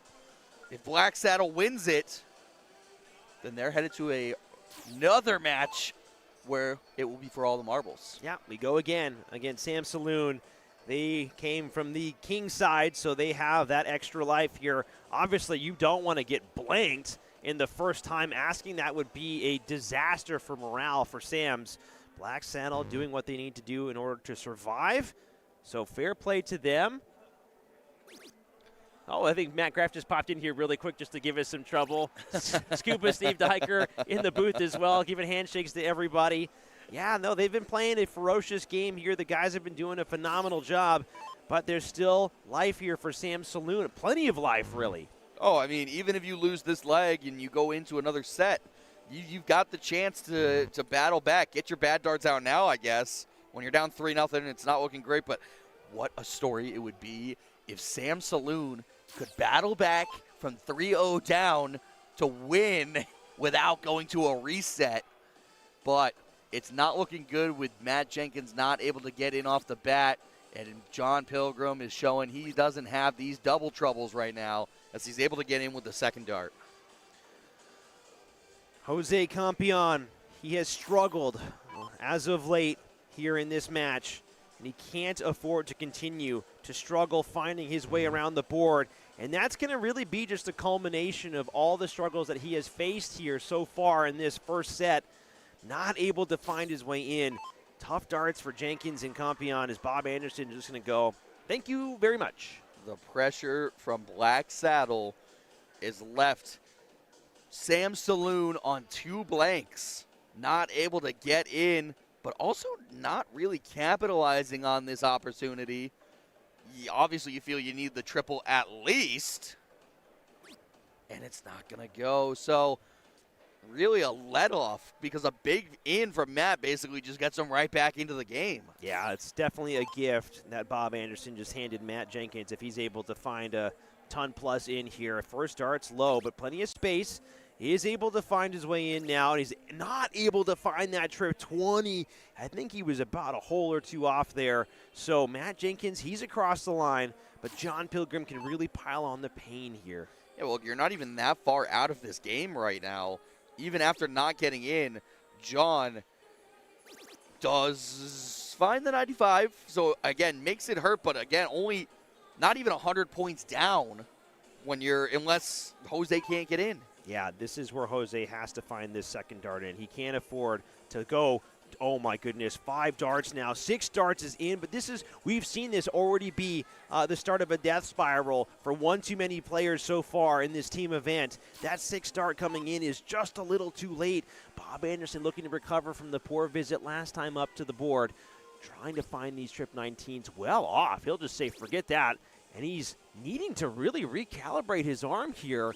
Not able to find any triples, so maybe Bob with a little bit of a slump. Yeah, and this is kind of what I was talking about, that they don't really punish the poor starts from Matt and Jose, and they're now only 70 and 100 points down. And that's look at this, as he's going to come back, finds the 140, and he's out in front. It's the power of good scoring, ladies and gentlemen. Once you get in and underway, you just got to hold it together and believe in your throw. John Pilgrim, well low on that first dart. Needs to do a lot to bring these darts up. Starting to walk it forward. Just wants one more step, gets it in there. Decent visit from Mr. Pilgrim.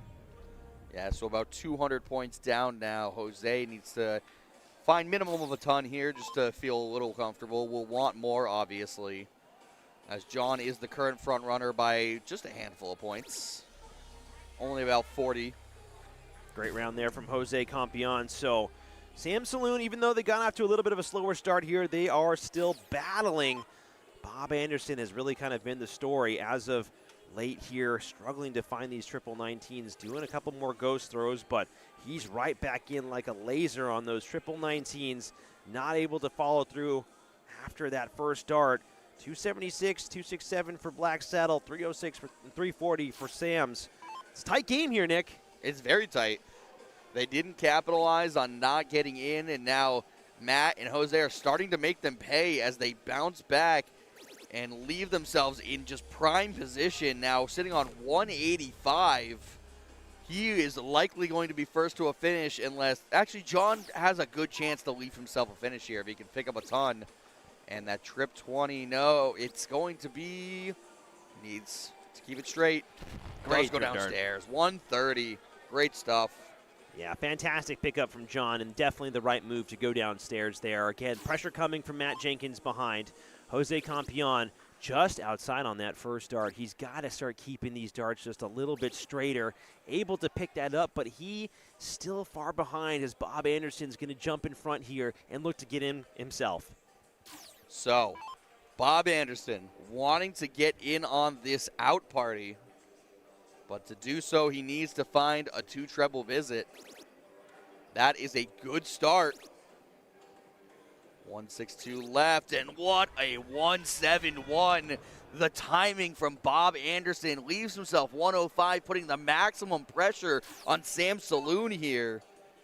Yeah, by the time you reach this point at WAMO, you're exhausted. Yeah, I know you're playing so many darts, especially the round robin. It's such a long day. You play so many games. But look at Matt Jenkins finding the 140 to leave 45. John Pilgrim has this shot at this 130 now. Yeah, this 130 is massive for them to go for on the spin and potentially force that final set decider. Not going to be able to pick it up with this second dart. You can see the frustration. He's backing off the line here. This is definitely close.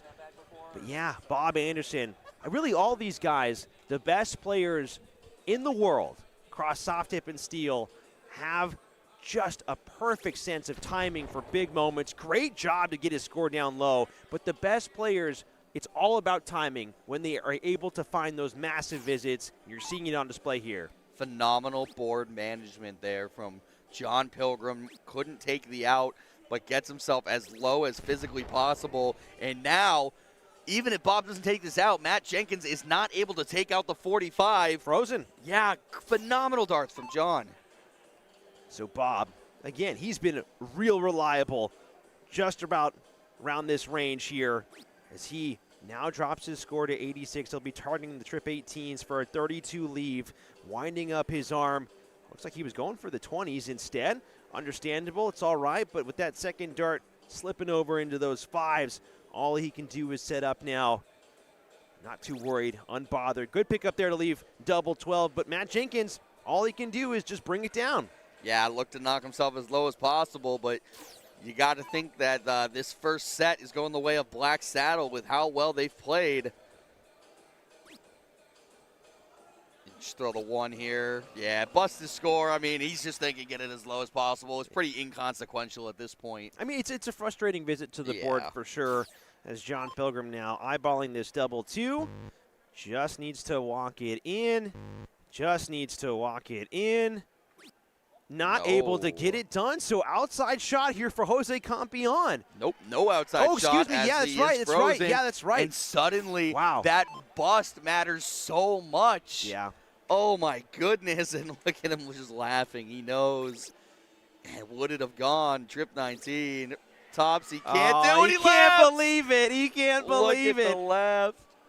Yeah, this is the finals. And we are in a bracket reset. He hit everything he wanted there. He left himself the 2 in the clap from the crowd, and Matt's got to be kicking himself that he did not leave his partner the ability to finish. Bob Anderson to force this to a second set. Yeah, oh my God, why did he bust his score? Yeah, I think we're all asking the same question because Jose would have taken it out. Bob Anderson forces this into a decider. So the double dip. We kind of expected this is how this game was going to go, given the route to this final match that Black Saddle had. Sam Saloon, they have played a fantastic game so far. Again, they are in the king seat.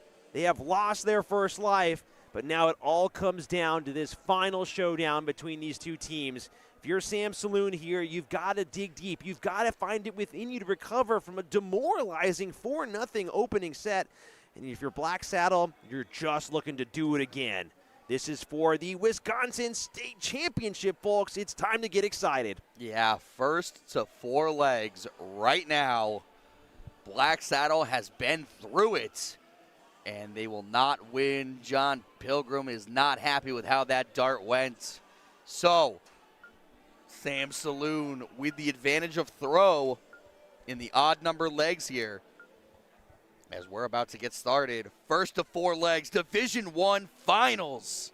And how, I know that game, the set previous, was more or less wrapped up, but you've really got to feel for Matt Jenkins there with that final bust, not giving his buddy Jose that opportunity to take that out. That one's got to hurt, man. And then not only that, to see him walk up and hit the trip 20, trip 19, and then just laugh. Yeah. Because he knows he can't take it out. All we can do is watch. So just funny stuff, but, like, it's brutal stuff. That's off so strong. Can he start off strong again? He does get in with his second dart, looking to find that trip. And again, if you are watching along with us, we apologize for the small interruptions in the broadcast as we are affected by the internet here at the Resch Center. Yeah, there's nothing we can do about it, guys. Yeah. We're at the mercy of the bandwidth. And finding his way in here, double 16 over to that trip 19. Still plenty of space to work with. Not able to get in there. Everybody in, though. Yeah, not able to get in. Matt Jenkins, or not able to get in big. Yeah. Matt Jenkins looking for a big score here. Get his team off and running. And just kicks into that trip 5. It was a well-thrown dart, and sometimes that's just how the cookie crumbles. And that, you're just thinking more and more about that bust score. You got to put it out of your mind and just move on to the next one. Bob Anderson now wanting to get his way in this leg. You see all those phantom throws, but he's been so unaffected by it. He's been able to find these big visits, big finishes. 4:09 is the score line for him. Finds the triple with the last dart to keep him relevant, but Matt Jenkins is in front. Bob Anderson, good visit there. Jesse Johnson looking to get down into 300s as well. And again, we've seen a lot of the guys on Sam Saloon open with a just dart that's just one hole wide of the intended target. And these are the type of visits that really start to add up quick here. Numerically, if you're not finding over about 70 points each and every time you come to the board, you're going to start slipping, and you're going to start finding opportunities coming and going to the wayside towards the back half of these legs. Steve Diker struggling to find a way in here, can't follow in. So Jesse Johnson and Steve Diker not really putting up that big of a fight here. It really seems to be a battle between Matt Jenkins and Bob Anderson. Yeah, I mean, I guess no harm, no foul if you're Jesse, but you don't want to leave Matt hanging. If he can find another big one, that is a tough dart. Moves downstairs and finds it. What a good move. And will be about 230 points clear. 130 points clear. Sorry, math is hard sometimes. We're also at the end of a 5-day event here, guys. This is Nick Soldo and I's first time out at WAMO, and it's been an enjoyable experience, that's for sure. But just like the players, we too are mentally exhausted and physically exhausted as we've been doing all of the events that have been sent our way here, mainly Division I and I think around Division 16, 17 matches. But yeah, it's tiring for everybody. Everyone's just trying to hang on as Jesse Johnson trying to grab a hold of this scoring and really start motoring away here. That's a good start. Wants two more in there. There's plenty of space for one more. He's going to go for it. He's able to find the big 180 at just the right time. Fantastic round from Jesse Johnson. Yeah, that's a big turnaround. I mean, being able to back up your bad score with a really big 180 there and level up with your teammate and keep your guys at arm's length. You're in position to go up 1-0 after you guys got blanked in the first set. This is a big turn of fate here. They just need one. They've just got to get off and running with one leg on the board. You never know what can happen here. So, Matt Jenkins, big opportunity. He made a big mistake in the previous leg, not allowing his buddy to potentially have a look at a massive take. And that is just a brilliant round, leaving himself 88. Great job. Yeah, he's making up for it right now, leaving that 88. A little combo finish there. Jesse still well ahead of everyone. So, we're going to be coming back for this 88, barring absolute heroics. But even absolute heroics aren't going to do it because a 180 from both guys is not going to be enough. Jesse Johnson now with the chance. Bob Anderson, only a 46. They might just be thinking about the next leg. Yeah, and you know what? That's a great position to be playing from. I mean, if you're Jesse Johnson, you're just looking to help out your buddy. And then if you're Black Saddle, barring some extreme just disaster darts from Matt Jenkins, you're just thinking about going next and just continuing the fight on. He's in. He finds the one, so he does the bare minimum to get in there. A little scary there from Jesse. Yeah, but like you said, it's enough. You're still in a really good position. Neither of the other team players are really anywhere near, and they're not finding huge scores. Finds 100, and it's not even close. It's not even going to be close to getting enough. Matt Jenkins, 88 here. Lining up for the shot. Taking his time, certainly within the wheelhouse as he drills that triple 20. Going over to double 14 now, finds it in two. So they couldn't find a single leg in the opening set, but Sam Saloon finally able to put one on the board here in the final set. They are off and running. Black Saddle, now they have their, one of their heaviest hitters on their team coming up to bat, Matt Graff. Bob Anderson, they're going to look to try and rally back here for game number 2. Absolutely, and I think that was a big leg for Matt Jenkins. Coming off of the mistake that he made in that last leg of the first set, I think having a turnaround leg like that where you came out and you were the front runner and you took the game, it's just a morale booster saying, hey, I can do this. I belong here. No, yeah, it's a big confidence booster like you said. I mean, it can be really demoralizing when your mistake costs your team a leg, let alone an entire set. So for him to come back, shake it off, realize there's a lot of game left to go here, it's exactly what you want to see. It's what the best players do every single time. Jesse Johnson now struggling to get in here. He's going to have an opening round blank, so tough visit there. Bob Anderson looking to punish. Bob Anderson with a big chance. If you're Sam Saloon, you don't want to give them this leg. If you could get yourself off to a good start, you don't want to give any momentum the other direction. But Bob Anderson's going to look to get that momentum back as he finds the trip with his second dart, and it goes into the trip 3, but it's still in it with a decent in. Yeah, Bob just sticking to the script. He knows what needs to be done. Derek Schneider, the birthday guy himself today, is looking to get in. What a birthday present a state championship would be. He's able to get in there, 4-6-1, but still, unlucky position here for Sam Saloon as Black Saddle is really just running away so far. Black Saddle was off to the races with some decent ins. What does Matt Graff have in the tank after such a long, stress-filled day? Can he bring this score down and find the big scoring that we're used to seeing from him? He does find a trip with his last dart, but 96 doesn't feel like the biggest punish. No, it's still okay. I mean, it's a serviceable visit. It's fine for right now.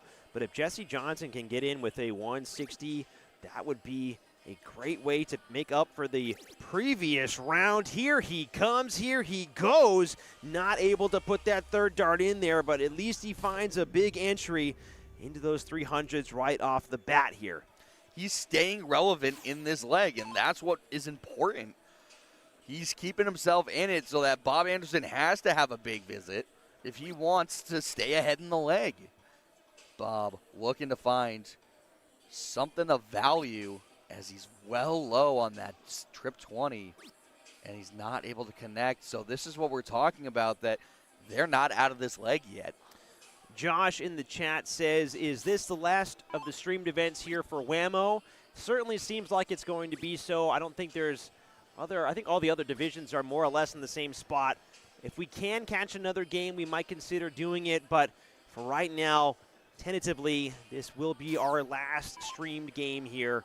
So Matt Graff coming up to the line here, 310 in a fantastic position to get his score down.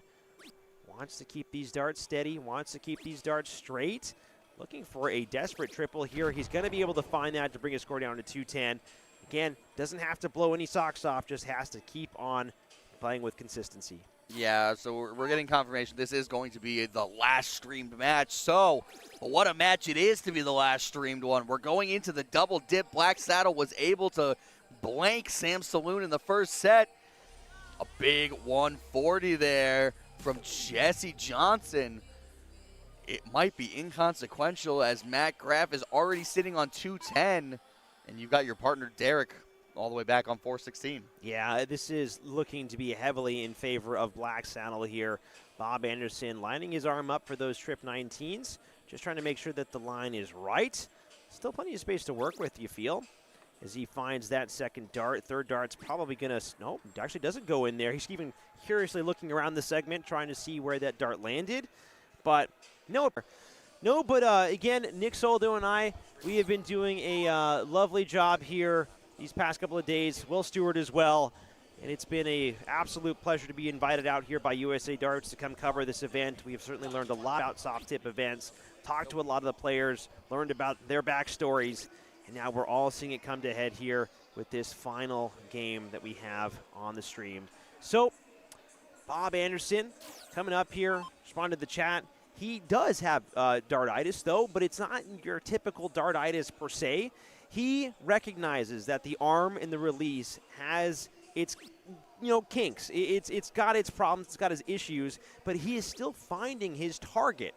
He's still hitting big numbers. It hasn't been a scoring issue or a doubling issue. It just looks different now, and he's kind of accepted that fact. He's worked to accept it, and he's still one of the top Division I players here at WAMO and has been for the past week. So that's the explanation behind Bob Anderson's throw. Derek Schneider finding 83, but Matt Graff approaching here for this 144, looking like it could go. Nothing's out of the range of this guy. We've seen some really big finishes from a lot of people today, a lot of people this week. And you almost feel like it's bound to go. Man. Double 12. Yeah, it's just so clean. Wow. Like you said, as soon as the first one went, it was going to go. Yeah, I mean, I feel like for Matt Graff, if you see that first dart go, no matter how big the checkout is, it's over. he's going to find his way through there. So tie game here, ladies and gentlemen. 1 to Sam Saloon, 1 to Black Saddle. Again, Sam Saloon already doing 100% better than they did in the previous set by finding that opening leg. So Jose, a man who we saw struggle a little bit here in the first set, trying to, well, recalibrate and regroup, but that's not a great start. Continuing to struggle on the doubles is Jose. You can't do that if you guys want to walk away the champions, especially against a team like Black Saddle. Matt Graff now with a chance to punish with his patented 150 in. He's been so good on the double 15s.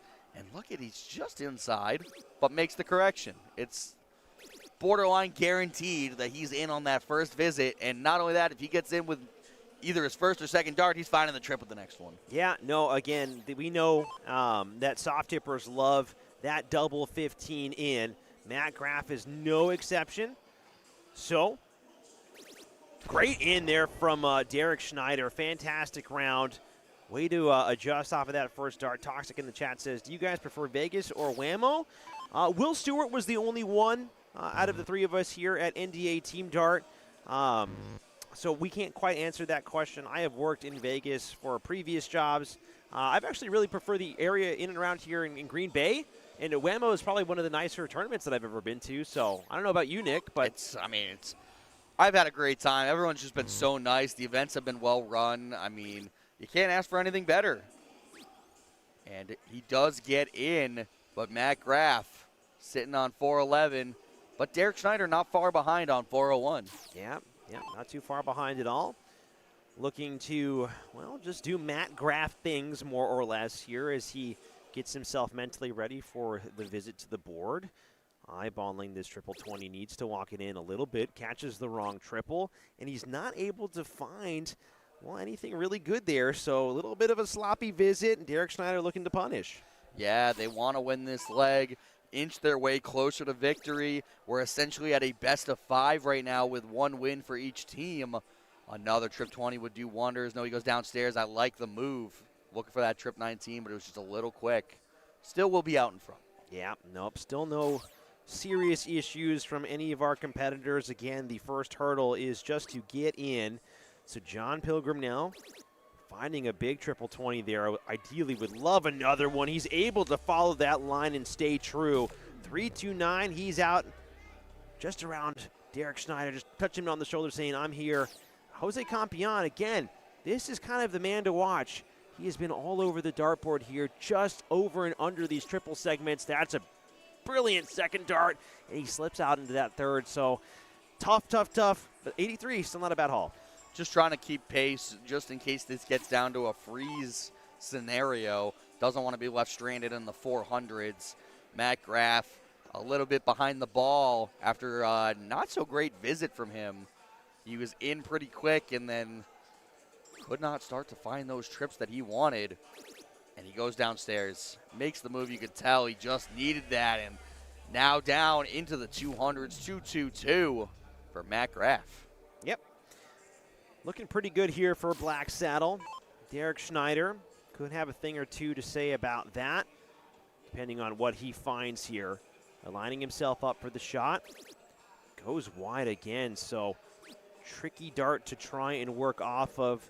Not able to find the triple 20 bed, so I have to say Black Saddle starting to eke out in front here.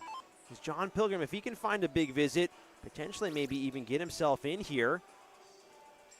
Finds that, well, not able to find that second dart, so just looking to continue to knock down the score. 2-4-6, 2-2-2. If you're Jose, you have to hit big here. No exceptions. Yeah, it's definitely leaning towards Black Saddle for the break of throw, which would be really, really devastating for Sam Saloon after they got a little bit of momentum winning that first leg pretty handily. Oh, and he only finds the 85. So back at 280, Matt Graff with a chance of his own to get down to a finish. Yeah, I was reading Jose's lips there as he walked towards the board. He goes, bro, come on. Because you can definitely tell that third dart, just the way the mechanics were causing it to kick out. So not happy with the release. Matt Graff, that is a tricky. So,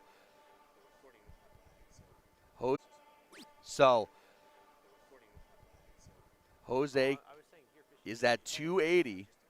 So, got to knock his score down a bunch because you got Matt Graff following you for this 82. I mean, you really don't want your partner to be frozen in case this 82 from Matt Graff doesn't go. Man, and it's looking more and more like it as he only finds the 43. Yeah, tough visit there for Jose Campion. Matt Graff, again, he has been so good on his outs all week and weekend long. This 82 is definitely one of the easier problems that he has faced. He's looking like he's mentally getting himself ready, lining up his arm, able to find that triple 18, able to find that double 14. Bang, bang play by Matt Graff. Black Saddle taking that leg there. I mean, that's tough for Sam Saloon. He's just that good. He's just playing so well. I mean, he will not be in this one, but replacing him is Scuba Steve Diker, who's also been a monster all week. I mean, this team just doesn't have any weak spots. But a chance to go up 3-1 and 1 away, and Scuba Steve is off to the races. Double in with his first dart. Can't find the big triple, but just puts all the pressure in the world on Matt Jenkins. Toxic in the chat says, have you gotten a big fish today? I know you've been chasing it all week. First of all, thank you for remembering. And second of all, I wish I wasn't reminded because we have had opportunities that have been taken away as that big 160 in from Matt Jenkins is stellar. But no, we have not had a 170 on stream. I believe one of these Division I guys got one. It was a 170 in. A 170 in, It was a 170 yeah. in, which you said does not count. It has to go the other way. Yeah, so no, we're still chasing that big fishy down. Toxic, thank you for asking. Cameron says, never played this soft tip darts. Is it easier than steel tip? No, it's more or less about the same, really. You stand just a little bit further back. The segments are a little bit bigger, but also the games are really just a little bit more different because in soft tip, you're playing to not miss, really, and in steel tip, you're just playing to hit as much as you can. Here up at the upper divisions, the margin for error is basically zero. And steel tip, there's a lot of missed darts on those triples. So just kind of a same game, but just different game, really. Hopefully that answers your question. All right, so we have a very tight game now. John Pilgrim was unable to get in, so a big chance for Sam Saloon to battle back, re-level the game with a broken throw, get back on throw. They will be throwing next. Hey, listen, that's almost good enough right now. You're the front runner. You got John Pilgrim back on 501. Jose in with a good visit, standing on 386.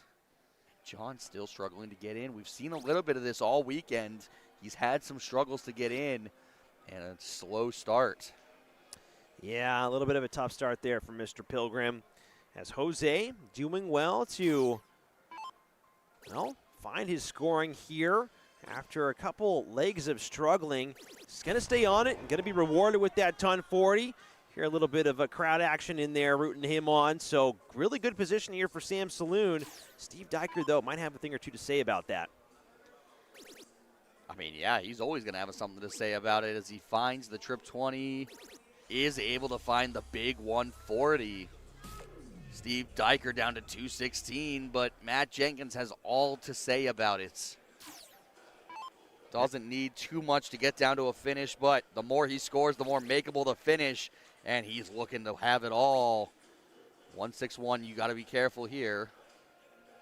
I mean, 161, there's very little you can hit that's going to put you in a bad spot. 144 is a makeable finish, especially with John Pilgrim sitting on 466. Yeah, and critically, I mean, I'll touch on it again. Matt Jenkins in that opening set had a little bit of a blunder that ultimately cost his team the leg and the set. I mean, it was already going downhill anyway. It was a sweep for Black Saddle, but it's great to see him start to battle back and hit some great darts. Again, long game. He knows that they had a life to play with, but still it's great to see him throwing well. Jose trying to get, we saw some great scoring from him, and he gets himself down to the 170. So both players from Sam Saloon, in order to break throw, are both on a finish. Here, fishy, fishy, fishy. Oh, man. Every time it shows up, he's going to do it. But Diker onto the 120. But with John Pilgrim sitting back on 381, there's a very good chance that this gets frozen out.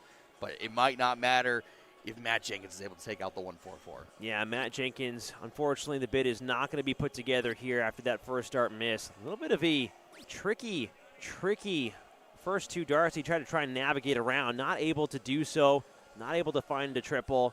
So John Pilgrim now struggling as he looks to really knock down his score here. Needs to basically find the full lot here. Able to find two. Are we going to see the ton 80? We are going to see the ton 80 there. Great darts there from John. Wow, and of all the times to find a 180, that was it. Still, a big chance for Jose to not only take this out, okay, now he has to find enough to freeze. That's not quite enough, but that's going to do it. Great darts. So no chance for Diker to take out this 120 as he's able to find the 125. Jose has really come alive in this leg. Steve Diker, though. Yep, just going to be going downstairs. Just going to continue to knock this score down. Yeah, smart darts there. Again, doesn't really matter being frozen out. So Matt Jenkins now, 103. Well, made a little bit of a mess of it last time around. Let's see what he does here. Yeah, I mean, the only thing you can hit right now that will hurt you is a 1. So 51 for 32. He might go 57 for 26. I mean, we see it all the time that they go for those trip 19s. Nope, 51 for 32. Oh, and he's just outside. Wow. But it's okay because Jose will be coming back for this 45. Because Scuba Steve sitting on 43 means that there will be no freeze. All Pilgrim can do is knock it as low as possible. Are we going to see it? The back-to-back. Oh, man, that was risky. The really 180 risky. Would have busted. And Jose laughing a little bit about it. A questionable move there. He gets lucky and it kicks into the trip 5. But 32 for Jose. This has to go. Oh. Okay, but crucially misses inside. So it's the freeze rule. Yes, that is a very, very smart dart to miss inside because now Diker cannot take this out and Matt will be coming back for the 32. Yeah, again, Steve just in a little spot of bother here. Just trying to bring his score down as low as he possibly can go. Yeah, he's going to elect to walk up to the board here and just, say, okay, go next. So now Matt Jenkins with 3 darts in hand at double 16 wants to put this leg on the board and tie up this game at 2 apiece. Not registering with that first dart. Second dart's in there, basically dead center. And ladies and gentlemen, we've got a tie game. Yeah, we are in quite the struggle right now. He was on 2. I thought he was on 180. Wasn't he on 181 when he was going to? He was on 201. He was on 201? Okay, yeah. So I'm just dumb and can't read things. Buddy, all right, buddy, fair enough. You are not dumb, buddy. It is now day 5 of a 5-day event. Our brains are mushy and goopy, and we are a little loopy. That's how these long darting events go. But now, coming back to this game here, 2 legs apiece. Sam Saloon finding some strength and some courage to rally back, really giving Black Saddle the game that they deserve. As Derek Schneider now looking to find his entry in well wide on that second dart. Not able to make the correction, so that's not a good omen for Sam Saloon. Yeah, asking about the freeze rule. We've explained it a bunch of times. Just, if you Google the freeze rule, you'll see basically it has to do with the scoring, but we're going to stay on this final right now. Steve Diker now with a chance to get in quick, take advantage in the leg, and that's a good way to do it.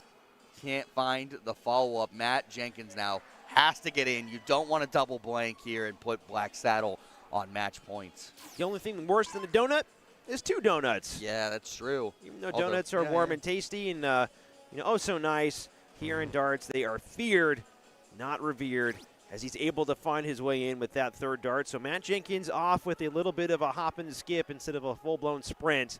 But now if you're Matt Graff, you have been so consistent on finding your entries here, you're just looking to, well, take a breath and do what you do best. He's been just so good on the double 15s, and he takes his time making sure that he's ready And he's inside. We've seen him go a little inside on this double 15. Yeah, you would have been surprised if that one didn't go. So nervy darts from all of these guys. Just got to compose yourself. Derek, get in. You're not punished for not being in on the first, but you will be punished for not being in on the second one. Trip 20 here would be huge. It's all right. It's not the end of the world. You are in. You're back in the race, and we have borderline a level game. But you did hand the initiative over to Scuba Steve if he can find a big visit. Yeah, Scuba Steve has been a menace so far today. And that second darts, yeah, he's going to make the adjustment upstairs. He saw the line of that and went, yeah, it's basically blocked. So Scuba Steve just doing what needed to be done, continuing to bring that score down. Matt Jenkins has to find a big one here. He's got to start motoring. Let's see what he's able to accomplish with these 3 darts. Yeah, got to pick up a big score. Oh, and he's unable to do so. Only finds the 60, so Scuba Steve is going to have a big advantage going forward. And not to mention your partner, Matt Graff, generally doesn't have too low scores. Yeah, and for Matt here, I mean, we've seen a couple times, to your note, that, he struggled to get in big, but whenever he does get in, his scoring is always heavy, really making a home on these triple 20s, and that's exactly what Matt Graff needed to accomplish there, and that's more or less what we expected he was going to do, Nick. Yeah, I mean, you don't expect him to have too many poor turns in a row, and he comes out and shows why he was the doubles champion in the last couple days. Derek Schneider answering back and just keeping this leg interesting. Yeah, that's a great round there from Derek Schneider. Again, responding well to the situation, doing everything he can to make sure that he stays steady here and stays even with Steve and Matt. So Steve trying to find his way into a triple, gets that done. He's the furthest out in front, but really the pressure is all on Matt Jenkins. He's starting to fall too far behind everybody, and Matt Kraft coming up right after him. He knows that he has to hit big. Yeah, 100, at least a 140 probably wanted here, but he does well to find the trip 20. Can he find another?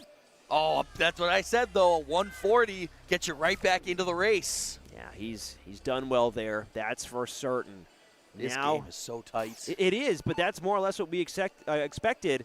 And it's also great that we're getting this tight of a battle after that 4-0 sweep from Black Saddle against Sam Saloon to now take this to this final set. So Matt Graff well low on that first dart. Well, just a little high on that second dart, trying to thread the middle. He's not able to do so, puts it on top of the wire. So unfortunate round there from Matt Graff. Derek Schneider looking to punish. That's all it takes sometimes. One rough visit where you don't find a triple, but the other team's got to capitalize. Derek's got to find something. He does find the ton. Brings him to 206. It's not quite a finish, but again, keeping himself relevant. Scuba Steve now with the opportunity. Yeah, he's been so reliable, so calm on these 19s. Still a lot of space to work with here. He finds that 777, but he will leave himself the 158. So he is in range. Good use of the math there. Well, if it was intended or not. Now Matt Jenkins, he's got to keep on hammering these triple 20s. That first dart's a brilliant line, and he should be looking to get down. He's thinking about which way he should go, Nick. Yeah, I mean, you can do whatever you want. I think going downstairs is the smart move. Oh. And wow. That is tough. Again, a rough dart. Misses and finds the 172. Not the end of the world. I think he should have just not broken his rhythm there. Yeah, but it's the same thing with he felt blocked. That's why he moved over there. He just as well could have kicked into a 1 or a 5 if he threw at those darts, and he'd be in the same position that he's in now as Matt Graff, unable to find a triple again. So a little bit of a slump from Matt is giving life to this Sam Saloon team. Derek Schneider could put a lot of pressure on with a big visit here. Needs something. Yep, went downstairs. It's good math. Doesn't want to kick into the 1 or the 5, so he goes down to the 17 to leave a finish. Not where you wanted to be when you were sitting on just low 200s. Yeah, I mean, good math, but also you want to make it a little bit easier for yourself as Steve Diker now trying to knock down this 136 with that last start. Great pickup, so he is in prime time position now to find his way home. Matt Jenkins, again, can do a little bit better. If he finds a ton 40, he could leave 32. He's going to be going straight at those 20s, attacking them with all of his might. Not going to be able to find that triple 20. No triple 20s found. So 112. But Matt Graff here looking to get in and join the party. Yeah, you expect him to start finding these triples one way or another. Yeah, he's right back in, so into the mix. But how far down does he get? Down to 110. This is such a close game. It's close. And winner of this leg goes one away, puts himself on match points, 3-2. So, wow. One away from the championship. Down, those are the implications as he finds the opening dart. He finds the second dart. Derek Schneider, bullseye, not able to find it. He was so close. What a bid there from Derek Schneider. Just goes low. Wow, that would have been a phenomenal show-stopping win. Steve Diker now comes up with the 76. He finds the opening dart. He's going to shut the door, but he leaves himself 5. Of all the darts to hit, he goes well high. He was just so fast on that. Leaves himself 5 with 1 dart. So Matt Jenkins has the chance at the 112, and he's just going to say go next. Doesn't want to bust his score. Drama is entering into this game here, this tied game, as Matt Jenkins is looking to try and find and be the difference maker. He needs a triple 20. He needs the triple 20. He's not able to find it. Little bit of a finger going in jest towards the board there, giving Matt Graff a potential look at this 110. Nick, what is going on here? Left himself 20. Matt Graff now has to take out this 110 because his opponents are sitting so handily. We're likely to see this trip 20 first dart. And it doesn't go, so he needs another. Does get it, his favorite double on the board. And he's inside. He misses. The one time we see him miss the double 15 at the most crucial moments. So now, Derek with a chance to take out 25 and go to match point against Black Saddle after being blanked in the last set. This is what darts and team darts is all about. How good are your nerves in this moment? How good are your nerves? He's got to go for it. He's got to go for it. Derek, how good are your nerves, my man? Finds it for 1 dart at double 2. Not able to find it. He can't believe it. Wow, this is so crazy. Scuba Steve now. 5 left. This is crazy. Yeah. Wow. Double 2. And he gets it to go. Black Saddle match points. I can't believe how close that game was. I mean, every player, it seemed like, had chances in that game to take it home for their team, but it's Scuba Steve Diker finding the difference. You got to feel for Sam Saloon. That was so close for them. John Pilgrim with the chance to get off to a strong start and take away the victory. And a huge start. 1-4-6 in for John Pilgrim when he needs it the most. Wanting to avoid this 4-on-4 701, but we've also got Jose in quick. Yeah, Jose not able to follow in the scoring department, but at the very least he is in. Bob Anderson, he's been so good in all these games so far, in all of these legs in this match. He has been a reliable, steady companion to his friend on the other side of the score sheet, and he's been good for his entire team today. So looking to try and get it on this second dart, not able to do so. He's getting closer but doesn't want to blank, and he does blank in the opening round. Yeah, and that's tough when your partner has such a good in. You're giving the opening to the team to come back and force a last leg decider. Wow, what a match we have so far with Jesse in on the first dart. He's gonna look to score again and not able to pick up a big, but again, 2 ins that are in decent shape. Yeah, so Ross in the chat says, you said this was the 6th, it actually is the 7th consecutive final here for Black Saddle. How many have they won out of those? I believe 4. Yeah, so just absolute dominance from Black Saddle, have winning over 50% of the finals and been in all of them for the last 7 years. Wow. I mean, they're showing us why they are a tough team to beat. They're showing us why they're consistently in the finals. But still, Sam Saloon in a really good position here. Jose not able to pick up a triple. So John Pilgrim now, he has had an emotional event here, emotional day, emotional whammo, but he's the one out in front. He's the one that can seal the deal for Black Saddle. Yeah, but that's all if Bob Anderson can get off to the races and look at the frustration.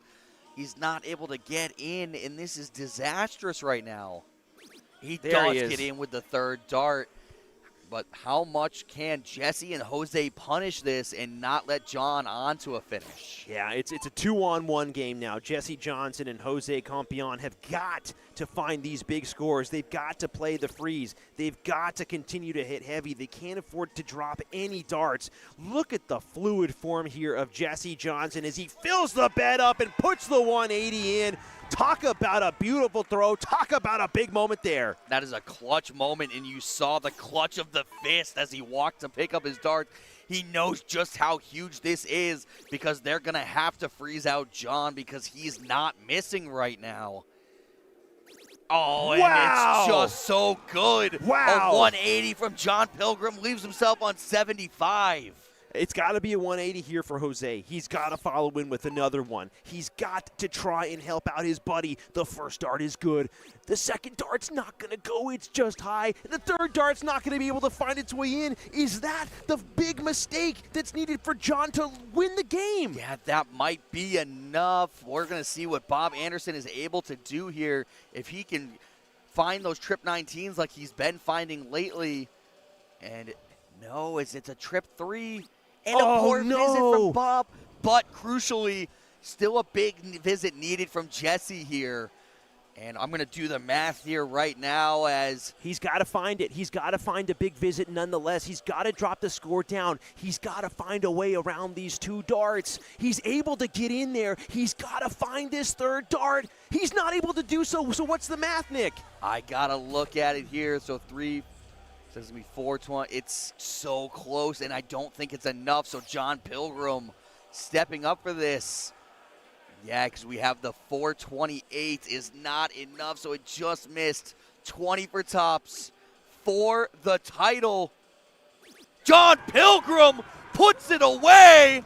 Black Saddle is able to mount the comeback of the century right now, down 3-0 in the match before, and they're able to rattle off 4 on the spin, then beat Blackhouse 4-1, blank the, oh my God, the opening set. Sam Saloon in the opening set, and rattle off the 4 legs needed to become the champions here at WAMO, Division I champions. Congratulations. What a leg by Pilgrim there.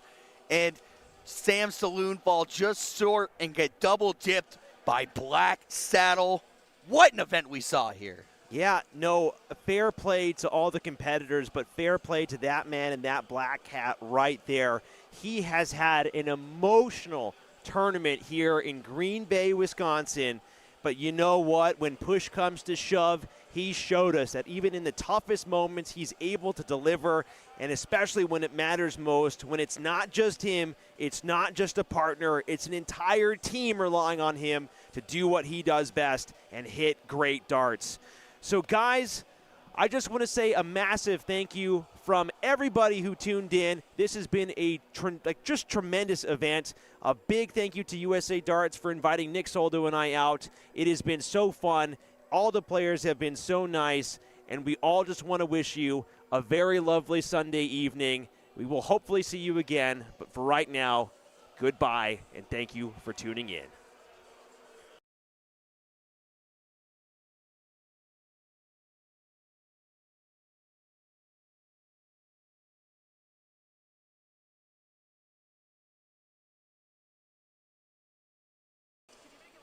just a reminder, next week, well, starting Thursday night, I believe. Maybe.